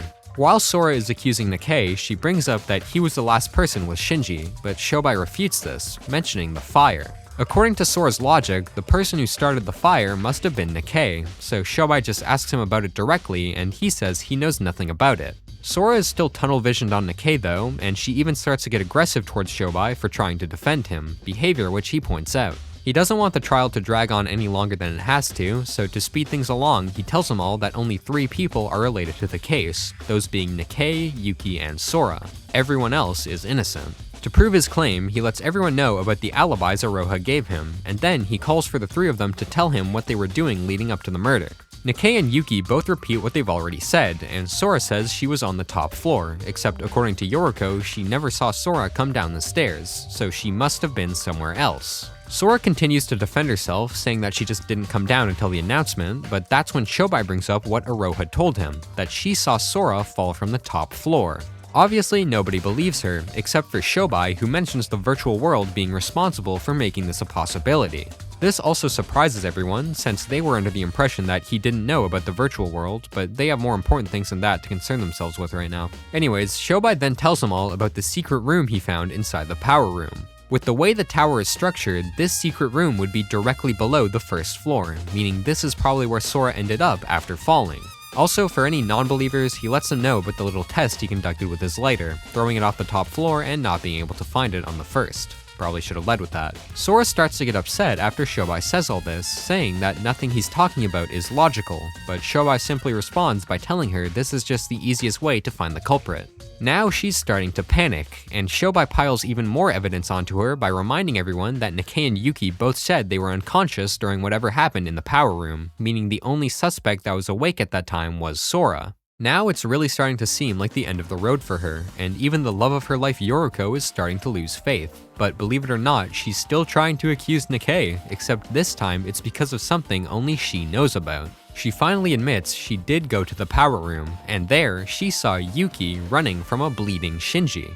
And now the tables have turned. Now Yuki is the one panicking, but Sora shouts at him to tell the truth, and in his panic he accidentally reveals that he attacked Shinji. Almost immediately, he retracts his words and tries to defend himself, saying that the moniker file mentions stab wounds despite there being no weapons in the power room, but Shobai brings up the glass shards he found. The floor was literally covered in weapons. Still, Yuki says he wouldn't have a reason to stab Shinji in the first place, but hold on, he's the only one talking about Shinji being stabbed. The others only said they found him injured or unconscious. And while they're on the topic of the stab wound, Shobai also lets them know that there wasn't just one wound, but two on top of each other. Shinji was first stabbed, and then his throat was cut once more after. After this, Yuki starts to freak out again, but Sora reassures him that he isn't the culprit and he needs to tell them the truth, so he finally admits that he stabbed Shinji. It seems like this twist was enough to snap Teruya out of his depressive episode, because after hearing this confession, he interjects, saying that Yuki wouldn't stab someone like Shinji for no reason. Yoriko wants to know what really happened between them, so he begins to explain everything. His story starts the same as what he already said. However, when he woke up from the ambush, he saw Nikkei lying on the ground and Shinji holding the gun he was given. When he saw this, he got scared and assumed the worst, that Nikkei was killed by Shinji, so he reacted out of self-defense and stabbed Shinji in the neck with a glass shard, fleeing the scene afterwards. He assumes he's the Blackened and apologizes, but again, Sora steps in to tell him that he's not the culprit, and she's still accusing Nikkei. She first apologizes to Nikkei before saying that now it's her time to come clean. After witnessing the crime, she just couldn't accept that Yuki was the Blackened. However, in this moment of dread, she noticed that Shinji was still alive. Her first thought was to try and heal him, but she wouldn't have been able to with her limited medical knowledge, and if she failed, Yuki would still be the Blackened, so her only other option was to change who the Blackened was. She admits that the cut on Shinji's neck was caused by her, which would make her the Blackened, but she's not done yet. She finally acknowledges her erratic behavior, saying that she was too scared to tell them the truth, but now she has to. Obviously, she wouldn't want to become the Blackened either, so if only there was another person in the room she could transfer the Blackened status to. So she admits that while the cut on Shinji's throat was her doing, it was not her hands which inflicted it, but rather the hands of someone else. The hands of Nikkei Yomiuri. This is fucked! This is so stupid! No! This isn't real, dude.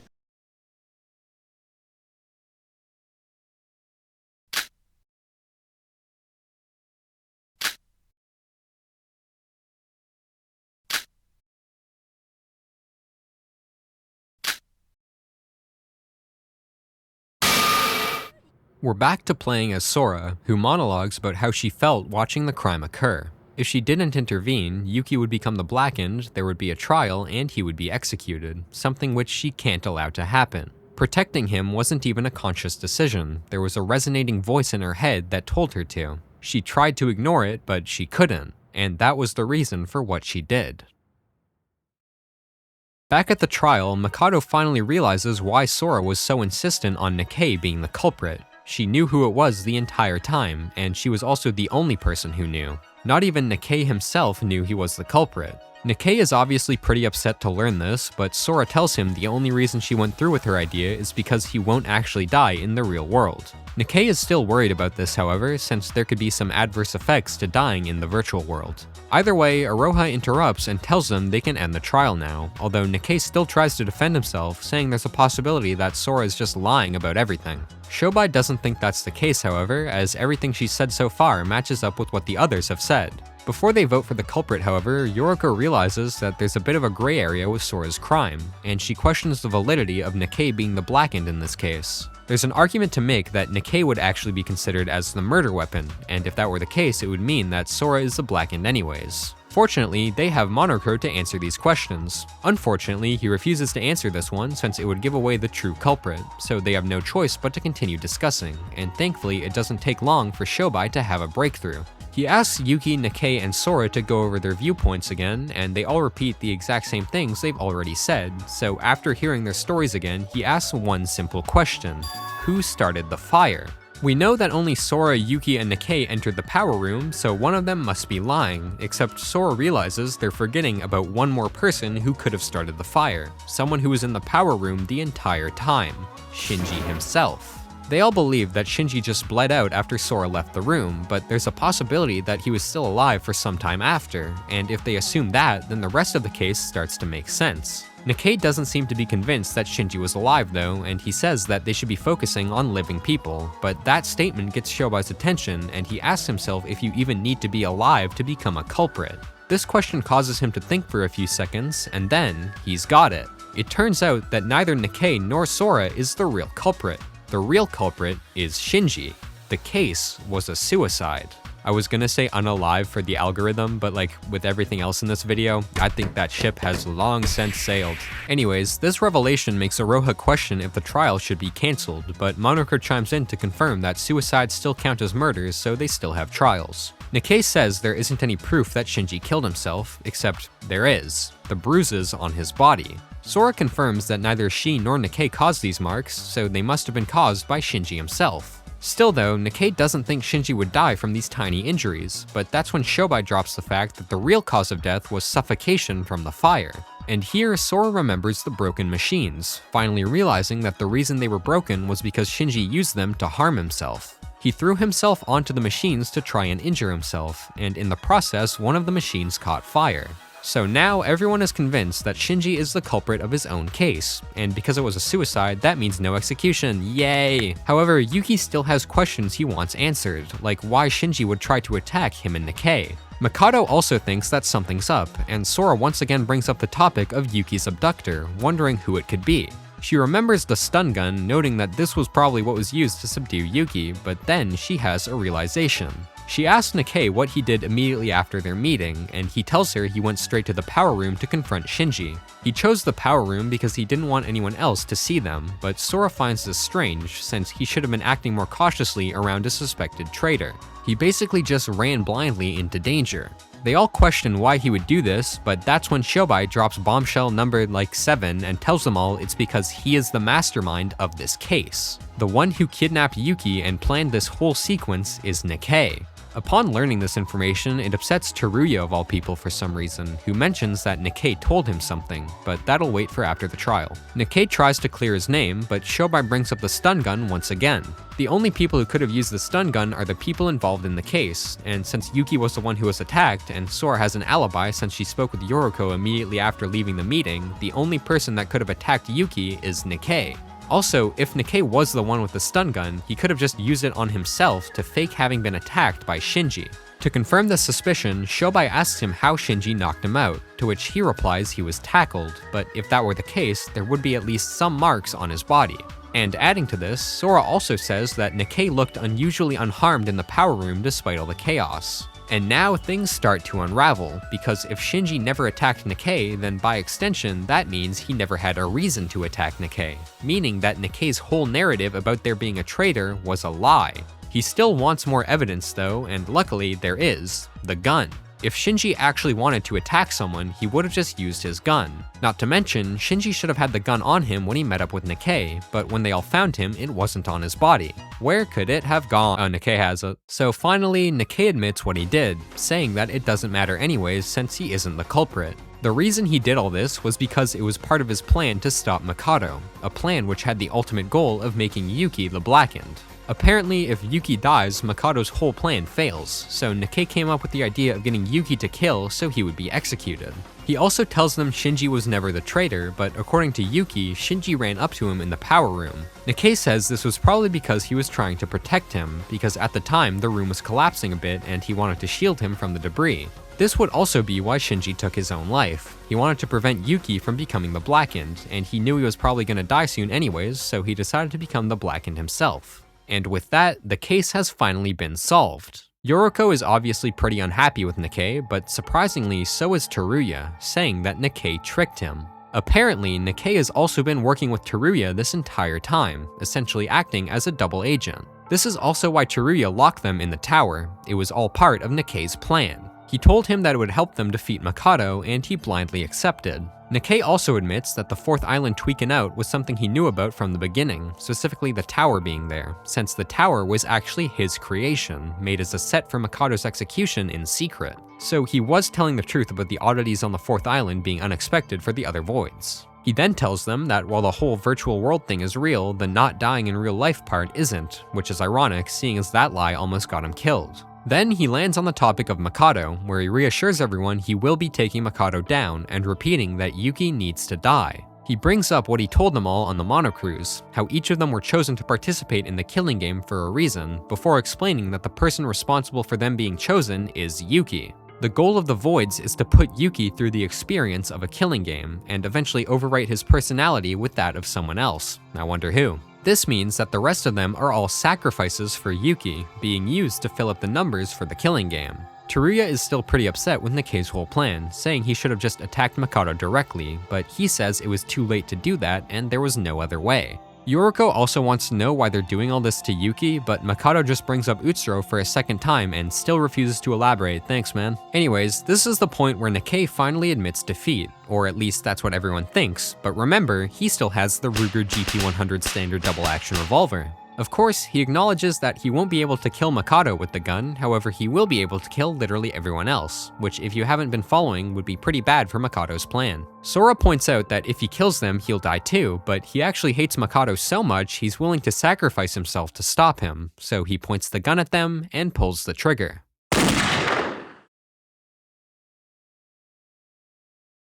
Nikkei is now certified handless, so the gun malfunctioned and blew up in his hand, something which surprises Teruya since according to him, it was working just fine before. Mikado finds this to be peak comedy, but afterwards he tells Monocro to begin the execution, since Nikkei broke the rules. This confuses everyone, but when we take out our handbook to look at the rules, we find that a new one was added. Betraying Void is strictly forbidden.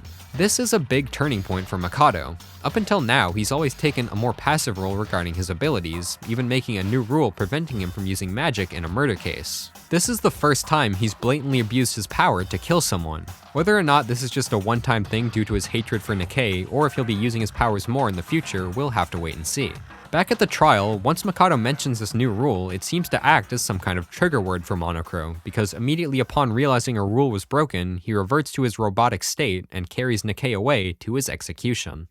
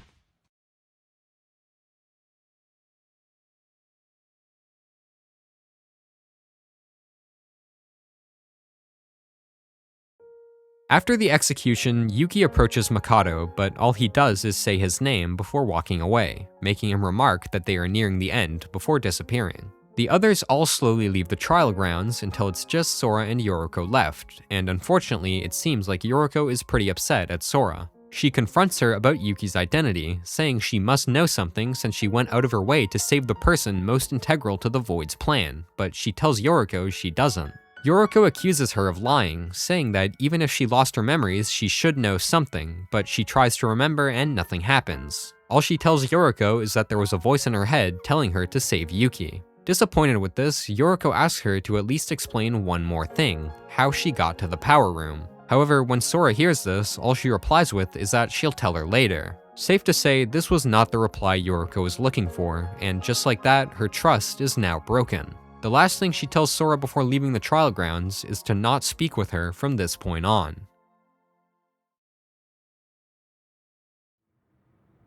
Back at the Mono Cruise, we find Sora knocking on the door of Teruya's room, wanting to speak with him. Eventually, he opens the door, and before he can say anything, Sora invites herself in and takes a seat. Teruya is still wallowing in his failure back at the tower, a feeling which has now been amplified thanks to the discovery that he was tricked by Nikkei, but he's interrupted by Sora, who tells him she has something for him, his reset code. He asks Sora how she managed to get it, and she simply says she received it from someone who told her to give it to him as soon as possible. And that someone she's talking about is Rei Makaru. Sora tells Teruya that she met Rei, and that Rei is actually still alive, but that will have to wait for later since Sora first wants Teruya to input his reset code so that he regains his memories. And before she leaves, she requests one last thing from him once he uses the code. She wants to know about Akane Taira.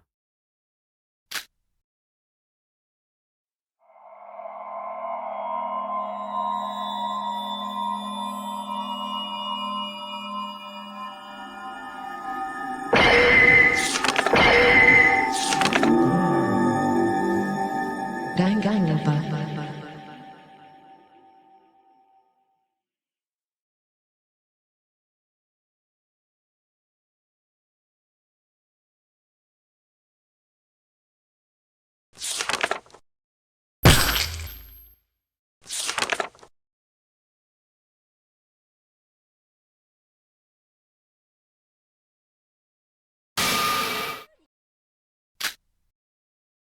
We're given a scene of Mikado and Iroha having a conversation, and in a strange turn of events, Mikado actually praises Iroha this time, revealing that she was the one who pushed Sora from the top of the tower. He says that if it weren't for her, there was a good chance Nikkei's plan would have actually worked, but Iroha doesn't care about any of that and instead brings up the rule he added, clearly upset with it. But to this, Mikado simply responds by saying that Nikkei was no longer useful, and she shouldn't have any issues with the rule if she wasn't planning on betraying Void. He ends off their meeting by saying that Utsuro is almost here, asking Iroha for just a little more help, which she agrees to, before the two of them quickly leave the room to work on their last plan.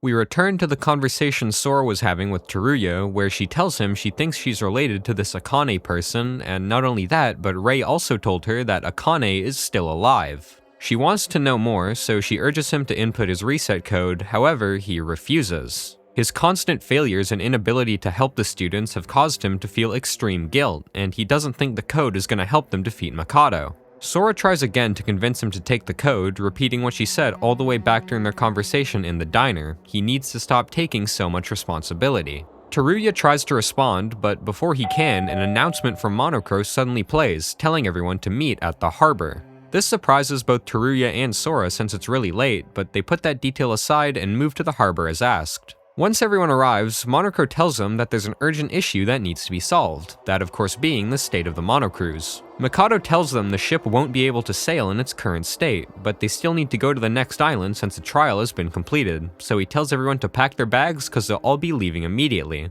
And then he blows the whole ship up, epic Halifax disaster reference. After that, everyone follows him to the end of the city on the island, however this time they find a bridge leading to the next island. There are also a bunch of vehicles waiting for them, however disregarding Shobai, none of them know how to drive, except for luckily Teruya, who offers to drive the rest of the students. Mikado then teleports away and Monocro prepares to leave as well, but before he does, we confront him about his recent behavior, asking him if Mikado has been threatening him. He doesn't give us a clear answer though, and he simply tells us not to worry before quickly scurrying away. So with nothing else left for them here, the students enter Teruya's car and begin the journey to the 5th island.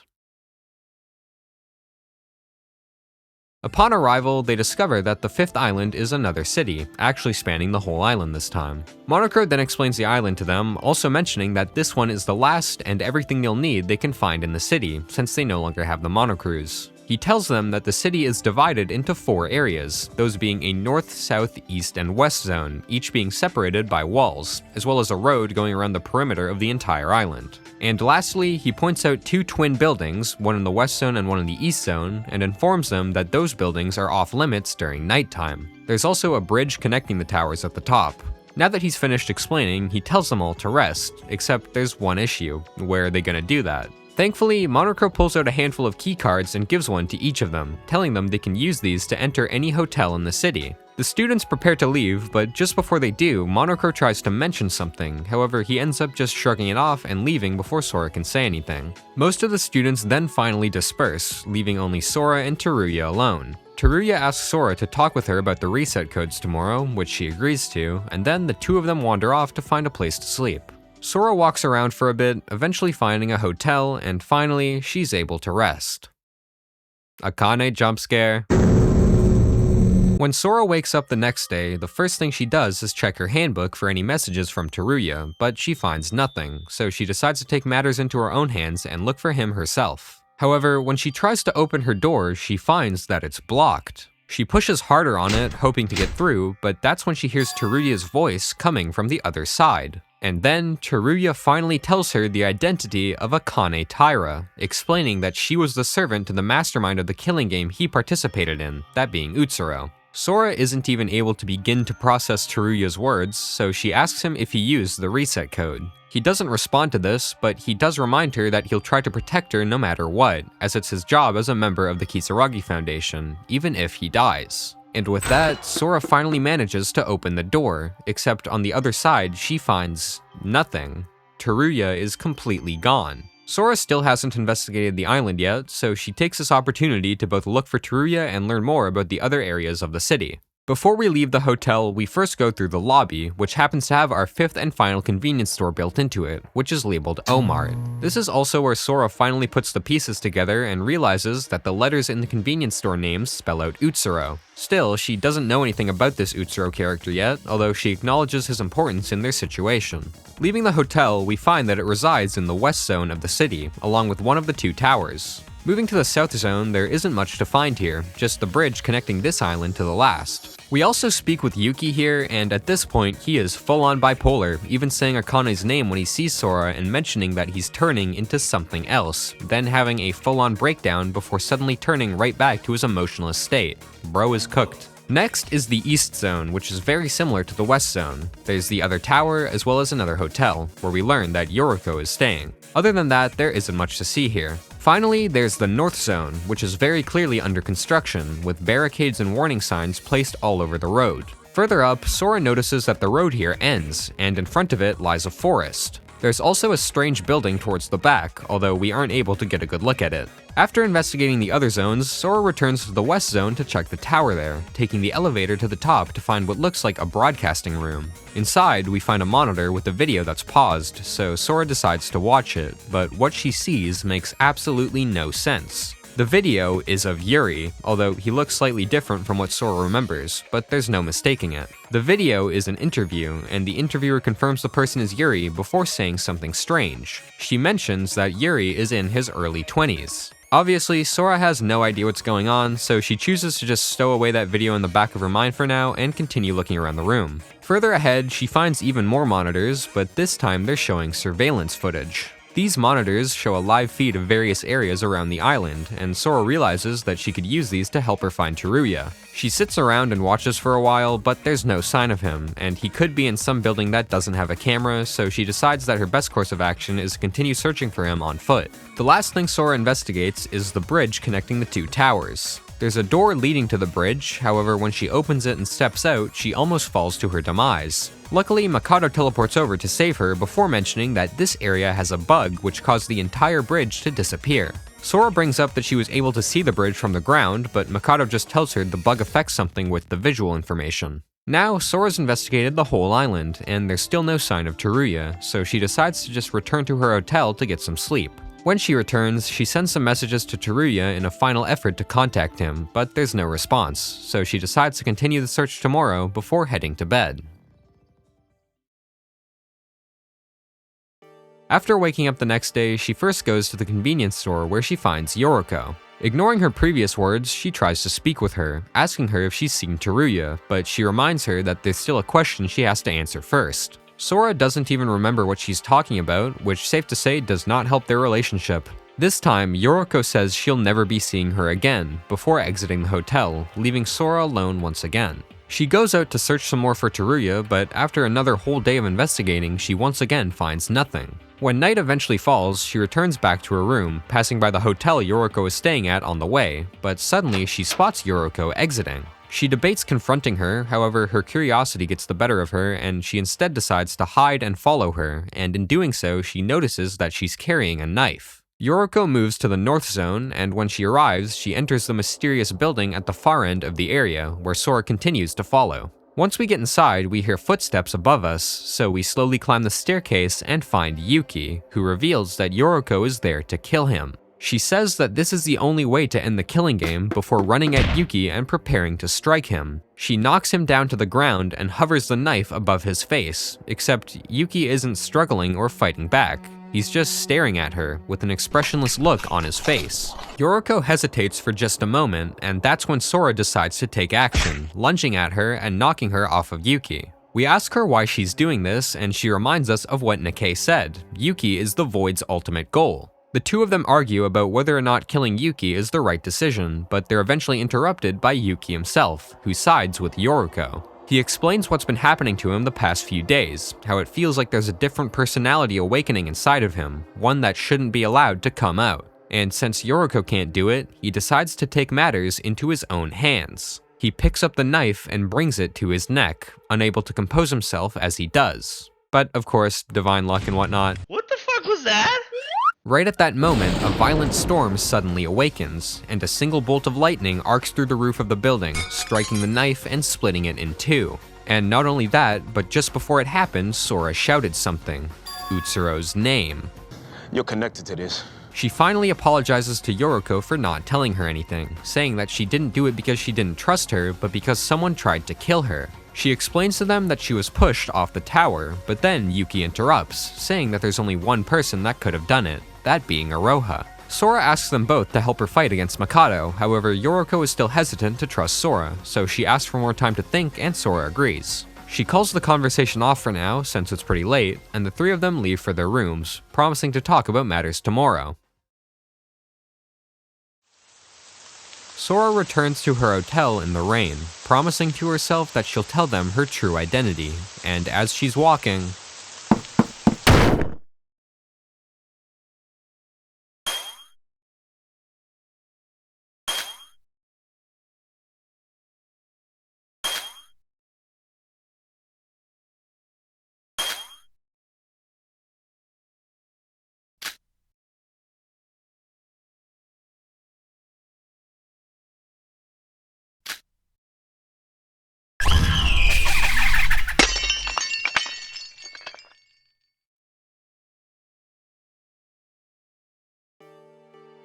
we wake up dazed in an unknown room, before noticing Shobai watching us from a distance, who then makes a Skyrim reference. That's super cool, bro. Sora asks him what's going on, and according to him, he had to kidnap her just to check up on a few things. We then realize that her shirt has been taken off, which Shobai says is because he needed to check the scar on her torso, 3 long slashes that resemble claw marks. He says he knows someone else with this exact scar, that person being Akane Taira. Yeah, remember back in the recap section where I talked about Akane sacrificing herself? Remember how she jumped in front of Monokuma just as he was about to attack?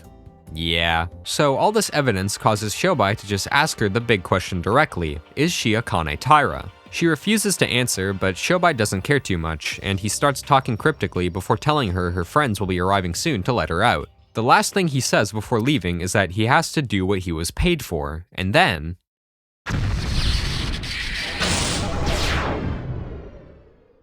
he disappears. This isn't like Mikado's teleportation. There was a big ball of light where he was standing, and then he was gone. Thankfully, it looks like he was telling the truth to Sora, because immediately after he vanishes, Yuki and Yoriko come running in. They explained that after they didn't receive a message from her, they began looking for her, eventually spotting her on one of the security cameras, so they went to get her. Now that Yoriko has had time to think, she decides to finally trust Sora again, so the three of them officially team up. Hooray! Sora brings them both back to her room to collect their thoughts and discuss everything, and what follows is one of the longest uninterrupted conversations in the entire game. To begin, Yoriko apologizes to Yuki for the whole trying to kill him thing, but Yuki tells her he wasn't the real Yuki back then, bringing up that other personality waking up inside him. But they decide to leave that for later and start off with something a bit lighter, their investigations of the island. While they share, Sora also warns them about the bug with the bridge. Yoriko then brings up the video of Yuri, and she asks them what they think of it. They all agree that the person is 100% Yuri, but they aren't too sure if the video is real. Yoriko seems confident that it is, however, since she's developed a theory which she shares with the two of them. First, she reminds them about what Nikkei said. They're in a virtual world and their memories were erased. She thinks that Nikkei may have misworded that last part because she believes that their memories weren't erased, but rather reworked. Since Sora can't remember anything, she asks Yuki what his last memory was before arriving at Utsuroshima, and he says he received a notice telling him to go to a certain place. That's when Yoriko asks if that's what really happened, implying that their memories even before arriving at Utsuroshima were fabricated. She doesn't think their memories were altered too far back, but instead they were reverted back to when they were in high school, and their appearances were too. This would mean that in the real world, they've all already graduated and are far older than they think they are. This also explains the video of Yuri. The version of him in the video was current day Yuri, which is why he looked older than they remember. She also has another piece of evidence to support her theory, Kanade's motive video during the third trial. She told them she never killed her parents, despite Mikado confirming that the video was real.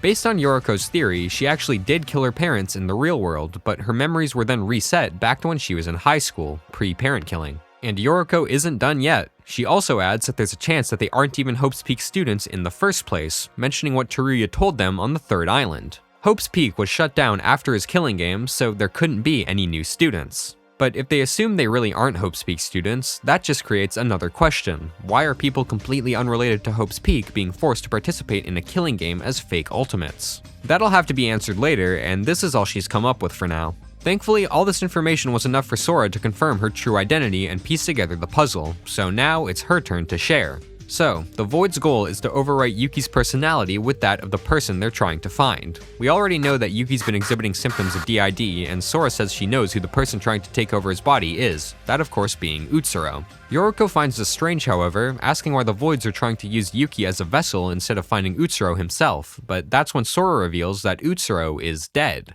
As soon as those words leave her mouth, Yuki completely breaks down, but suddenly, Sora fully enters Akane mode, going over to Yuki to comfort him, or as she calls him, Master Utsuro. Eventually, Yuki faints from exhaustion, and Yoriko is rightfully freaked the hell out. She tries to confirm that Sora is actually Sora, but she doesn't respond, making Yoriko finally ask, "Who are heck you?" So Sora finally tells her the truth. Her real identity is Akane Taira. According to her, she's had her memories back for a while, she's just been too scared to confront them. The trigger for her memories returning was back in the tower, where she met Rei, and here we're finally given the full conversation with her. Like she said, after falling through the floor, she met Rei, or rather a hologram of Rei, who gave her Teruya's reset code and asked her to deliver it to him, also adding that Akane was still alive, which was what brought back her memories. Now, despite technically being Akane, Sora still does not agree with what she did, so she asks Yoriko to continue calling her Sora, but you gotta remember, Yoriko did not watch the DRA Recap section of this video, so Sora explains everything to her from the beginning, starting with who Utsuro is. As we know, Utsuro saved Akane when she was young, and he also possessed the ability of divine luck.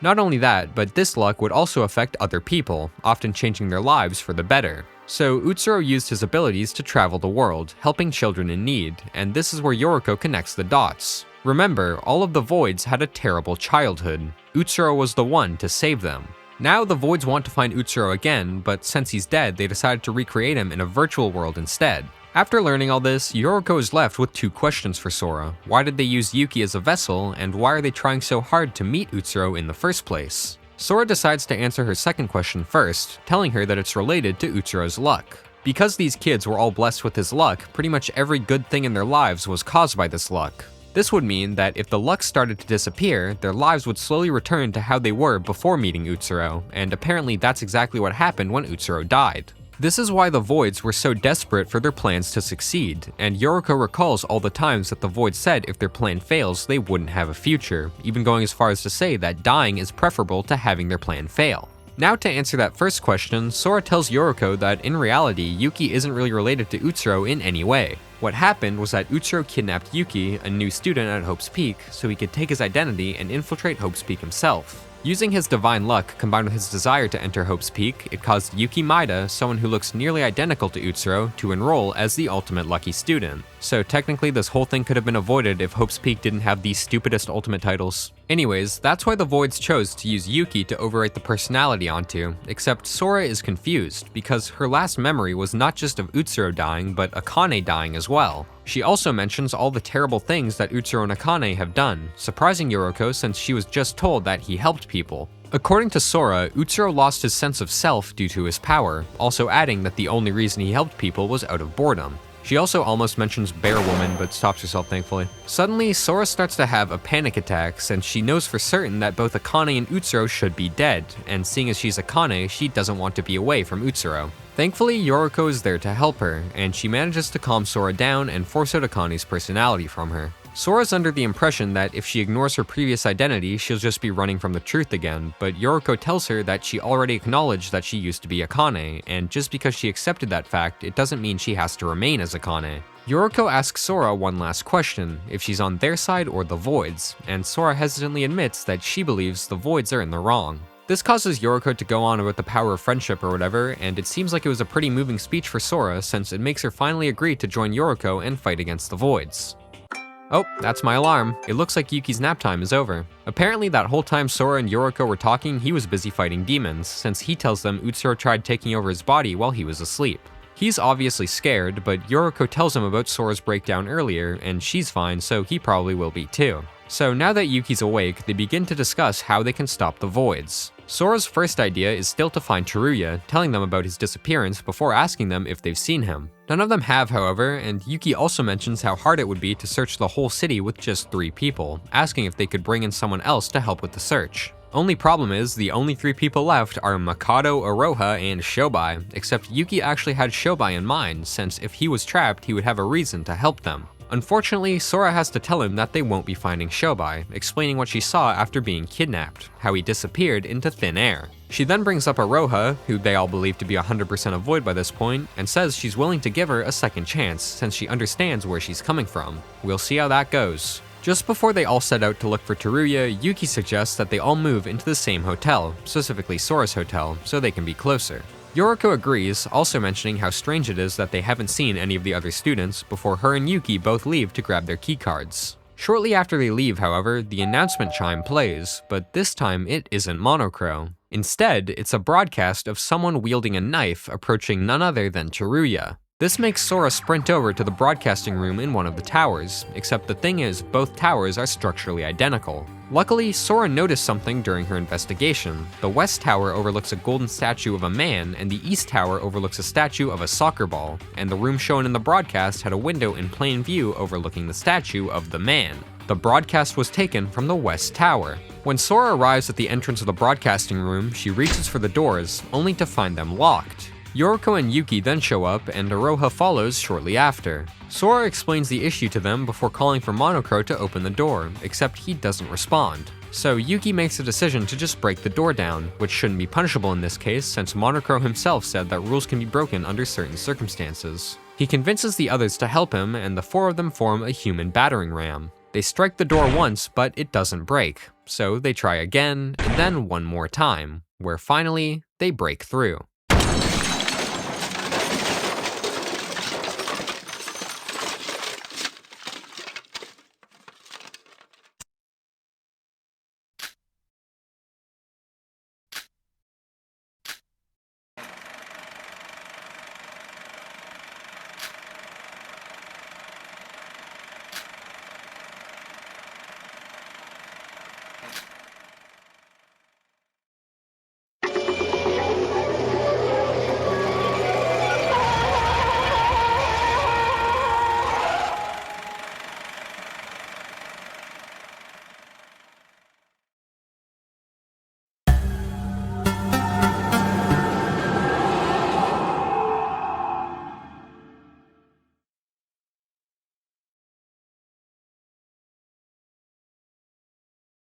Teruya lies at the opposite end of the room, but before they even have time to process what's happening, the sprinklers start. They all leave the room to wait for them to stop, and once they do, they re-enter the room only to find Teruya missing. Not only that, but behind where Teruya was, there's now a hidden door. They all go over to investigate it, and they discover that it's a storage room containing all kinds of broadcasting equipment, but more importantly, no Teruya. They try searching for him everywhere in the room, but they don't find him, so Sora eventually decides to leave and look elsewhere. Before she leaves though, Yoriko approaches her and tells her there's somewhere she wants to look with the others. Remember, the towers are structurally identical, meaning there's a good chance this hidden room is also present in the East Tower, so that's exactly where they go. When they get there, sure enough, that very same door has now appeared in the back of the room, so the four of them approach it and head inside.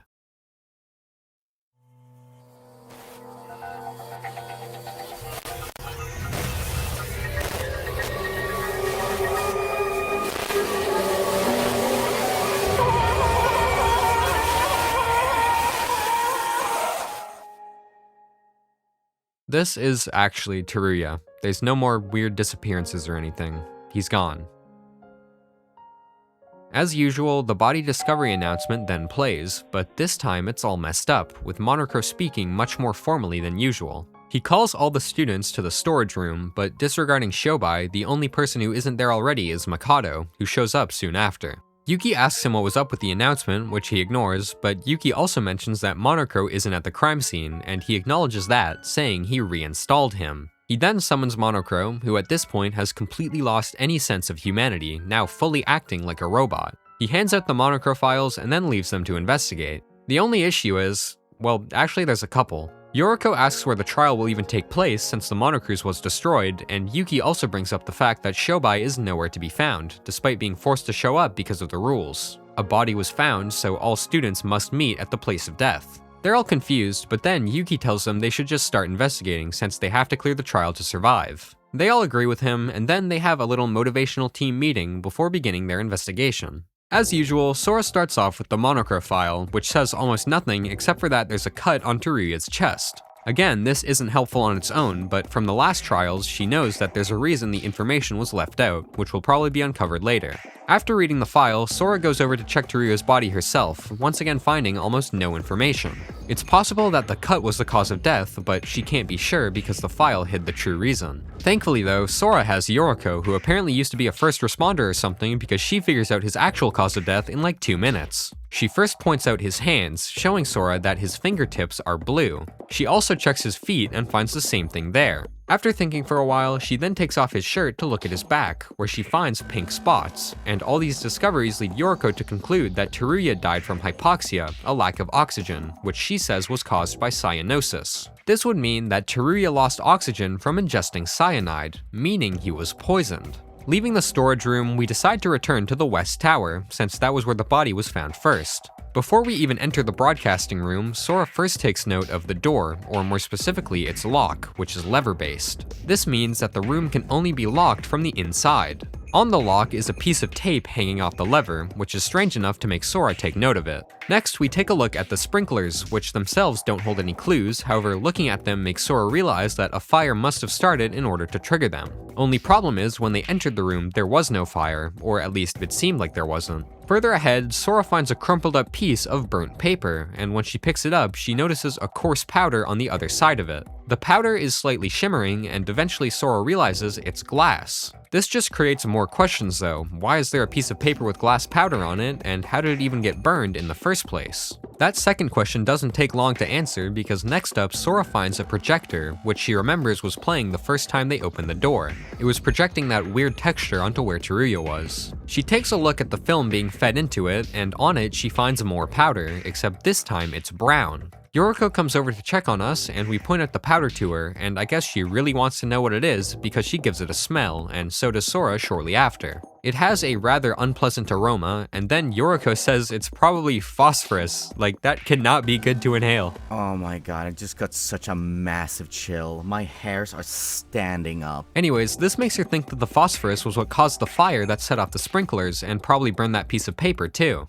While Yoriko is here, we take this time to speak about the case with her, going over everyone's alibis. When the video was being broadcasted, Sora was in her room and Yoriko and Yuki were going to get their keycards, leaving Aroha, Mikado, and Shobai Shobai. However, Yoriko can clear Aroha since she saw her on her way to the tower after the broadcast played, meaning the only two people without an alibi at the time are Mikado and Shobai, and we know the culprit probably isn't Shobai since he's been missing for several hours now. Going over to the left of the room, we find that the window is shattered. Teruya disappeared here, so Sora recalls what happened in the tower and theorizes that the same logic might apply here, but that's when Yuki comes over to tell her he already tested that theory. He threw some soda cans out of the window, and when he checked the bottom, they were all destroyed. Unfortunately, there will be no more going through floors. Next, Sora finds the camera the culprit used to record the video, and she discovers that it's only able to record live footage, so this is confirmation that the broadcast they saw wasn't pre-recorded or anything. And finally, Sora observes a big piece of cloth at the back of the room, which is stained with paint. She thinks it could have been used to clean bloodstains, but she decides to leave that mystery for the trial.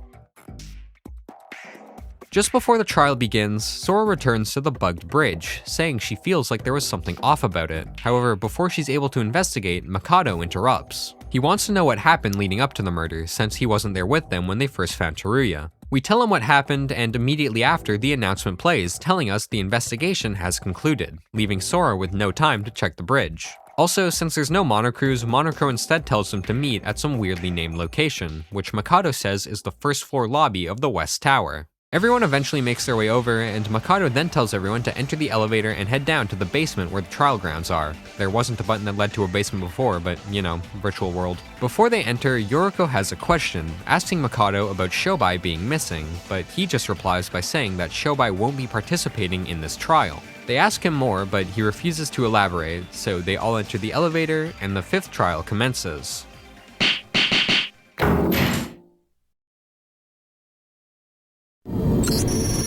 Yoriko begins by giving us a Chapter 1 throwback and immediately accusing Mikado, although this time she has evidence, the alibis. Mikado is the only person that doesn't have an alibi for when the broadcast was happening. He defends himself by pointing out that none of them were even together when the video was playing, and that the person he suspects is actually Sora, believing she went to the broadcasting room to film the video right after Yuki and Yoriko left. Sora refutes this by saying nah, he could have done the exact same thing, and he's even more suspicious for not having an alibi. She also points out the time it took everyone to get to the tower, and how he didn't even show up until the body discovery announcement played. Mikado actually agrees with her, but that alone isn't enough evidence to be sure he's the culprit, so they move on to discuss other aspects of the case. While they speak, Yuki ends up mentioning Teruya's stab wound, considering it as the cause of death, but we tell him about what Yoriko said. Teruya died from poisoning. Once again, Mikado agrees, but he also mentions the broadcast, bringing up how strange it is that the culprit recorded their crime. Yuki has a theory to explain this though. It was probably the culprit's intention to gather them all at the West Broadcasting Room. They all tried to figure out why this was done, and this conversation eventually leads them to the conundrum of the locked room, a problem which they decide to focus on before anything else. How could the room have been the crime scene if it was locked without anyone else inside? Sora starts by telling everyone about the lock. It's lever-based, so you can only lock it when the door is shut. They consider the possibility that the culprit escaped through the broken window, but we already know that isn't possible, although the broken window being mentioned makes Aroha ask a question: why was the window even broken in the first place? Sora thinks for a moment and then remembers the burnt piece of paper, more specifically the glass powder on it. The culprit probably just smashed the window to get some glass powder. This of course creates another question: why do they need glass powder? Something which Yoriko figures out pretty quickly. She's reminded of the phosphorus on the projector, and she realizes that the glass was probably used to create friction with the phosphorus to start a fire. And my god, they're on a roll, because now Sora says that the projector film was what was used to create the locked room mystery. According to her, the film was hung on the sprinklers and then taped to the door, which explains that bit of tape hanging off the lock. The culprit then put phosphorus on the film and the paper with the glass between the film and the sprinkler. At this point, if the projector were to be turned on, the tape would be pulled forwards and the door would become locked, meaning the door could be locked just by turning the projector on. Once the door gets broken down, the film is able to continue rolling, which would cause the phosphorus to rub against the glass, starting a fire. Now that that's been solved, they all shift their focus to Teruya, and more specifically his disappearance. Sora thinks it has something to do with the storage room, since the door leading to it suddenly appeared in both towers, so she thinks for a bit before formulating a question: why did the culprit want to start the sprinklers? Well, she realizes that they could be used to wash something off of the walls, specifically a drawing. The storage rooms were always there, they were just drawn over to make them look like part of the wall. This also indirectly leads them to solving Teruya's disappearance. The first Teruya they saw wasn't even Teruya, it was just a realistic drawing of Teruya. They didn't notice at the time because it was at the far end of the room, and the projector video was playing, and the sprinklers started shortly after they entered.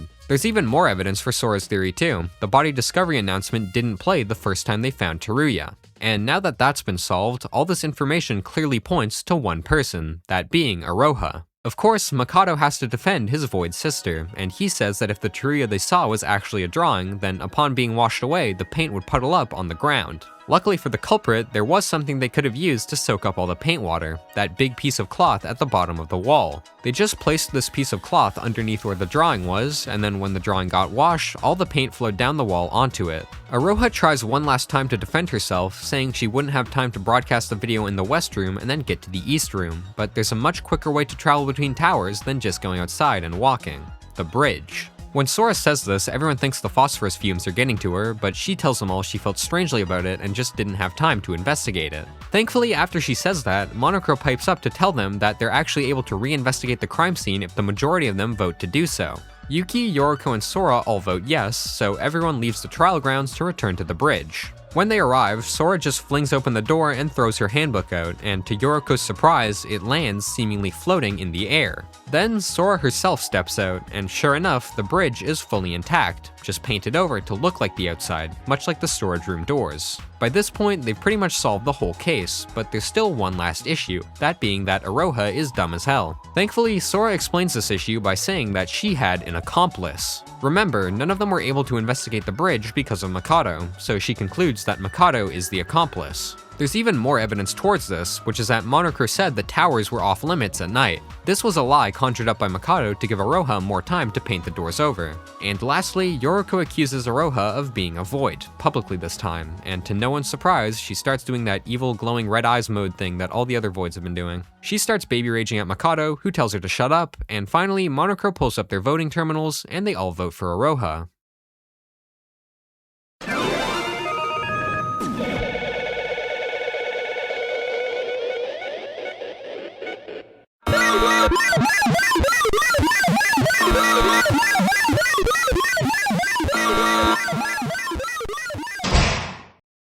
They get it wrong. I'm gonna be honest, if this section wasn't in the game, there's a chance I wouldn't have even made this video. One of my many issues with the main Danganronpa games is that it literally isn't possible to lose. The closest thing there is to losing in those games is running out of lives during a trial, and all that does is make you restart from the nearest save point. If you ask me, I find it incredibly unrealistic that none of the students ever end up failing across 18 trials, even if 12 of those were done with a supposed ultimate detective, which eventually made me think what would happen if a class fails the trial. You might be screaming at the monitor, they all just get killed, but I'm talking more about a class failing a trial and still having it work in the story. That's probably why I like this scene so much. It answers a question I've had since playing Trigger Happy Havoc. And yeah, I'm probably getting ahead of myself right now, sorry for spoiling, but clearly something unexpected happens, just take a look at the video length, but I just need to talk about how much I love this part of the game. Absolute cinema. Back to the trial, Monokuro confirms that Iroha is not the Blackened, confusing even her since she believed she was the Blackened as well. But no, the true Blackened of this case, as Monokuro tells them, is Makoto Sanoji.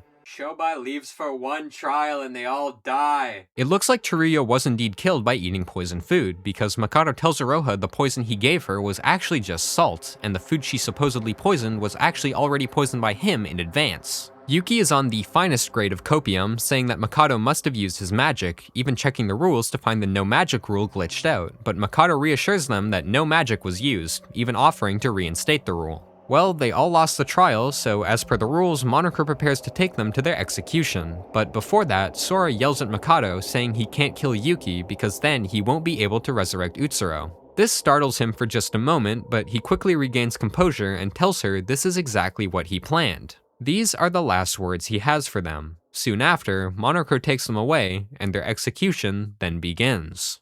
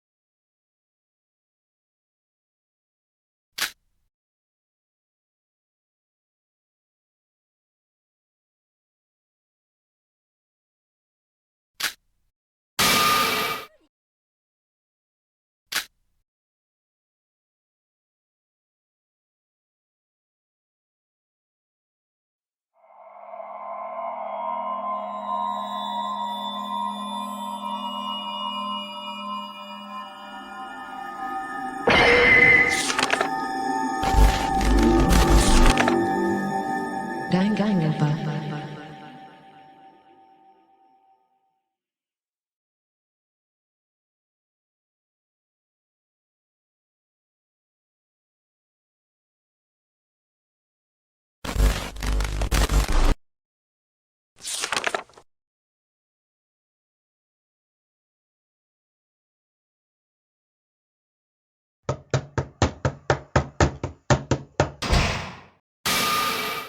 We hear a voice calling for a Miss Kurokawa, and then we see Kokoro.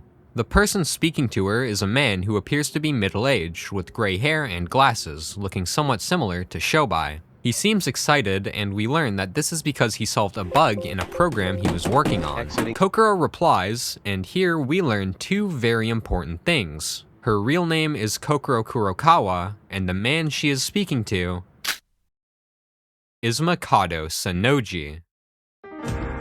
She scolds Mikado for calling her by her old last name, telling him to use Mitsume instead, but Mikado says that the name Kurokawa is still technically correct as she hasn't been officially divorced yet. The two then circle back to the code that Mikado was talking about, and they decide to test it. Kokoro approves of it, and Mikado then pays her. Kokoro can tell that the money wasn't earned legitimately, and she reveals that Mikado stole it by hacking. She doesn't mind this, however she's worried about Mikado getting caught, as there aren't many other people willing to invest in her work. Then Mikado mentions Utsuro, which makes him go red eyes glowing wolf mode. He explains to Kokoro that he has to meet Utsuro, even if it's just a synthetic version of him in a virtual world. Kokoro admits that finding Utsuro is unrelated to her goal, which she explains is to fully digitize human emotion. Her research and Mikado's goal of recreating Utsuro just so happened to overlap, so they decided to work together. Mikado then goes to check the sample data they collected on Kokoro's computer while Kokoro leaves to make coffee. Mikado finds the folder containing the data and opens it, but he's surprised to see that the data isn't stored in code, but instead a different format that he doesn't recognize. Kokoro returns from the kitchen, and she points out that she forgot to delete the folder Mikado opened. He asks her what the data files are, and she explains that those files contain her daughter's brain map along with the digitized form of all of her brain signals. She has this information as it directly correlates with what she considers her lifelong dream, to study what she calls primitive emotions. She wanted to understand and digitize the most basic emotions that humans have, but according to her, a person's emotions are easily influenced by outside factors, so to get the clean data she wanted, she would have to study a person's emotions from the moment they were born, with no outside interference. Upon hearing this, Mikado finally realizes the truth of the data he found. Kokoro had a daughter who she experimented on specifically to get that data. And now we circle back to what Mikado mentioned earlier, how Kokoro wasn't officially divorced yet. This was because her husband went missing. Initially, he allowed Kokoro to use their daughter for her experiments, but as time went on, his disapproval of her work grew, until one day he just couldn't let her continue anymore, so he took their daughter and fled. However, to this, Makoto points out that the data on Kokoro's daughter was being regularly updated until a few years ago, which Kokoro explains by saying that it's because she ran away with the scanning chip still in her brain. She then asks Makoto to delete the data, as it's taking up too much space and she has no use for it. Before he does, however, Kokoro decides to first take a look at it, and she discovers that her child managed to enroll into Hope's Peak. And not only that, but she also notices a recurring name appearing throughout her daughter's memory: Utsuro. Now, in case you haven't pieced it together, Kokoro Kurokawa, Mikako Kurokawa. Kokoro's daughter is Mikako Kurokawa, one of the students of the 79th class of Hope's Peak. Upon learning this, Makoto is sent into a frenzy. He tells Kokoro that this revelation must be because of divine luck, before ordering her to fully analyze the data, saying that it could be even more important than the AI they're creating. Kokoro isn't interested, but Makoto offers more money, which Kokoro accepts before Chapter 0 comes to a close.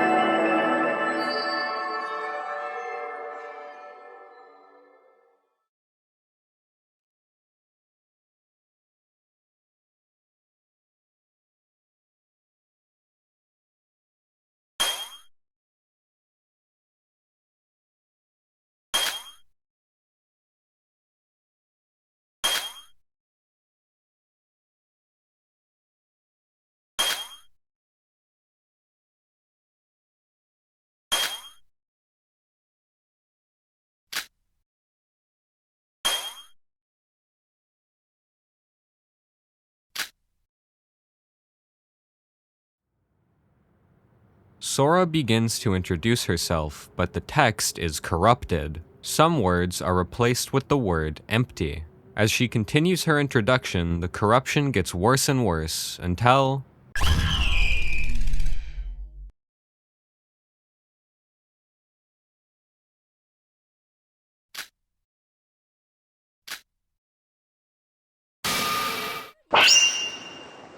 We wake up on what seems to be some kind of beach, but something's wrong. The sky is purple, there are floating lines of binary, and a woman we've never seen before is standing above us, shouting our name in a panic. Sora slowly gets up, and we find ourselves back at the first island, although things are terribly broken.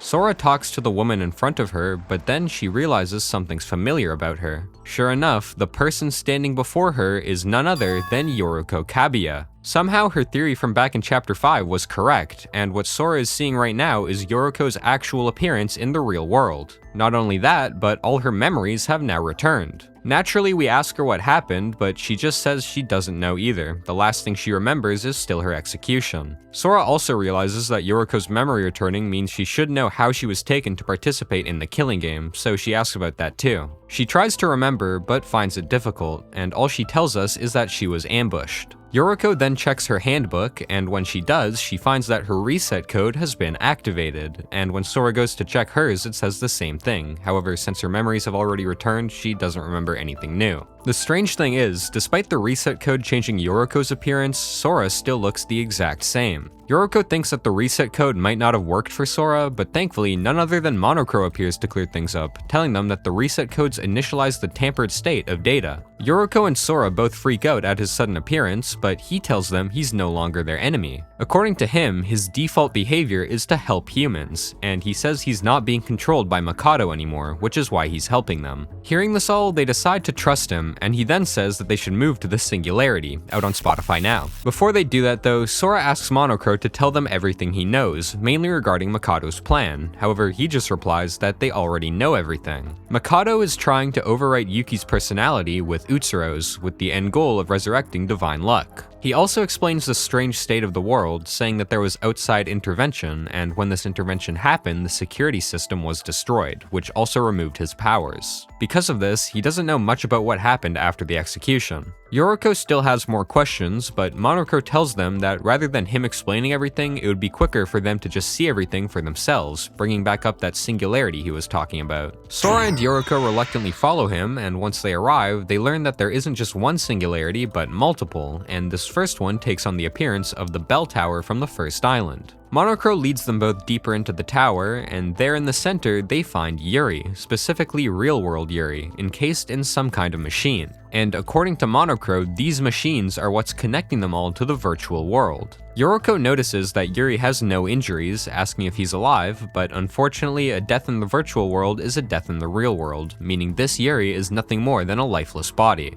The reason Yuri is there in the first place is because they're actually looking at his virtual avatar, which has been reset to his appearance in the real world, which is of course due to the reset codes. To prove the function of the reset codes to them, Monokuro even reverts Yoriko's avatar back to how it looked before. He then pulls up a little wiki page about Yuri, and Sora and Yoriko go to read it, discovering a list of accomplishments, namely that he developed an AI also named Yuri, and he became a next-generation symbol of hope for his contributions to space research. Yoriko doesn't understand why Monokuro is showing them all this, but that's when he turns to Sora and asks her if she remembers Yuri. It turns out that Yuri actually met Akane as a child. In fact, the whole reason he became so obsessed with women in the first place is because of Akane. Yoriko tries to confirm this with Sora, but her memories as Akane are a bit fuzzy because she says she can't remember for certain. Either way, Monokuro says it doesn't matter if she remembers or not. The important thing is that Yuri knew Akane for certain, and that is the exact reason why he was taken into this killing game. In fact, this extends to every student in the killing game. They were all taken because they all have some kind of relation to Utsuro's former classmates. Yoriko asks if that also includes her, and Monokuro replies with the name Minako Tamori, who has an awfully familiar last name.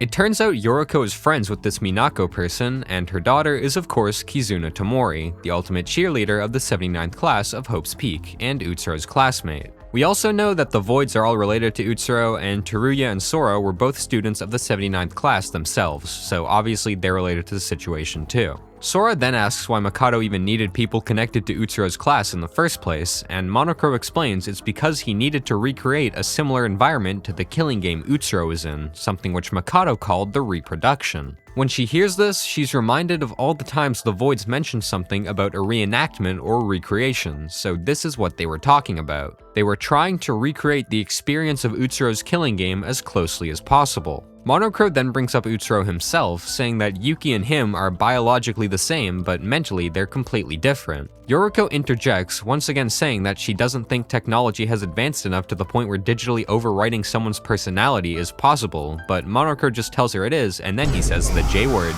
We all know what happened, let's just skip this part. He also reveals that the virtual world they're in is actually a stolen version of the Neo World program, which was modified by Makoto. Sora asks him how Makoto managed to get this technology, but unfortunately he doesn't know. Still though, she thinks there's more to this situation, and Monokuro confirms her suspicions. In addition to the related to Utsuro's class requirement all the students needed to meet to be chosen for the killing game, there were also some other requirements as well. The first is that they needed to be Hope's Peak students, something which Makoto learned through trial and error. But hold on, Yoriko says she was never a Hope's Peak student, and Hope's Peak was shut down after Utsuro's killing game. What's going on? Well, Monokuro responds by asking them a question. Why were all of the students' appearances set to what they looked like back in high school? Well, because Hope's Peak shut down, there were no more Ultimate students, so Makoto remedied this problem by kidnapping people who were considered symbols of hope instead. You might remember that Yuri's little Wikipedia page mentioned something like that. Basically, after the tragedy, people who contributed a significant amount towards rebuilding society were given the title of Symbol of Hope.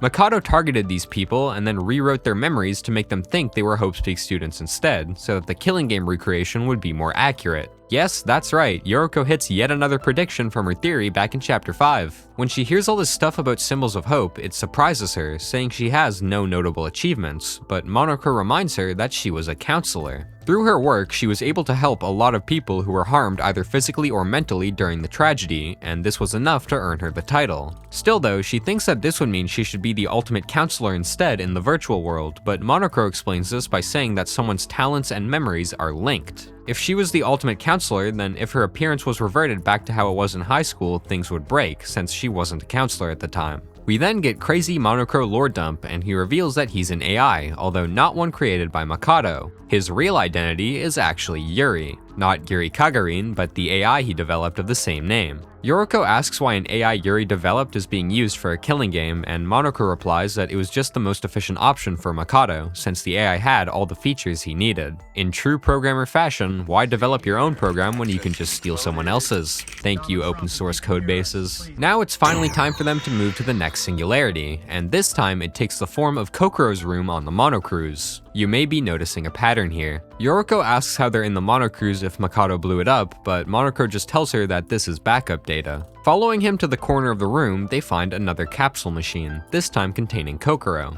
He explains most of what we already know to them, that her real last name is Kurokawa and she's the mother of Mikako Kurokawa, one of the students in Utsuro's class. He also pulls up another biography which the two of them read. According to the text, Kokoro was a very important psychologist, but one day she suddenly disappeared, and currently nobody knows her whereabouts. You may have noticed something missing from that biography, which Sora points out. Nowhere does it say that Kokoro was a symbol of hope. This time, Monokuro actually doesn't have an explanation, agreeing that it's strange, but ultimately deciding to just not worry about it for now. Sora then asks Monokuro where the other students are, and he says that while he isn't able to locate Makoto, he does know where the rest are, and they should be coming across them shortly. They prepared to move to the next singularity, and Sora has realized the pattern by now, predicting that the singularity will be the ghost house on the third island. This also leads Yoriko to deduce that there are 3 more singularities left. Arriving at the next singularity, sure enough, it's the ghost house. This time, there are 3 capsules instead of just 1, which Monokuro says are for Setsuka and the twins. Sora finds this strange, however, since if the twins are here, why were Hajime and Emma not present at the first 2?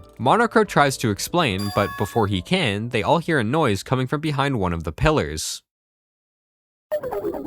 It's Aroha! Now, this may come as a big surprise to you, but believe it or not, Yoriko is actually not very happy with her. What kind of shit is this? Do you hear me, bitch? Sora remains pretty calm, however, and that's because she has something to ask her. She tries convincing Aroha to join them and fight against Makoto, but Aroha mentions the rule that got Nikkei killed. Good news though, all of the rules are now obsolete, so she shouldn't have to worry about any retaliation from Makoto. Hesitantly, she finally decides to join them, and then Monokuro gives her a quick rundown of the situation. She also asks why their executions were stopped, and Monokuro explains that it was because someone force terminated the Neo World program from the outside world. Sora then realizes something, and she asks Aroha why she wasn't surprised about Yoriko's appearance, before quickly remembering what Nikkei said back in Chapter 4. All of the Voids received some basic information on each of the students. Another strange thing is that even though Aroha's reset code has been activated, she still looks the exact same, and that's when Monokuro reveals that the Voids don't have reset codes. For some reason, it's taken him this long to say it, but he finally tells them what the reset codes actually do. They sync someone's real-world data with the virtual world. The virtual data of the Voids weren't altered, so the reset codes did nothing to them. And this answers the question Sora had like a minute ago. Hajime and Emma didn't have capsules at the first 2 singularities because the capsules are imported when a body returns to its original state. The Voids have always been in their original state, so no change and no capsule. While they're on the topic of the Voids, Monokuro adds that they were only used by Makoto to fill up the numbers, causing Yoriko to realize that this means none of the Voids have any talents. They're not symbols of hope, and they're not ultimates. This doesn't make any sense though, because all of the Voids have shown that they were capable of what their supposed talents were. For example, Aroha drawing all of those realistic things in Chapter 5, or Hajime being able to knock out Shinji with a single punch all the way back in Chapter 1. They think about this for a bit before Aroha interjects, saying that it's just luck. Originally, none of the Voids had any talents, but after they met Utsuro, his luck gave them skills which would eventually become their ultimate titles. So the Voids do actually have real talents, it's just that they only have them because of Utsuro's luck. Now they can finally address the 3 dead bodies in the room, starting with Setsuka. Monokuro comes over to explain that in the real world, Setsuka was actually working as a private investigator, and contrary to every other student, she actually isn't related to Utsuro's class. Instead, she was related to the Kizaragi Foundation. The Foundation hired her to find Makoto, however Makoto found her first, capturing her and putting her in the killing game. He thought including Setsuka would be fine for the recreation since the Foundation was created as a result of the last killing game. They then read her profile, which says that she lost her right eye in an accident and it got replaced with a camera. She used this to her advantage as a private investigator, and that is what made her a symbol of hope. All this talk about Setsuka makes Sora remember something, and she turns to Monocro, asking him if he's able to recover the note that Setsuka wrote on the third island, the one Kanade burned. He says he should be able to, but after pausing for a few seconds, he tells them that there was no backup data of the note, so recovering it is impossible. Interestingly though, the fact that there's no backup data means that Mikado probably went out of his way to delete it, so it must have been at least a little worrying for him. Next, they take a look at the twins. Opening their profiles, both of them contain basically the exact same information. They participated in a lot of charity events and did a lot of volunteer work, which is how they became symbols of hope. Once again, however, Sora notices that there's seemingly no relation between them and Utsuro's class. Monocro says he was only given basic information on the twins before telling them that Kanade's personality surprised not only the Voids but even him, predicting that not even Mikado knew about her true behavior. Also, to explain that discrepancy Sora found, he thinks that the reason the twins were involved in the killing game is because of Kinjo. Because so many people involved with Melody Rhythm were going missing, it would only make sense for Kinjo, the ultimate police officer, to get involved with the investigation. This makes her and Yoriko feel weird though, since all of the students so far have only been related to Utsuro's class in a very distant way. Thankfully, Iroha has answers, telling them that according to Mikado, there were no alternatives. Yoriko also realizes something here. Void's reset codes do not change their appearance. Sora's reset code is activated and she still looks the exact same. Very interesting. They all talk about how Sora was under the impression that Akane died, but that's when Iroha interrupts, asking who Akane even is. She says that unlike all the other students, she didn't receive any information on Sora, so they explain Akane's identity to her and she is absolutely floored. She calls Sora part of the Children of Utsuro, which was what Void was originally called before Mikado took over. This conversation makes Sora remember something Shobai said back when he kidnapped her on the 5th island. Mikado knew about Akane but tried to hide information about her. For some reason, Mikado was trying to cover up Akane. Anyways, that's about it for this singularity, but before they move to the next one, Sora approaches Iroha and confronts her about why she pushed her off the tower. She eventually admits it, apologizing profusely and explaining that Mikado was threatening her. Sora has no hard feelings though.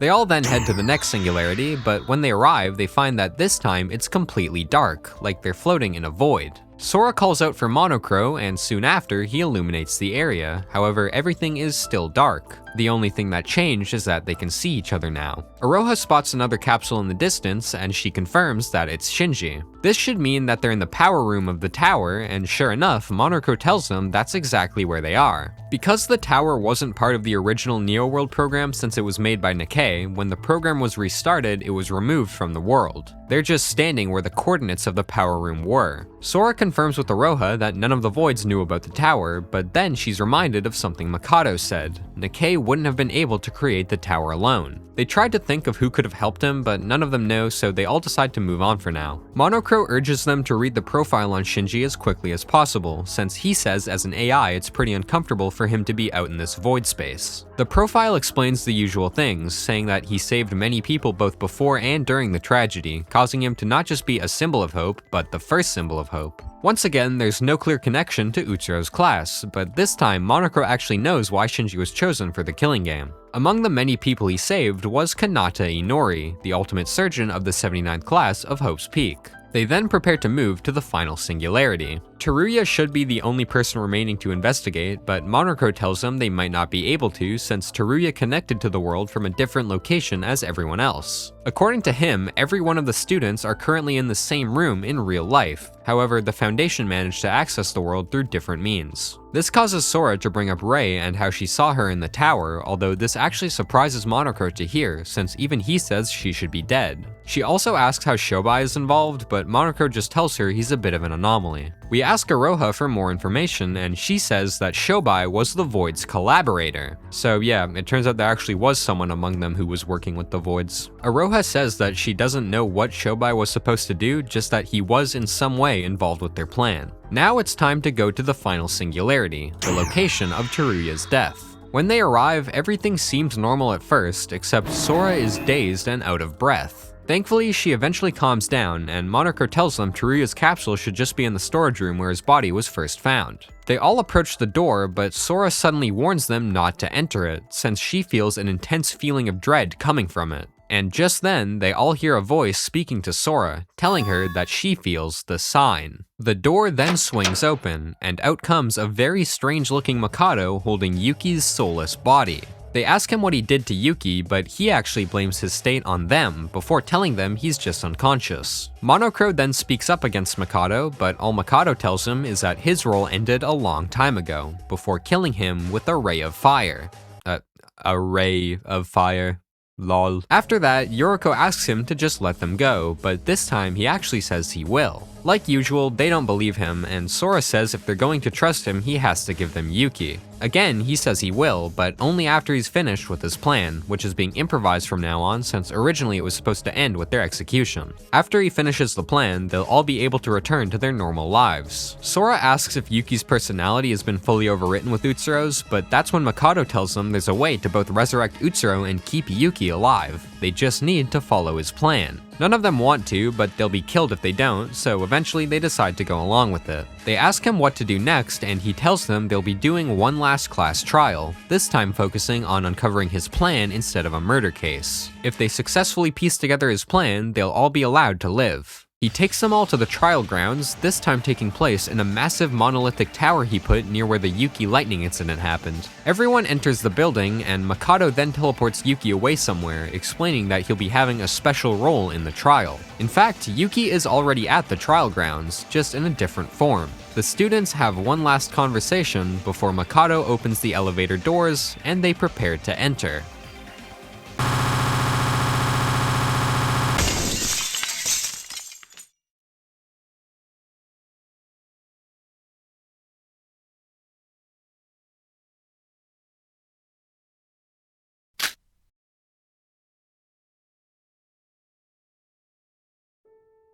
We're lying inside a capsule, and standing above us is a man in a wheelchair with blue hair and a police cap.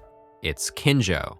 We hear him speak to the members of his team before someone comes running up, screaming his name. That person is Rei Makaru, and she's clearly infuriated with Kinjo, even striking him as she berates him. Kinjo is unbothered by this, and he then calls for Shobai, who walks up to them, which surprises Rei. Kinjo asks him if he carried out the orders he gave him regarding Mikado, and he says he has, although he seems unhappy that he had to betray his client. Rei doesn't understand why the two are speaking with each other, but Kinjo tells her to just leave it for now, since they have more important matters to deal with. Rei isn't letting go though, and she then brings up Teruya's death. Kinjo falls silent for just a moment before brushing his death off and calling it a sacrifice. As you'd expect, this only makes Rei even angrier, but before she can do anything, Kinjo reminds her that they're still on active duty, so she should put her feelings aside for now. Reluctantly, she does, and she's then told that their first priority is to secure the survivors that have awakened from the Neo World program.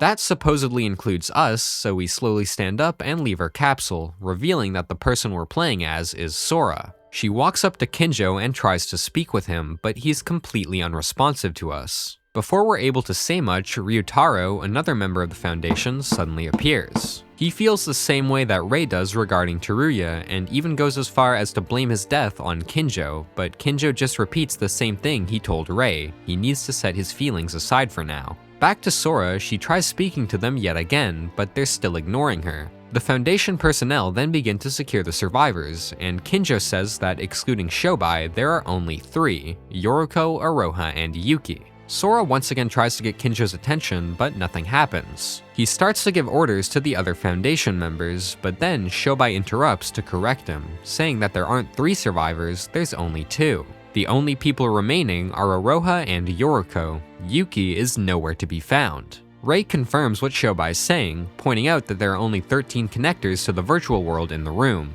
Teruya connected from elsewhere, and the bodies of both Mikado and Yuki are missing. Sora begins to realize that none of them are even acknowledging that she exists, wondering if she's even in the real world, before walking over to another capsule and seeing Yoriko wake up from it. Sora calls out to her too, but once again she gets ignored. Over on the other side of the room, Aroha tries to wake up as well, however she tries to escape before anyone can speak to her. She ends up getting captured anyways, and Keisuke, another Foundation member, tells Yoriko that Aroha will be detained for her contribution to the situation. After waking up, the first thing Yoriko does is ask about Sora, specifically where she is, surprising Sora since she's literally right in front of her. Keisuke tells her he doesn't know who Sora is, and that the only survivors are her, Aroha, and Yuki. By this point, Sora has had enough, so she goes to reach for Yoriko only to have her hand pass directly through her. Yoriko and Keisuke both walk over to the capsule Sora woke up from, and inside they find the body of Akane, still laying down.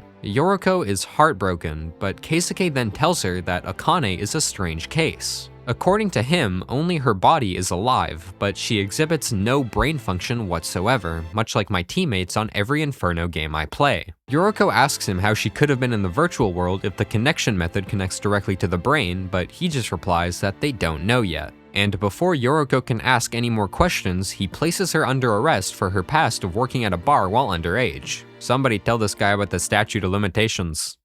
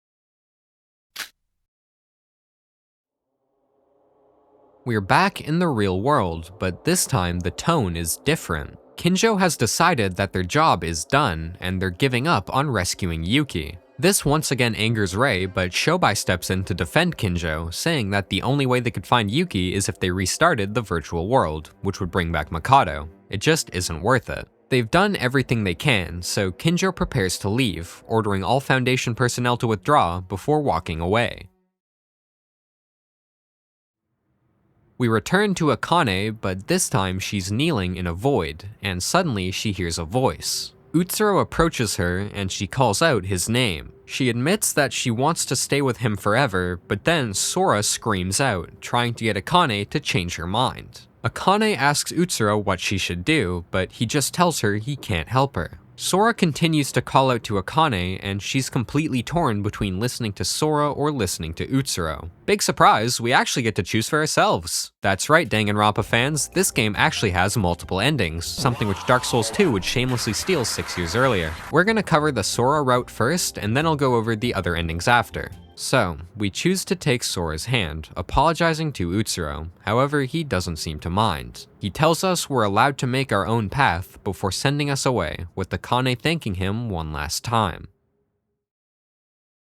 Returning to the real world once again, we find all of the Foundation members, as well as Aroha, Yoriko, and Shobai, all waiting at the door. Kinjo tells them they need to leave, but they reply that there's a problem. The door won't open. They all think it was some kind of mistake from someone inside, but Shobai then gets 1,000-yard stare before they all hear a voice coming from the main room. Rei tells Keisuke to stay behind and wait with the others, while her, Kinjo, and Shobai all rush back into the room, where they find Mikado. It should have been impossible for him to restart the program alone, so Shobai asks how he did it, but he admits that even he doesn't know. When the program was shut down, he should have died, but for whatever reason that wasn't what happened, and now he's back. He also explains the locked door, saying that he's able to control the entire facility, including the security systems. Shobai and Kinjo have a little quarrel because of course they do, but this time Rei is the one to tell them that they need to act as fast as possible. She turns to Mikado and asks him what he wants from them, and he says there are two things. First, they have to return all of the survivors, including Shobai, back to the virtual world, and second, Rei and Kinjo must also join the virtual world. Kinjo immediately refuses, but then Mikado mentions the forced shutdown.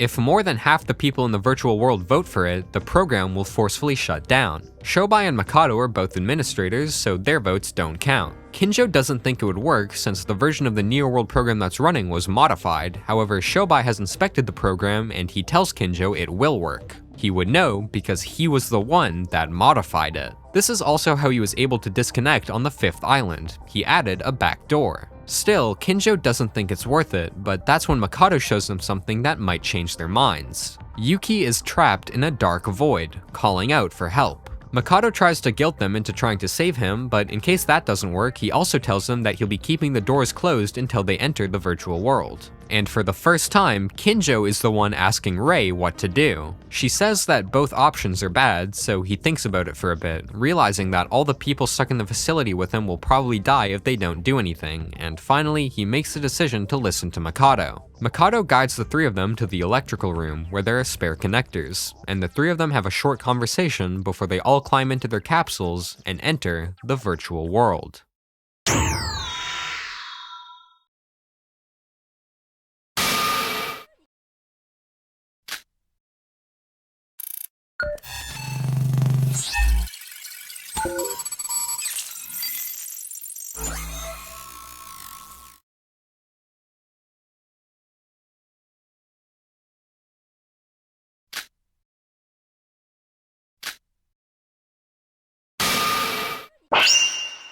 Yet again, we hear our name being called, and yet again, we wake up to find Yoriko standing over us. She wants us so bad. This time, however, the sky is gray, or rather the ceiling, because after standing up, we look around and realize that we're back on the monocruise. Also inside the room are Aroha, Kinjo, Rei, and Shobai. Sora speaks with Yoriko for a bit before Rei and Kinjo walk up to her, and Rei asks her if she's really Akane, but all she tells her is that she knows more about her than herself. She then asks why they all came back to the virtual world if they managed to escape, but before they get to explain everything to her, Mikado comes back. Because Rei and Kinjo are newcomers, he explains his whole plan of having a final class trial to them, also telling them that he'll reveal more about Teruya's death during the trial as a little treat. Finally, he tells everyone that he's hidden clues around the monocruise for them, so they should all get to investigating. They all disperse soon after, except for Yoriko, who asks Sora to investigate with her. Our question still hasn't been answered though, so again, Sora asks her why there are Foundation members in the virtual world. She explains everything we already know, that the Foundation managed to shut off the Neo World program, but Mikado somehow came back, and then it's her turn to ask us a question. Why do we seem to know more than we should? Sora tells her about the ghost-like experience she had in the real world, causing Yoriko to bring up that her body is brain dead. However, Sora just tells her it doesn't matter. She's able to move right now, and that's what's important. Still though, it's weird that she's able to connect to the virtual world, so they decide to figure that mystery out later, and the two of them then begin their investigation.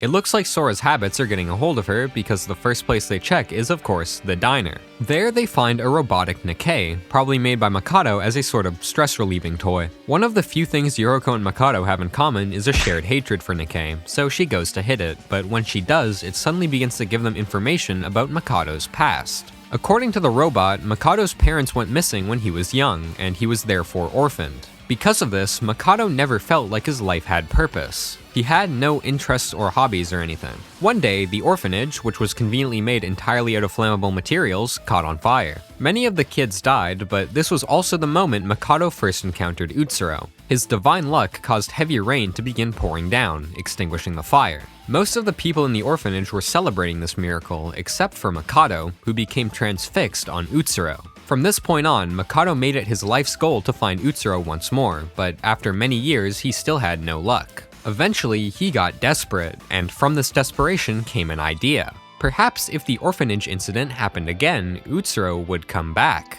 Yeah, he burned down an orphanage. Surprisingly, this actually didn't work, and all it resulted in was a bunch of dead kids. The The robot Nikkei continues with its story, saying that after the fire was set, it eventually spread to Mikado himself, but it doesn't get very much farther than that before Mikado interrupts and blows it up. Thankfully, he's open to questions, so Sora asks him what happened to him after the second fire, and he tells her the flames extinguished for seemingly no reason. He explains that he started the second fire with gasoline because Rain wouldn't put it out, and he wanted to see how Utsuro would deal with the situation, and eventually the flames just went out with no cause. We're talking about the flames on him, by the way, the orphanage was still burning. He then leaves, and Sora thinks back to something Iroha said at one of the singularities. Each of the voids received a different amount of luck. If the amount of luck is dependent on how much they interacted with Utsuro, and Mikado was saved by Utsuro twice, it would only make sense for him to be the strongest out of them all. Moving to the infirmary, there we find a computer lying on a desk. Yoriko turns it on, and after booting up, all they find are a couple of documents on the desktop. They open up the first one and find that it's a report on Alter Ego. Yes, that alter ego. You're probably familiar with it, but I'm gonna cover the report anyways for the sake of continuity. Yoriko first explains what an alter ego is to Sora, basically a crazy powerful AI based on a real person that's almost like a simulated human brain.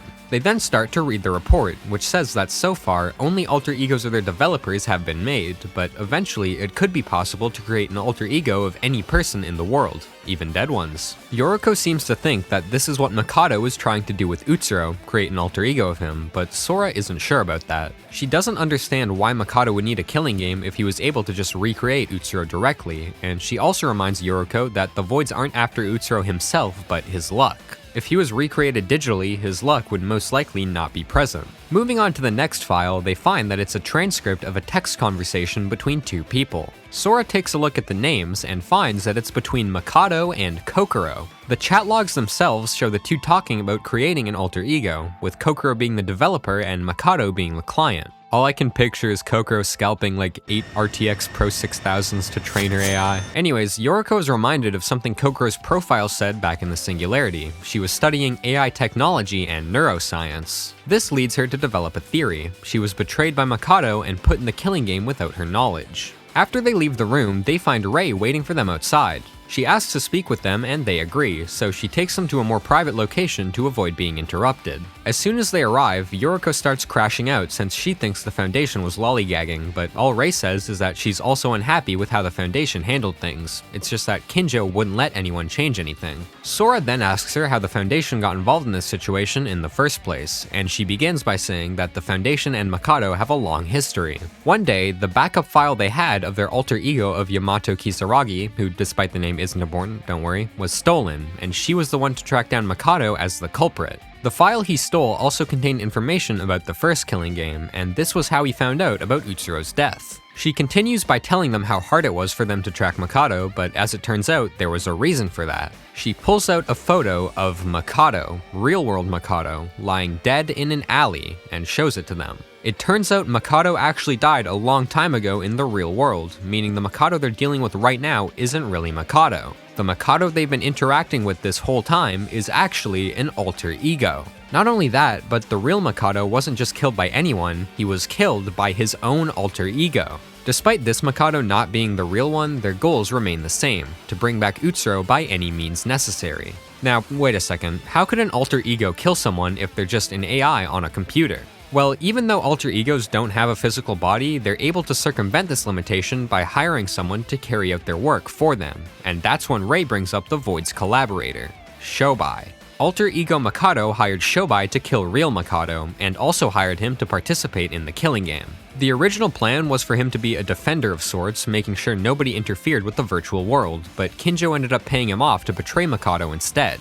He wanted to make sure nobody knew that Shobai was helping the Foundation, so he hid his actions from everyone, including Rei and Teruya, who he sent in as bait to prevent Mikado from finding out. Work culture in America is crazy, bro. My boss just sent me to an island with a wizard. That's all the information Rei has for now, so now it's Yoriko's turn to ask some questions. The first being how she survived what happened on the first day. Long story short, she managed to figure out a way to get an emergency escape code, which does exactly as the name suggests. Using this will allow you to exit the virtual world instantly, and this is exactly what she did right before being burned. The reason she didn't pull Teruya out as well is because right after she left, Mikado strengthened the security. After that, she tells them one last thing, which is that the virtual world experiences crazy time dilation. Remember how Yoriko was upset because the Foundation was taking too long to save them? Well, it turns out that they weren't taking weeks to show up, it just felt like weeks were passing to everyone in the virtual world. In fact, Rei and Teruya both joined the virtual world for the first time only a couple hours ago, despite it feeling like well over a month for Yoriko and Sora.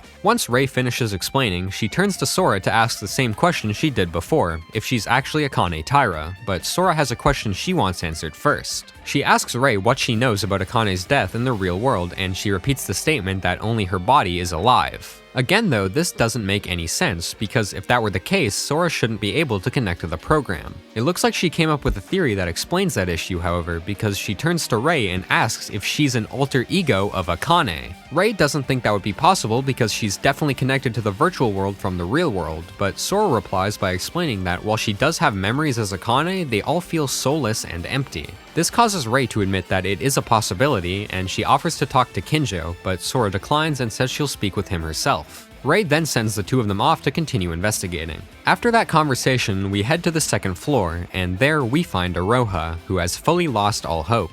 According to her, even Shobai said they won't be able to defeat Mikado, which is why she's being so gloomy. Yoriko wants nothing to do with her, and she eventually wanders off, so they decide to talk to Shobai themselves to confirm his opinions on the situation. They find him in the library, and the first thing Sora asks is why he worked as a double agent. To nobody's surprise, it was because of the money. The Foundation simply offered more than Mikado did. Next, she asks if he talked with Iroha, and sure enough, he did. It looks like Iroha was telling the truth because Shobai repeats what he told her. There's no way to win against Mikado. Sora then returns to the double agent question because his answer didn't sit right with her. She doesn't think he would betray his client for money alone, so she asks for the real reason he chose to work for the Foundation, and he explains that while the money did play a big part in his decision, he also determined that working with the Foundation would just be better for him. For whatever reason, he just gets a bad feeling when working with Mikado. Yoriko then asks about Mikado returning after the virtual world was shut off, suggesting that someone in the room turned it back on, but Shobai disagrees, since the only people that were in the room at the time were him, Kinjo, and Rei, none of whom particularly want Mikado back.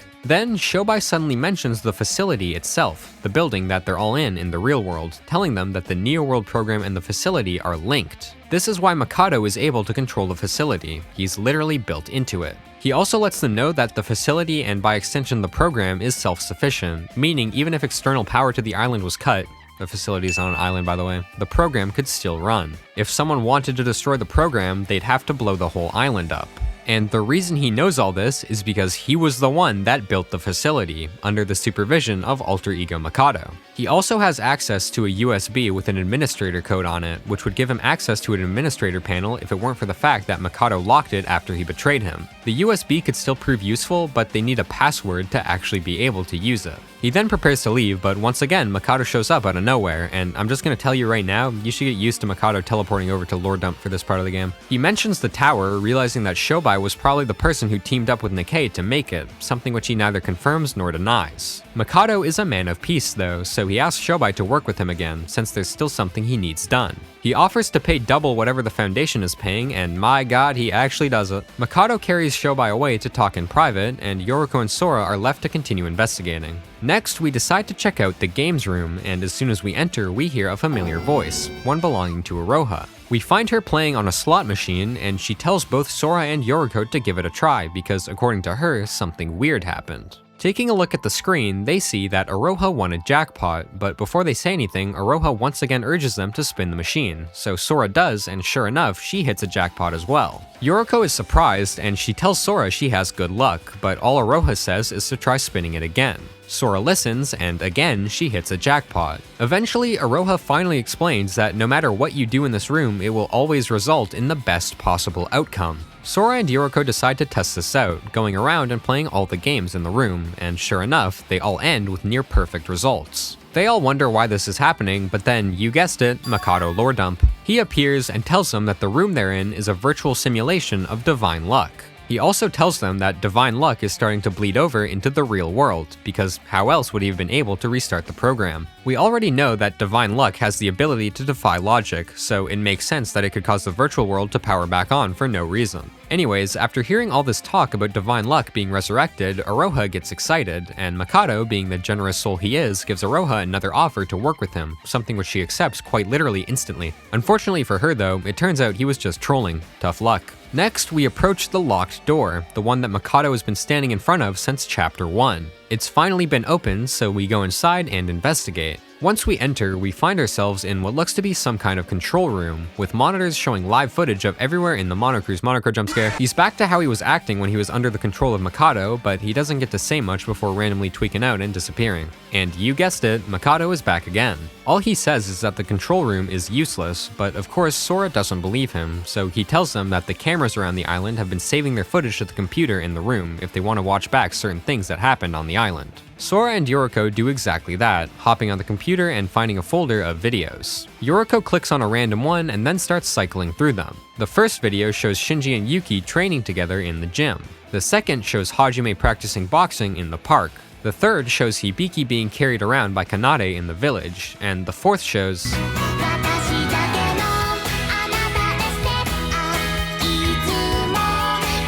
we tell Yoriko to stop goofing off and play more important videos, so she searches around for a bit before finally opening one that seems more helpful. This video shows Setsuka and Nikkei conversing in private, discussing some kind of plan. The two then leave the room, so Yoriko tries to track Setsuka by checking the other videos recorded around the same time. The next video she opens shows the two of them talking about the control room, trying to find a way to get in. The video after that only features Setsuka, who's stalking Mikado, and she ends up seeing him input the passcode to unlock the control room. She waits outside for Mikado to leave, and once the coast is clear, she goes up to the door and enters. The video ends after that. Yoriko tries to play the next video, but that was the last one. She tries to search for anything else, but Mikado appears yet again to tell her it's pointless to try and find out what Setsuka discovered, simply because they already know everything that she did. However, Sora realizes that if that were the case, then why did he delete the note she wrote? Well, he actually decides to just reveal what was on the note to them, saying that it contained what he calls his basic algorithm.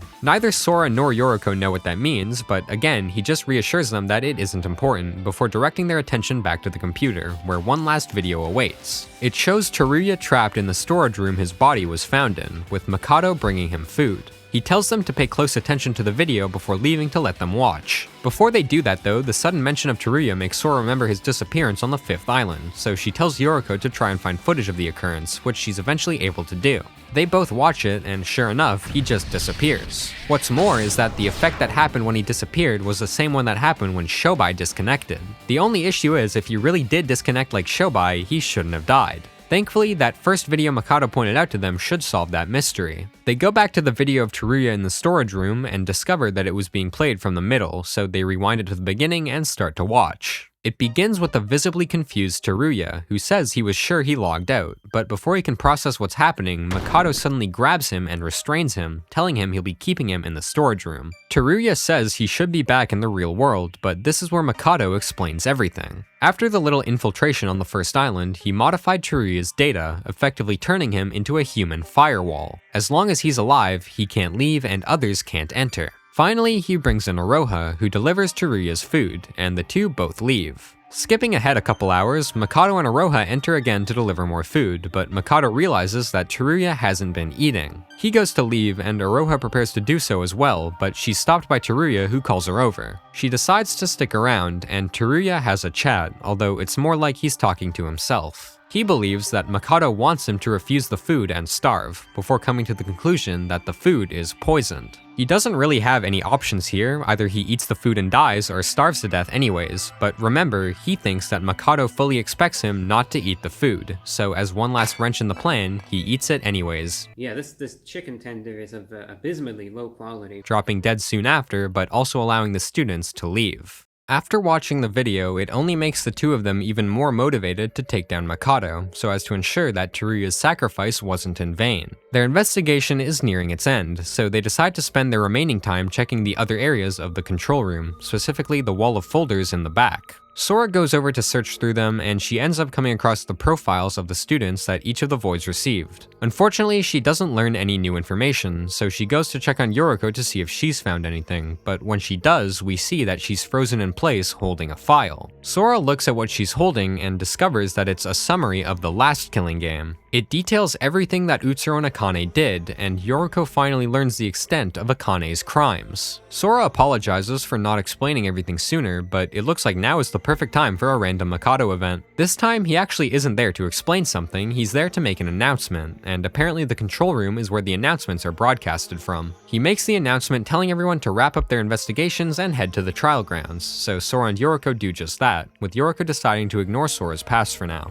They approach the door to the elevator room, open it, and walk through, and when they do, Sora is greeted by a dark void. Shortly after, a blinding light appears, and she hears a voice. Utsuro steps out in front of her, trying to say something, but she can't hear him. And as quickly as he showed up, he suddenly begins to disappear. As soon as he's fully gone, Sora lets out a scream, and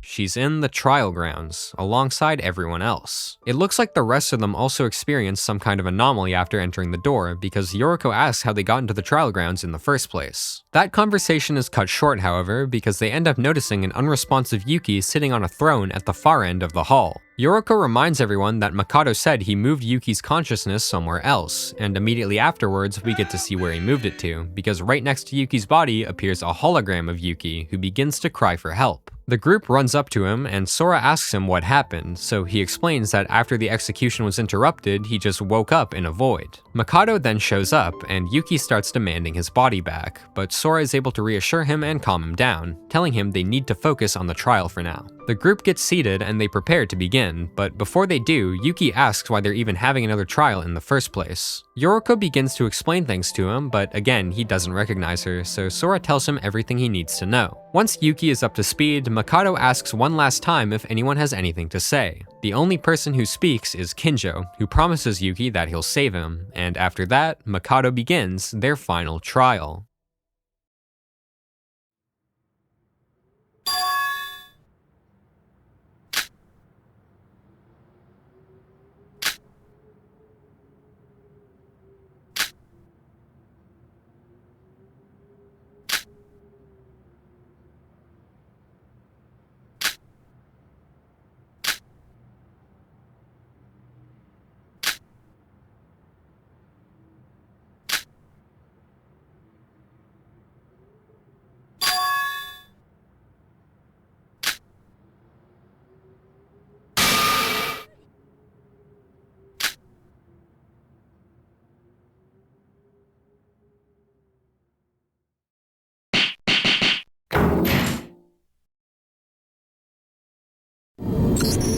So because Monokuro is gone, Mikado tells them all he'll be the host for this trial, and he also reminds them of the goal of this trial, that being to figure out the truth. If they succeed, he'll let them all return to their daily lives. None of them know where to begin, so Sora decides to just ask him directly, and he says they should start with Teruya. According to him, the death of Teruya is important to understanding the killing game itself. Before they start their discussion though, Yuki interrupts and says he didn't get time to investigate, but Mikado just tells him to keep quiet for now and watch. During the discussion, he does not in fact keep quiet, and he mentions that Teruya was poison, so Sora jumps in to tell him that he ate the poison willingly. Yoriko tells everyone about the video her and Sora found of Teruya knowingly eating the poison food. Yuki asks why he would do that, and Mikado explains that Teruya was acting as a firewall, preventing anyone from leaving or entering the virtual world. After Teruya died, they were all disconnected from the virtual world during the execution, and they woke up in real life. Yuki is surprised to hear this since he never woke up, but according to Mikado, there were extra measures put in place specifically for him to ensure he wouldn't escape. And surprisingly, that's it for Teruya's death. Yuki is pretty upset at the Foundation, specifically Kinjo and Rei, calling Teruya's sacrifice pointless, and neither of them are able to respond, probably because they're starting to realize that he's right. Most of the others are remaining silent too, which Mikado points out, but suddenly Rei speaks, asking him why he chose to trap Teruya in the killing game instead of her. Apparently it's just because Teruya is stupid, but according to Mikado, even if Rei took his place, nothing would have changed. Mikado then turns to Yuki, trying to convince him that all the deaths so far were Kinjo's fault, and surprisingly, Sora actually sides with Mikado on this somewhat. She explains that the Foundation has been hunting down Mikado for a long time, and to help them, Kinjo enlisted the help of a spy, who we now know was Shobai. Kinjo tries to defend his decision, saying it was necessary before asking Sora how she got that information. Rei is completely tired of Kinjo at this point, so she tells him she was the one who told Sora, before saying she's going to work alone from now on, refusing any more orders from him. Mikado continues the Kinjo slander, saying that because he was in contact with Shobai, he knew about the killing game and still let it happen. This is still really out of character for him though, since if you haven't picked up already, Kinjo hates nothing more than criminals, viewing them as subhuman animals. Sora decides to just ask him why he of all people would team up with a known criminal, and it looks like this question struck a nerve because he fully breaks down and just starts yapping like he is having a full schizoaffective meltdown. Him and Rei have another argument, causing him to double down on his decision, saying it was the only way they could have found Mikado. But then Yuki joins in to voice his opinion, berating Kinjo and telling him that his decision just ended up making them follow Mikado's plan anyways. This ends up making Kinjo even more manic, but eventually he calms down and finally admits that he was wrong and his plan has failed. Yuki also apologizes, and Mikado then asks them to move on to the next topic, but before that, Yuki still wants to know what Kinjo found out about Mikado through Shobai. Kinjo first explains the Foundation's history with Mikado, how he hacked them so they tried to track him down for several years, never being able to find them. Yuki doesn't think that it would have been possible for Mikado to evade the Foundation for that long, but that's where Shobai's information comes into play. Sora interrupts Yuki to reveal to him that in the real world, Mikado is already dead. Rei even breaks out the photo evidence again to show to him. Naturally, this causes him to ask who the Mikado they've been dealing with all this time is, and Sora tells him he's an alter ego. Rei explains to him what an alter ego is, and Yoriko explains that alter ego Mikado hired Shobai to kill the real Mikado. They also tell him that alter ego Mikado was made by the real Mikado, but this makes him confused since he doesn't think Mikado alone could have made an alter ego. Luckily, we know that he didn't make it alone. From the chat logs we found, we know that the main developer of Mikado's alter ego was actually Kokoro. Yoriko tells this to everyone, and Mikado confirms what she says, also deciding to explain some more. He tells them that the real Mikado became a hacker to help his search for Utsuro, and Kokoro had done extensive work in the field of neuroscience. Alter ego Mikado was made because they both happened to benefit from its creation. Mikado wanted to resurrect Utsuro as an alter ego, and Kokoro wanted to research emotions. Continuing on, he says that Kokoro extracted information regarding Utsuro from her daughter Mikako, and this was what was used to create the alter ego. Rei is absolutely gobsmacked upon hearing this information, and she turns to Kinjo to ask him if he knew anything about this, only to find that he's just as gobsmacked as her. Kinjo asks Shobai why he didn't tell him this information, and he responds by saying he doesn't even know everything about Mikado, so he never bothered looking into the other students. Sora obviously doesn't know anything about Kokoro's daughter. She wasn't mentioned in any of the documents on the computer, so she asks Mikado to explain some more. He tells her it isn't important, but agrees to explain anyway, saying that the reason Kokoro collected brain data from her daughter was to research primitive emotions. After Mikako was born, Kokoro locked her away and connected her to some kind of device to monitor her emotions, but Kokoro's husband eventually decided that the experiments were harmful, so he took Mikako and ran away. Kokoro had a chip implanted in Mikako's brain, however, so she was still receiving her data up until she died. Sora goes over all this once more in her head, but this causes her to realize that something's off. The real Mikado's goal was to create an alter ego of Utsuro, but she doesn't seem to think that alter ego Mikado's goal is the same. It turns out she's right, because Mikado explains that his original purpose was to help the real Mikado find Utsuro. Eventually, his data was going to be overwritten with Utsuro's, but according to him, that plan sucked. This is why he killed real Mikado, because he calculated an absurd amount of scenarios and found that this plan he's executing right now was the most likely to work, and killing real Mikado was necessary for some reason. And he doesn't just tell them what the actual plan is, obviously. Then it's Kinjo's turn to ask a question, and he wants to know what happened to Kokoro. Mikado tells him that after his creation, Kokoro became transfixed on him, calling him the first artificially created emotion. This is exactly what she wanted to research, so she told Mikado to do whatever he wanted so that she could study his behavior. Eventually, she ended up getting trapped in the killing game, something which Yuki asks about, but Mikado responds by telling him that trapped isn't exactly the right word. Kokoro voluntarily participated in the killing game. She did this because she wanted to see how Mikado behaved in the Neo World program, but he ended up wiping her memory without telling her, since if he didn't, she would have caused problems. Yuki then has another panic attack for some reason, saying they won't be able to get out of the situation, but Shobai of all people is the one to reassure him this time, saying they'll all be able to escape. Like, whose side are you on then? Back to Mikado's monologuing, he explains that after killing real Mikado and teaming up with Shobai, he ended up finding 3 important pieces of information. The first first of which being the existence of the Children of Utsuro. Obviously, this is how he found the members of Void. Yoriko doesn't think he would have needed the members of Void with Kokoro and Shobai on his side, but he tells her that if multiple people with divine luck work towards the same goal, their luck will stack. All of the Voids have divine luck, so having them work on his plan would greatly increase the chance of it succeeding. Still though, Yuki doesn't understand why he chose the people he did specifically instead of the other people that Utsuro helped, but Makoto tells him he had no other options. Everyone else that was saved by Utsuro died. He explains to everyone how after Utsuro died, divine luck started to decay. The lives of the people who were saved by Utsuro slowly began to return to how they were before meeting him, and they almost always ended up dying. The only reason the Voids were fine was because they stuck together. Speaking of, all this talk of the Voids makes Kinjo realize that there's another member of Void Makoto isn't talking about, that being Akane. Rei mentions that Akane is brain dead in the real world, and Makoto says that this is the second piece of information he wanted to talk about. According to him, Akane was not directly involved in his plan, however her body was still needed. He doesn't tell them what for though, and instead redirects their attention to Yuki, saying that the third piece of information is related to him.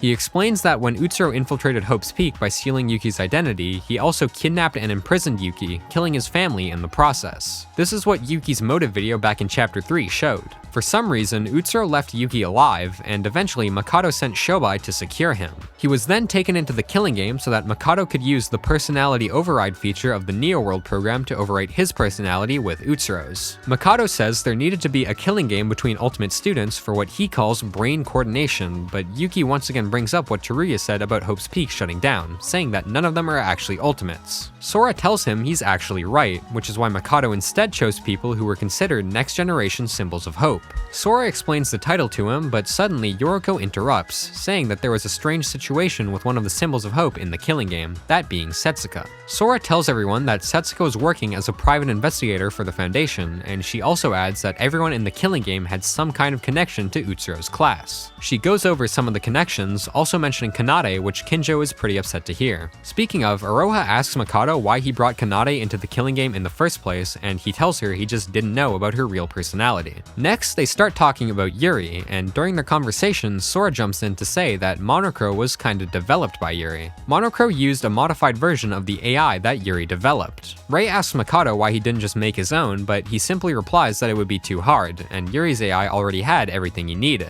And then out of nowhere, Makoto just says, "Good job, you guys did it, let's wrap this up." Everyone is shocked at the suddenness of this announcement, but nobody wants to stay around longer than they need to, so Makoto asks Sora to summarize everything, and that's exactly what she does.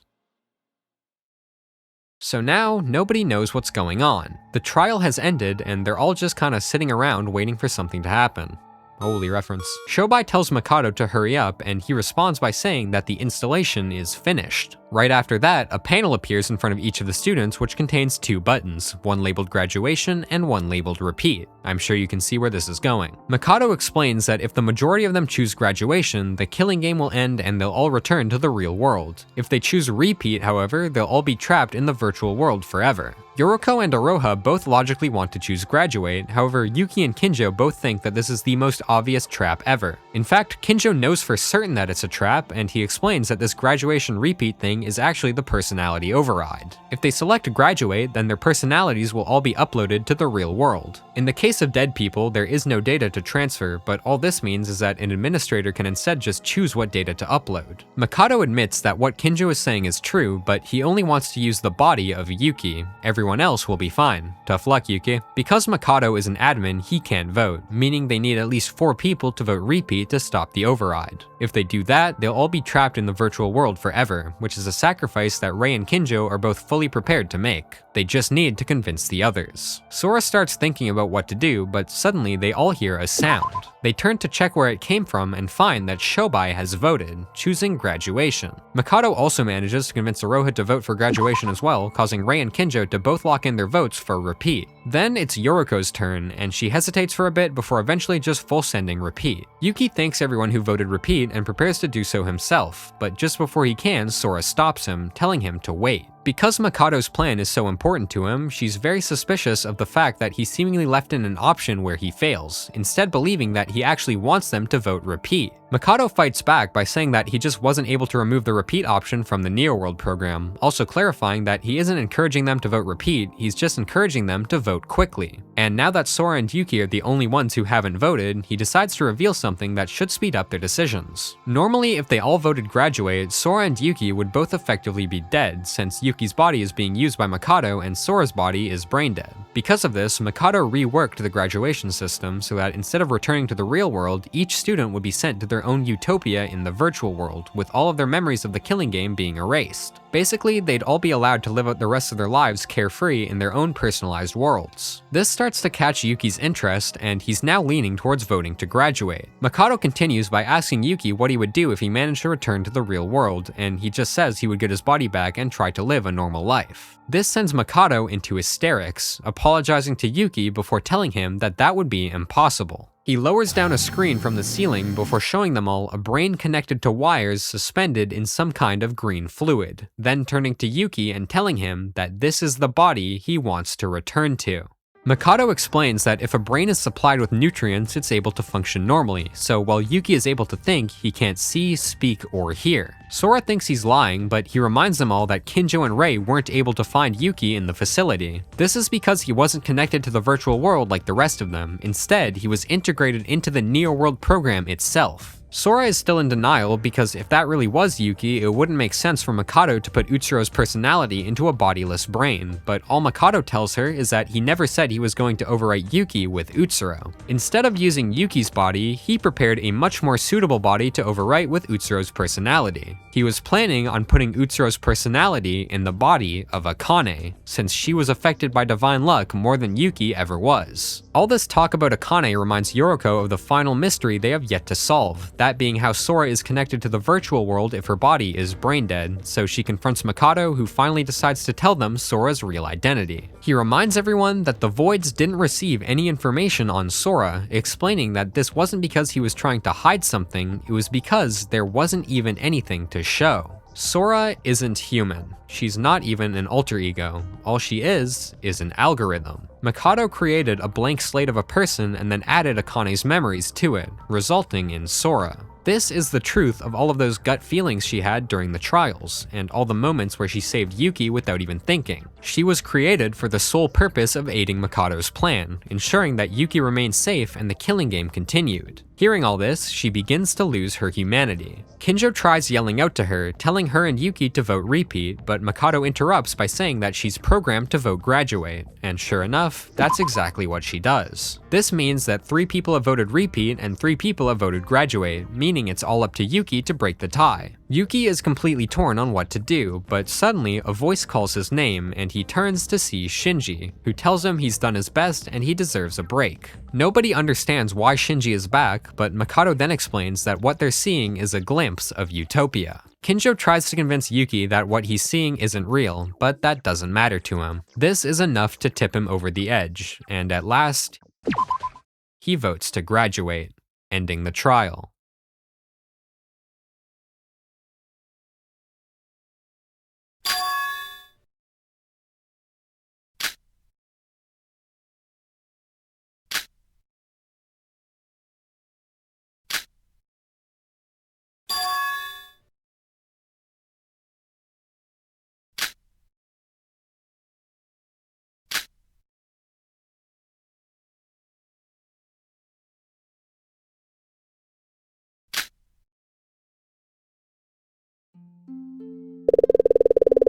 School trip, day 1. We hear a voice calling our name. When we wake up, we find ourselves on a beach, with Yuki standing over us. We ask him where we are, and he tells us we're on a school trip.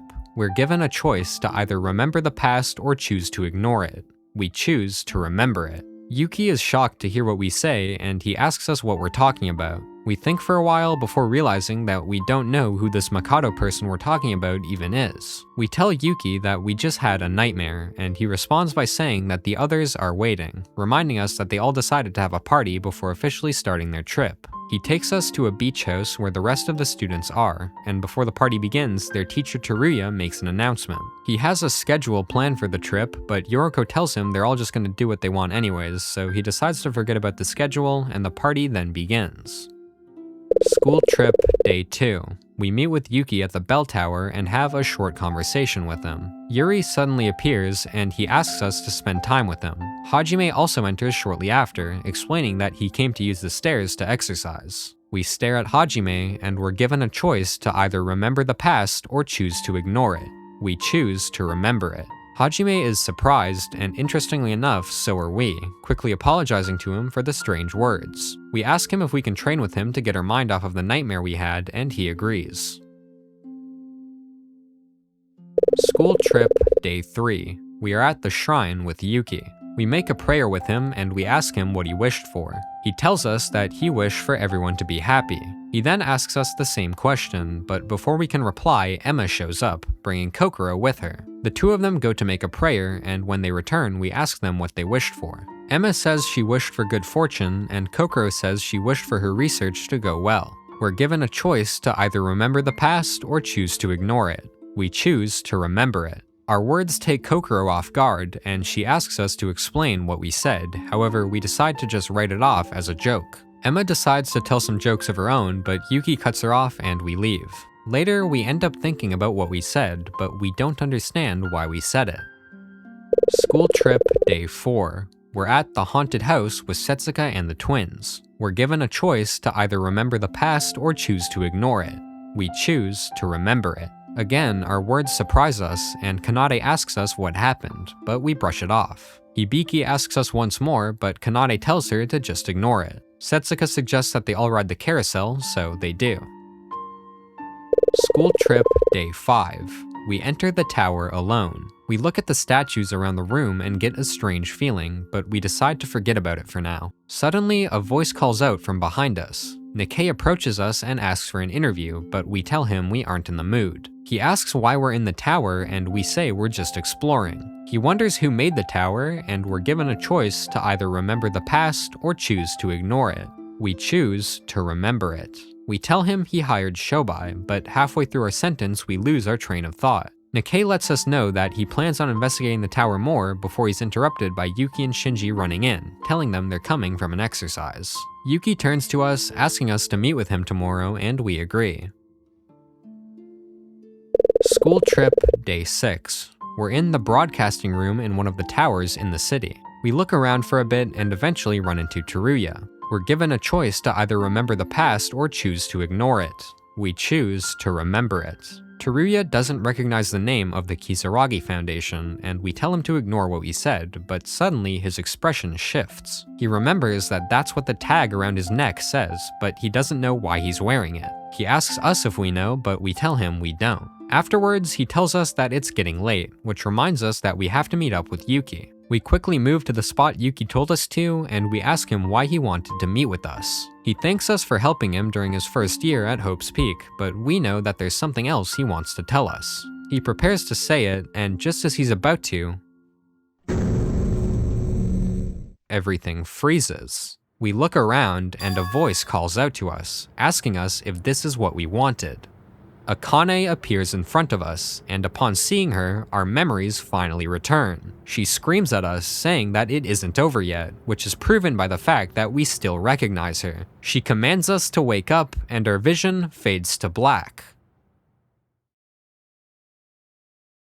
When we open our eyes, we find ourselves back in the courtroom with all of the students, everyone remaining completely unresponsive except for Akane. Sora keeps saying that everything is over now, but once again Akane tells her it isn't. Still though, if this whole ordeal really isn't over, then Sora still doesn't know what to do. She doesn't know how to stop Mikado. Akane admits that she doesn't know either, and this causes Sora to start losing hope. Akane tries to calm her down, but all this does is make her even more agitated, yelling at Akane to leave her alone. She calls for all of the vessels in the courtroom to kill Akane, and they all obey and walk over to her. However, when they try to grab her, they freeze. She keeps telling Akane to disappear, but all Akane does is continue trying to comfort her. Sora keeps trying to command the other students, but suddenly Yuki speaks up, directly refusing her orders. Akane reminds her that she's in a utopia, and all of the students are lifeless dolls that follow her will. The fact that they aren't attacking her means that Sora has no intention of actually harming her. The students then begin to fade away, leaving only Akane, who reminds Sora that she isn't real, she's just another personality of her, one that embodies her desires. She transforms into Yoriko, asking why her memories are so vague. She transforms into Yuki, telling her not to run away from reality. She transforms into Setsuka, saying she has to win against Mikado. She transforms back into Akane, once again telling her that all of the students here right now are just different parts of her, before pleading with her to come back.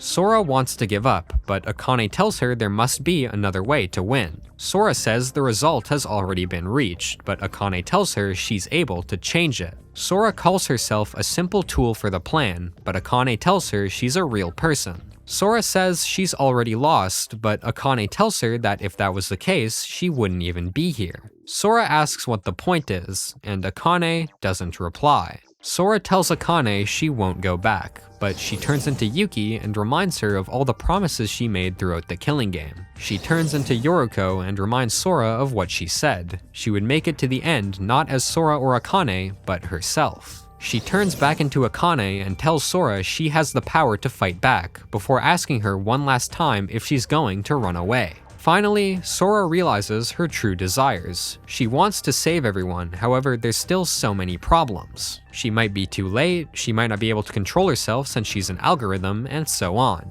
But Akane replies to this by transforming into Utsuro, telling her that the results so far don't matter anymore, and if she's realized yet, then all she has left to do is act. Before Utsuro leaves, Sora asks him one last thing, if he was the one responsible for denying her desire to ignore the truth. He transforms back into Akane and says she can't confirm or deny, before transforming into all the students. Ending on Sora herself.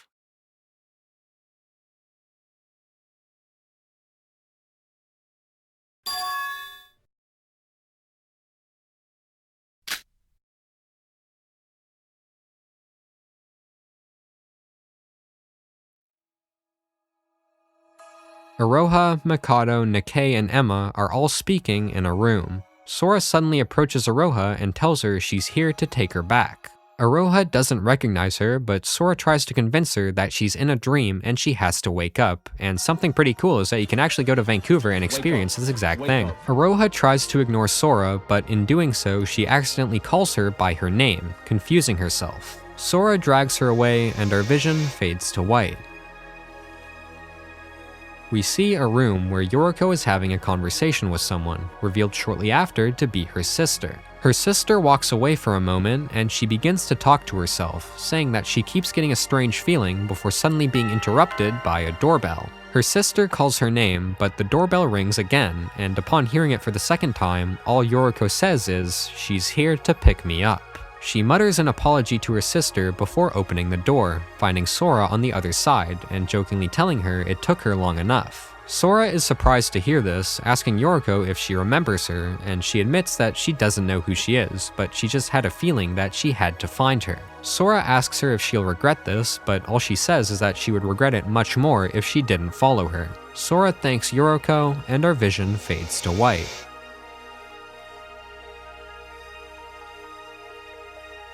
We find Yuki and Shinji training atop a cliff overlooking the sunset. Sora approaches them and she calls out to Yuki, telling him she's here to pick them up. Yuki doesn't recognize her and Shinji tries to convince him to ignore her, but Sora tells him that the Shinji next to him is fake. Shinji grabs Yuki, but suddenly a voice calls out. It's Shinji again, this time the real Shinji. He asks Yuki if the Shinji next to him is really the person he admired so much, and he doesn't reply. The fake Shinji is still trying to distract him, so the real Shinji decides to just put an end to this, knocking the fake Shinji off of the cliff. He tells Yuki to look at him, and he asks if he remembers him. Finally, Yuki realizes that the person in front of him is the real Shinji, causing him to remember everything. Still though, he doesn't want to leave. He wants to stay with Shinji, but Shinji replies by motivating him one last time, telling him to stay alive and continue fighting. Sora also speaks up, confirming the things Shinji said, and Yuki thanks him, telling him he'll try to survive no matter what before following Sora out of his utopia.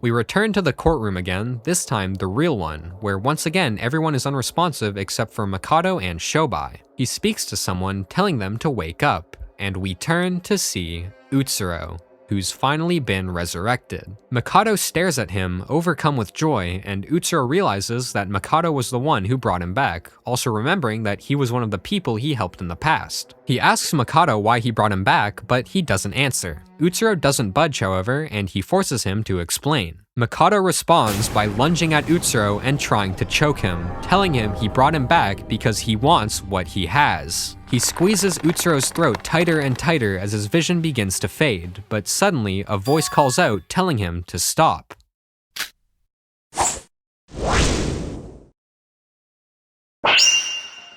Sora jumps in front of Utsuro, protecting him and stunning Mikado. Soon after, Yoriko speaks as well, then Iroha, and finally Yuki, although he's still in his virtual form. Mikado is completely confused now, and Sora asks Utsuro if he's okay, but all he does is ask another question back, that being if Sora is actually Akane. Sora responds by telling him she isn't, but instead Akane is there with her. This is also when Yuki finally meets Utsuro, but before he does anything, Sora tells him that they should focus on Mikado for now. Sora then begins to explain everything, telling the group that Mikado didn't actually want to revive Utsuro, he just wanted to revive his luck. When Utsuro came back, he tried to take his luck for himself. Iroha doesn't think that Mikado would do this since he admired Utsuro, but Sora explains that the admiration that human Mikado had and the admiration alter ego Mikado has are different. While human Mikado wanted to meet Utsuro, alter ego Mikado wanted to become Utsuro, and this was the true end goal of his plan. He wasn't going to put Utsuro in Akane's body, he was going to put himself with Utsuro's luck in Akane's body. Hearing all this, Mikado decides to just admit to it, saying that his plan was not to revive Divine Luck, but to steal it, since he believed he could use Utsuro's power much better than Utsuro could.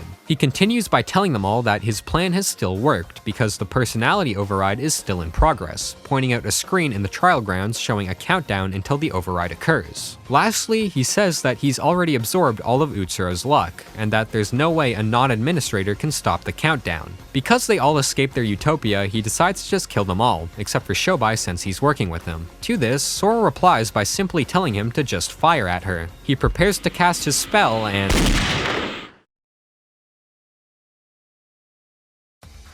The group turns to Kinjo, who's holding a pistol. It looks like both him and Rei have returned, not needing Sora's help to escape their utopia. Kinjo has a bit of a panic attack upon seeing Utsuro again, but Rei calms him down and tells him to focus on Mikado. Mikado is completely panicking at this point, not understanding how he was able to be shot after taking all of Utsuro's luck. But then Sora responds to him by asking him how he can be sure he took all the luck. He tells her he's able to feel the luck, but she says that that's just the artificial luck he created to protect himself. In fact, Utsuro never had divine luck to begin with. Alright, that's not entirely true. Sora explains that Mikado tried to bring back divine luck by recreating Utsuro's personality at the moment he died. This wouldn't work because by that time, his divine luck had gotten a new host. Utsuro actually hasn't had divine luck for a while now. The person that it was passed on to was Akane Taira, and by extension, Sora. Shobai decides to chime in here, adding that because Teruya died earlier than he was supposed to, he was able to log out and do some research on Akane. This is why Akane is brain dead. She should have died on that island with Utsuro, but she managed to survive through divine luck. Mikado can't believe that he never realized that Akane was the true host of Divine Luck, but Sora knows why that is, because the default value of his algorithm says that Utsuro is the holder of Divine Luck. Mikado was quite literally hard-coded to lose. Sora then turns to Utsuro, thanking him for transferring his luck to Akane, but this confuses him, calling the power a curse. Sora disagrees with him though, saying that even though she'll disappear, his power gave her the ability to save everyone else. Still though, if Akane really does have divine luck, then Mikado will just enter her body and get the luck anyways. He admits to everything Sora said about him before directing their attention to the personality override countdown once again, now reading 3 minutes. He also tries to get Yuki to join him, promising him a new body if the personality override occurs, but this time Yuki rejects him. Mikado tells him he'll just keep living as a brain in that case, but Sora lets him know that won't be happening. She tells Mikado he'll never get Akane's body, since there's one last piece of information she has yet to tell him. She's going to override someone else into Akane's body instead of him. Mikado tells her she won't be able to enter Akane's body because she's an algorithm, so her data is incompatible, but she just replies by asking when she said she would be using herself. Of course, the person that will be overridden into Akane's body will be Yuki. Still though, it's impossible to change the target of the personality override unless you have access to the administrator panel, which would require an administrator code. It's a good thing nobody has one.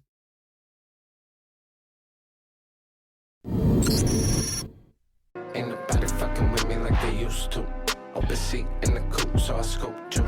I get caught up. So Shobai still has that code Mikado gave him? Sora reminds everyone of what Shobai said. He could use the administrator tools if he had the password to them, and although he definitely doesn't have it, he could just try guessing. He takes out the USB drive he had at the beginning of chapter 6, and he prepares to type in the password, but before he does, he pauses for a moment. If he wanted to guess the password, he would have to basically reverse engineer the mind of the person who said it, so instead he decides to just think of nothing, closing his eyes and relying on divine luck to get the password. Sora has confidence, and sure enough, he hits a straight dinger on his first try and the password is accepted. Mikado is completely freaking out now, saying this should be impossible, but Sora just tells him what he's always told them in the past, that this is a product of divine luck. Again, Shobai explains that he isn't considering anyone but himself, and he'll choose whatever option benefits him the most. Mikado pleads with him not to change the override target, but then he asks Sora a question, wondering if in the case he does change the target, it would be because of divine luck.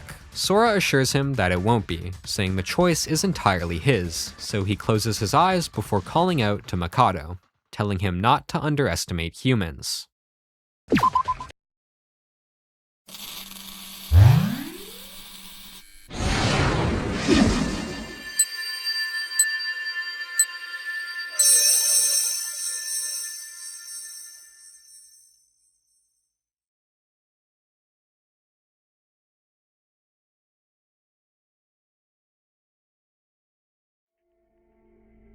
Mikado is frozen in place, and Sora tells him that they won before the virtual world begins to tremble and fall apart. Iroha asks what's happening, and Sora explains that the Neo World program is collapsing. Mikado is still confused on how he lost, and he lashes out, threatening the remaining students. However, he's interrupted by a torrent of gunfire.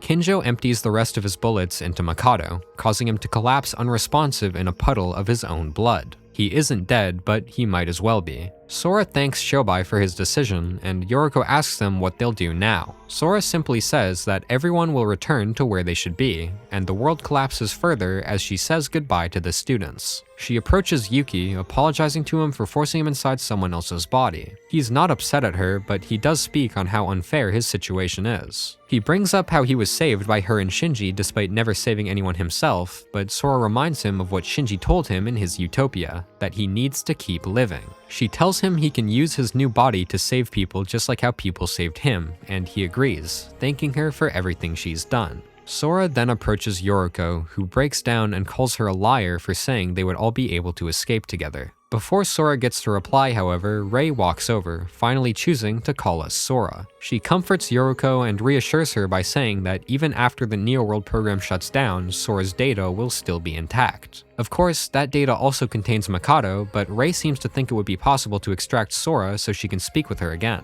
Rei thanks Sora for her help and tells her she'll try her best to bring her back after the program closes. The world then collapses even further, making Iroha panic, but Shobai tells her this is the usual shutdown sequence, so there's nothing to worry about. There's one last person Sora wants to talk to, that being Utsuro, but at first she can't find him. She looks around and eventually spots him standing over Mikado's body. Kinjo draws his gun again, but Utsuro simply tells him he'll be disappearing soon, so there's no need to kill him. Furthermore, the divine luck Akane possesses will be fully passed on to Sora. Sora explains that the divine luck is not actually contained within Akane's body, but rather her avatar, so when the program shuts down, her body won't have the luck anymore. Suddenly, Iroha comes over, worrying about what will happen to her after she leaves the virtual world, so Sora tells her that her luck won't disappear, it just won't spread to others anymore. The world then shakes again, and this time it doesn't stop. Before everything disappears, Yuki calls out to Utsuro, finally confronting him after all this time. He doesn't have enough time to say everything he wants to, so all he tells him is that he'll never forgive him. Finally, Sora gives them all one last goodbye, telling them all to live the best lives they can.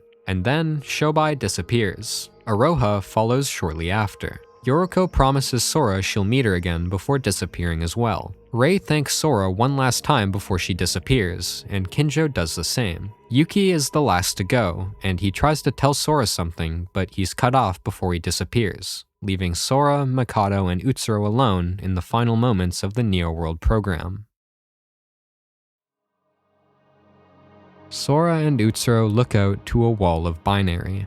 This is the last stage before the Neo World program shuts down. She tries to talk to Utsuro, but she might as well be talking to herself. Utsuro remains silent for a long time before eventually he speaks, saying that this is where he belongs. She asks him why he didn't respond to what Yuki said to him, asking if he felt regret, and he responds by saying that what he did can't be fixed by words, and he thinks his reaction was what Yuki would have wanted. Finally, she tells him that he and Akane helped her defeat Mikado, so she decides to speak to him one last time, not as Sora but as Akane, saying goodbye to him for the last time. Sora asks him if he has anything he wants to say to Akane before they go, and he ends by telling her he appreciates what she's done.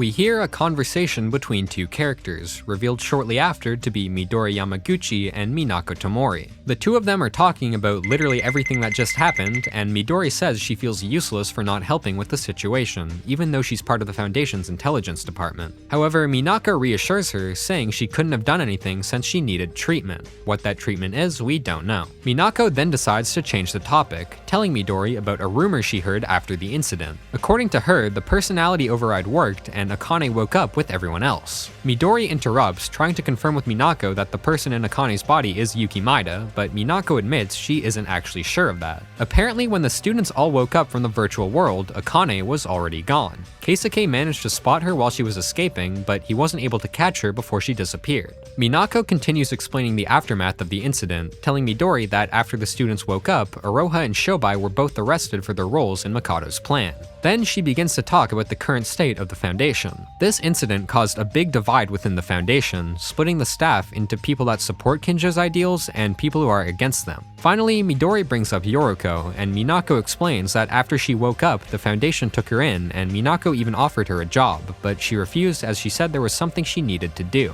Midori then leaves to head to the basement, telling Minako she needs to talk to the prisoners to get a testimony for a report she was assigned.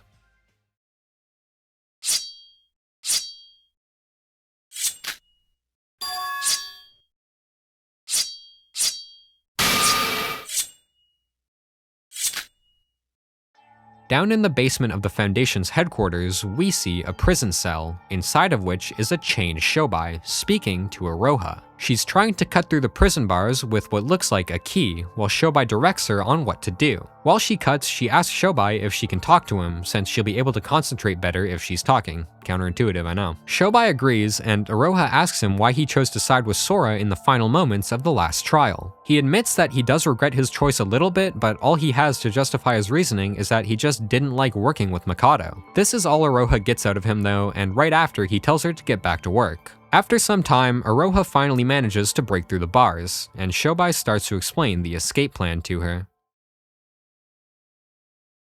Midori enters the basement, which is shrouded in darkness. She calls out to the guards but doesn't get a reply, so she goes to turn the lights on, revealing both guards lying dead on the floor. And before she has time to react, Shobai jumps at her and holds her at knife point, taking her hostage before escaping the prison.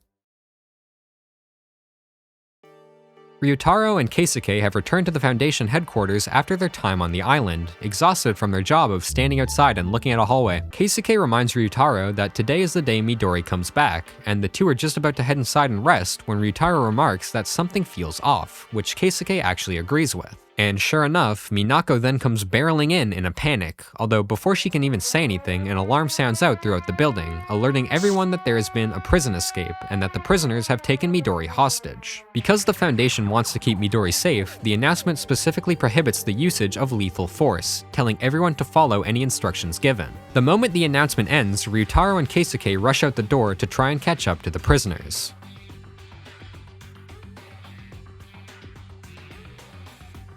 Shobai, Iroha, and Midori all stop on a bridge. The Foundation has them surrounded, but they can't use lethal force, and Shobai knows that, so he tells them to let them through or he'll kill Midori. However, Midori has other plans, and yells at Keisuke to just shoot anyways. He hesitates for a moment before listening to her and drawing his gun, but he's quickly stopped by Ryutaro, who tries to convince him not to shoot. Keisuke refuses to listen though, saying it's not worth it to let them go and roam free. After all, he doesn't want another incident like Satsuki's to happen. Have you noticed his last name yet? Keisuke has no intentions of changing his mind, so when Ryutaro doesn't stop getting in his way, he orders the other Foundation personnel to restrain him, something which he has the authority to do. He then points the gun towards the group, and before Midori probably dies, she asks him for one last thing, to look after the grave of her brother. Have you noticed her last name yet? Keisuke agrees, and this is the moment that Shobai realizes they're in Problem City. Keisuke prepares to fire, pulls the trigger, and the gun jams. He looks at the gun and then back at Shobai, but when he does, he notices one more person who wasn't there before.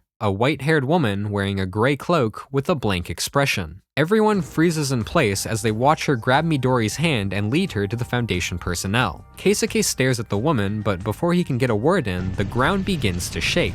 The bridge is collapsing. Keisuke recognizes this and tells everyone to get back just before it splits in two, allowing Iroha and Shobai to escape into the water below. There is no trace of the woman. It suddenly begins to rain, so Ryutaro tells Midori to go back to the Foundation as he still has work to do. Before she leaves though, Ryutaro can't help but voice his feelings towards the Foundation. He hates how they're doing things, specifically he hates Kinjo's beliefs and how Keisuke blindly follows them. He asks Midori who she thinks is in the right, and she says nobody is. After all, everyone has their own way of thinking.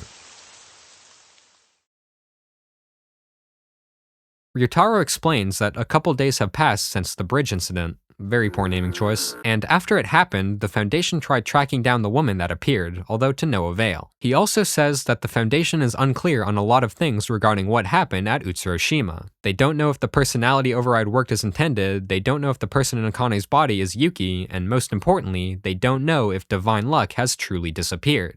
But what more can they do?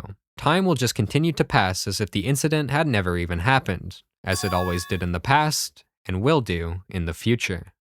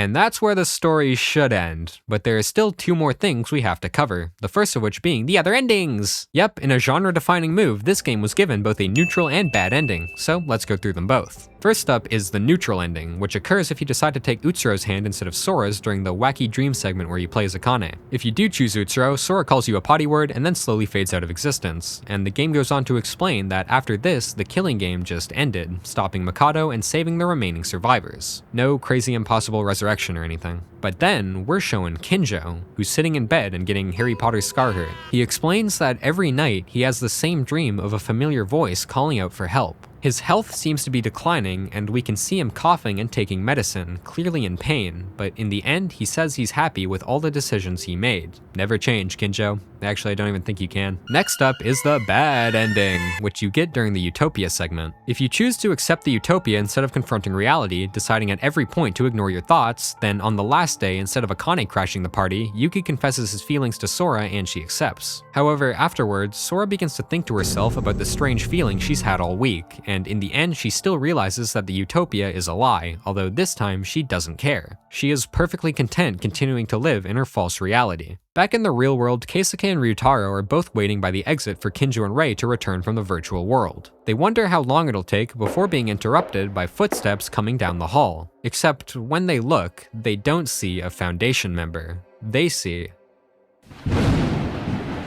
Mikado, fully overwritten into Akane's body.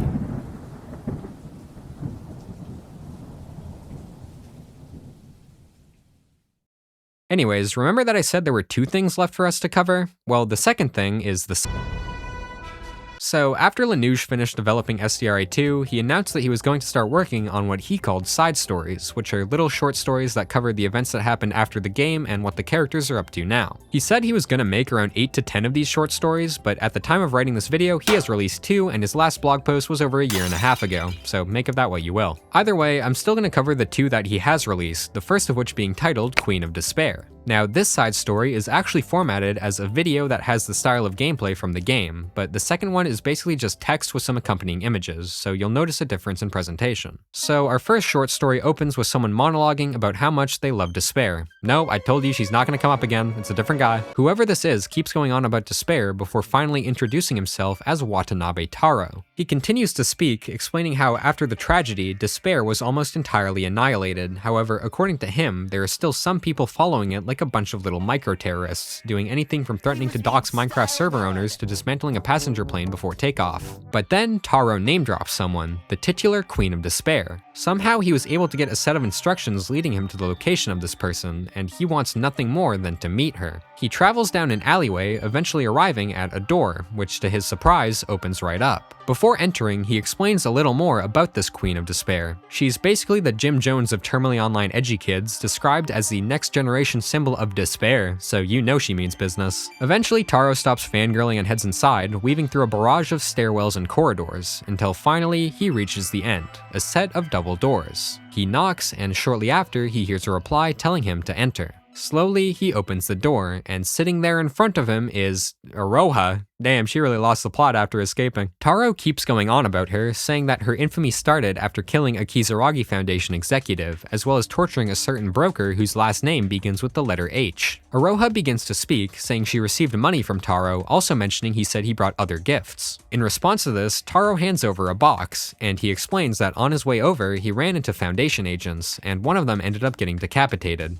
Yeah, it's the guy's head. Iroha freaks out, not only because she just got given a severed head, but also because this guy had a run-in with the Foundation, so he's totally being tracked. Taro didn't even think of this, so to set things right, Iroha demands 3 more payments from him, which he agrees to. Iroha then tells him to hop in an SUV she had prepared outside the building, confirming that Taro got to join her little gang or whatever's going on. Iroha screams Shobai's name, and then we see the 2 of them together, with Iroha complaining about how insane Taro is. We get some more narration, and here we learn that the general public seems to think that Shobai died during the bridge collapse while escaping. And also, they think that Aroha killed him? I don't know, it's not really clear. Anyways, Shobai then scolds Aroha for only asking for 3 payments, saying she could have easily gotten 10 out of him. In case you haven't realized yet, they're running an extortion ring. Add that to Aroha's charges. Aroha says she didn't ask for more because she thought he was struggling, but Shobai reminds that the people they're scamming are completely insane, and all she needs to do is get the money from them. Shobai then expresses concerns for their safety, since there's a good chance the Foundation followed Taro to their hideout. So Shobai tells Aroha they'll have to move again. Apparently, they've been doing this for a while, constantly changing their hideout location to not be caught. Aroha admits that she doesn't want to work with Shobai anymore, just wanting to return to a normal life, but she isn't able to because she wouldn't be able to survive. To this, Shobai suggests that she looks for the Yuki/Akane entity just like she did with Utsuro, but their conversation is cut short as alarms begin to ring throughout the building. The Foundation found them. So, they run. The story concludes by confirming that they managed to escape, and telling us that their extortion antics continued for quite some time afterwards. TLDR, Shobai and Aroha scam edgy kids. Next! The second, and as of now last short story, is titled Funeral. As the name suggests, this story covers the funeral of Teruya Otori, as well as the Foundation's reaction, specifically how Rei and Kinjo are dealing with it. Spoiler, not well. Also, like I said, instead of a video, this one is just text with images, so that's why it looks different. It begins with a biography of Teruya, how his understanding of commerce and mathematical skills led him to enroll in Hope's Peak as the ultimate merchant. He thought that his skills would only improve going into Hope's Peak, but you know, killing game. We hear several comments from Foundation members mourning the loss of Teruya, but then we learn that rumors have been spreading. Some people believe that Kinjo abandoned Teruya and they're losing trust in him, but some are just ignoring the rumors and continuing to follow Kinjo. The narrator continues, revealing that there was a divide in the Foundation even before the Utsuroshima incident, and that all the incident did was cause people to become even further divided. The Foundation had stopped a catastrophic event, but they had also lost irreplaceable things in the process. A knock resonates through the top floor of the Foundation's headquarters. Someone is knocking on the door that reads CEO. The man behind the door permits the person to come in, and they do. Rei is surprised that Kinjo is working right after Teruya's funeral, but Kinjo just blandly says there's no time to rest. He continues on with his paperwork and tells Rei the world still has evil in it. They can't stop, even for Teruya. But Rei doesn't think the same as him, and she raises her voice, telling Kinjo she's disgusted with him, not being able to tolerate his behavior anymore. And this is when Kinjo finally looks up and realizes that Rei has been drinking. Kinjo tries to calm her down, but Rei continues talking about Teruya, eventually causing Kinjo to snap. And then the translation goes absolutely haywire and I have no idea what it says. So if any of you can read this, good job. Either way, whatever happens ends with Rei exiting the room, leaving total silence in Kinjo's office. He continues his paperwork, eventually finishing it and looking at his watch, where he notices that it's past midnight. The day of Teruya's funeral is now over. This makes him have a Walter White moment and he begins screaming into his desk, eventually collapsing on the floor. And for the first time in probably his entire life, he reflects on his decisions, not being sure if he really did the right thing. And the next day, he's gone. He doesn't show up at the Foundation afterwards, and nobody knows where he went. In his absence, Rei temporarily takes his position as director, but people realize that even her behavior was off. This was the beginning of the fall of the Kizaragi Foundation. Alright, that's it, we're done. Yay! Yeah, yippee!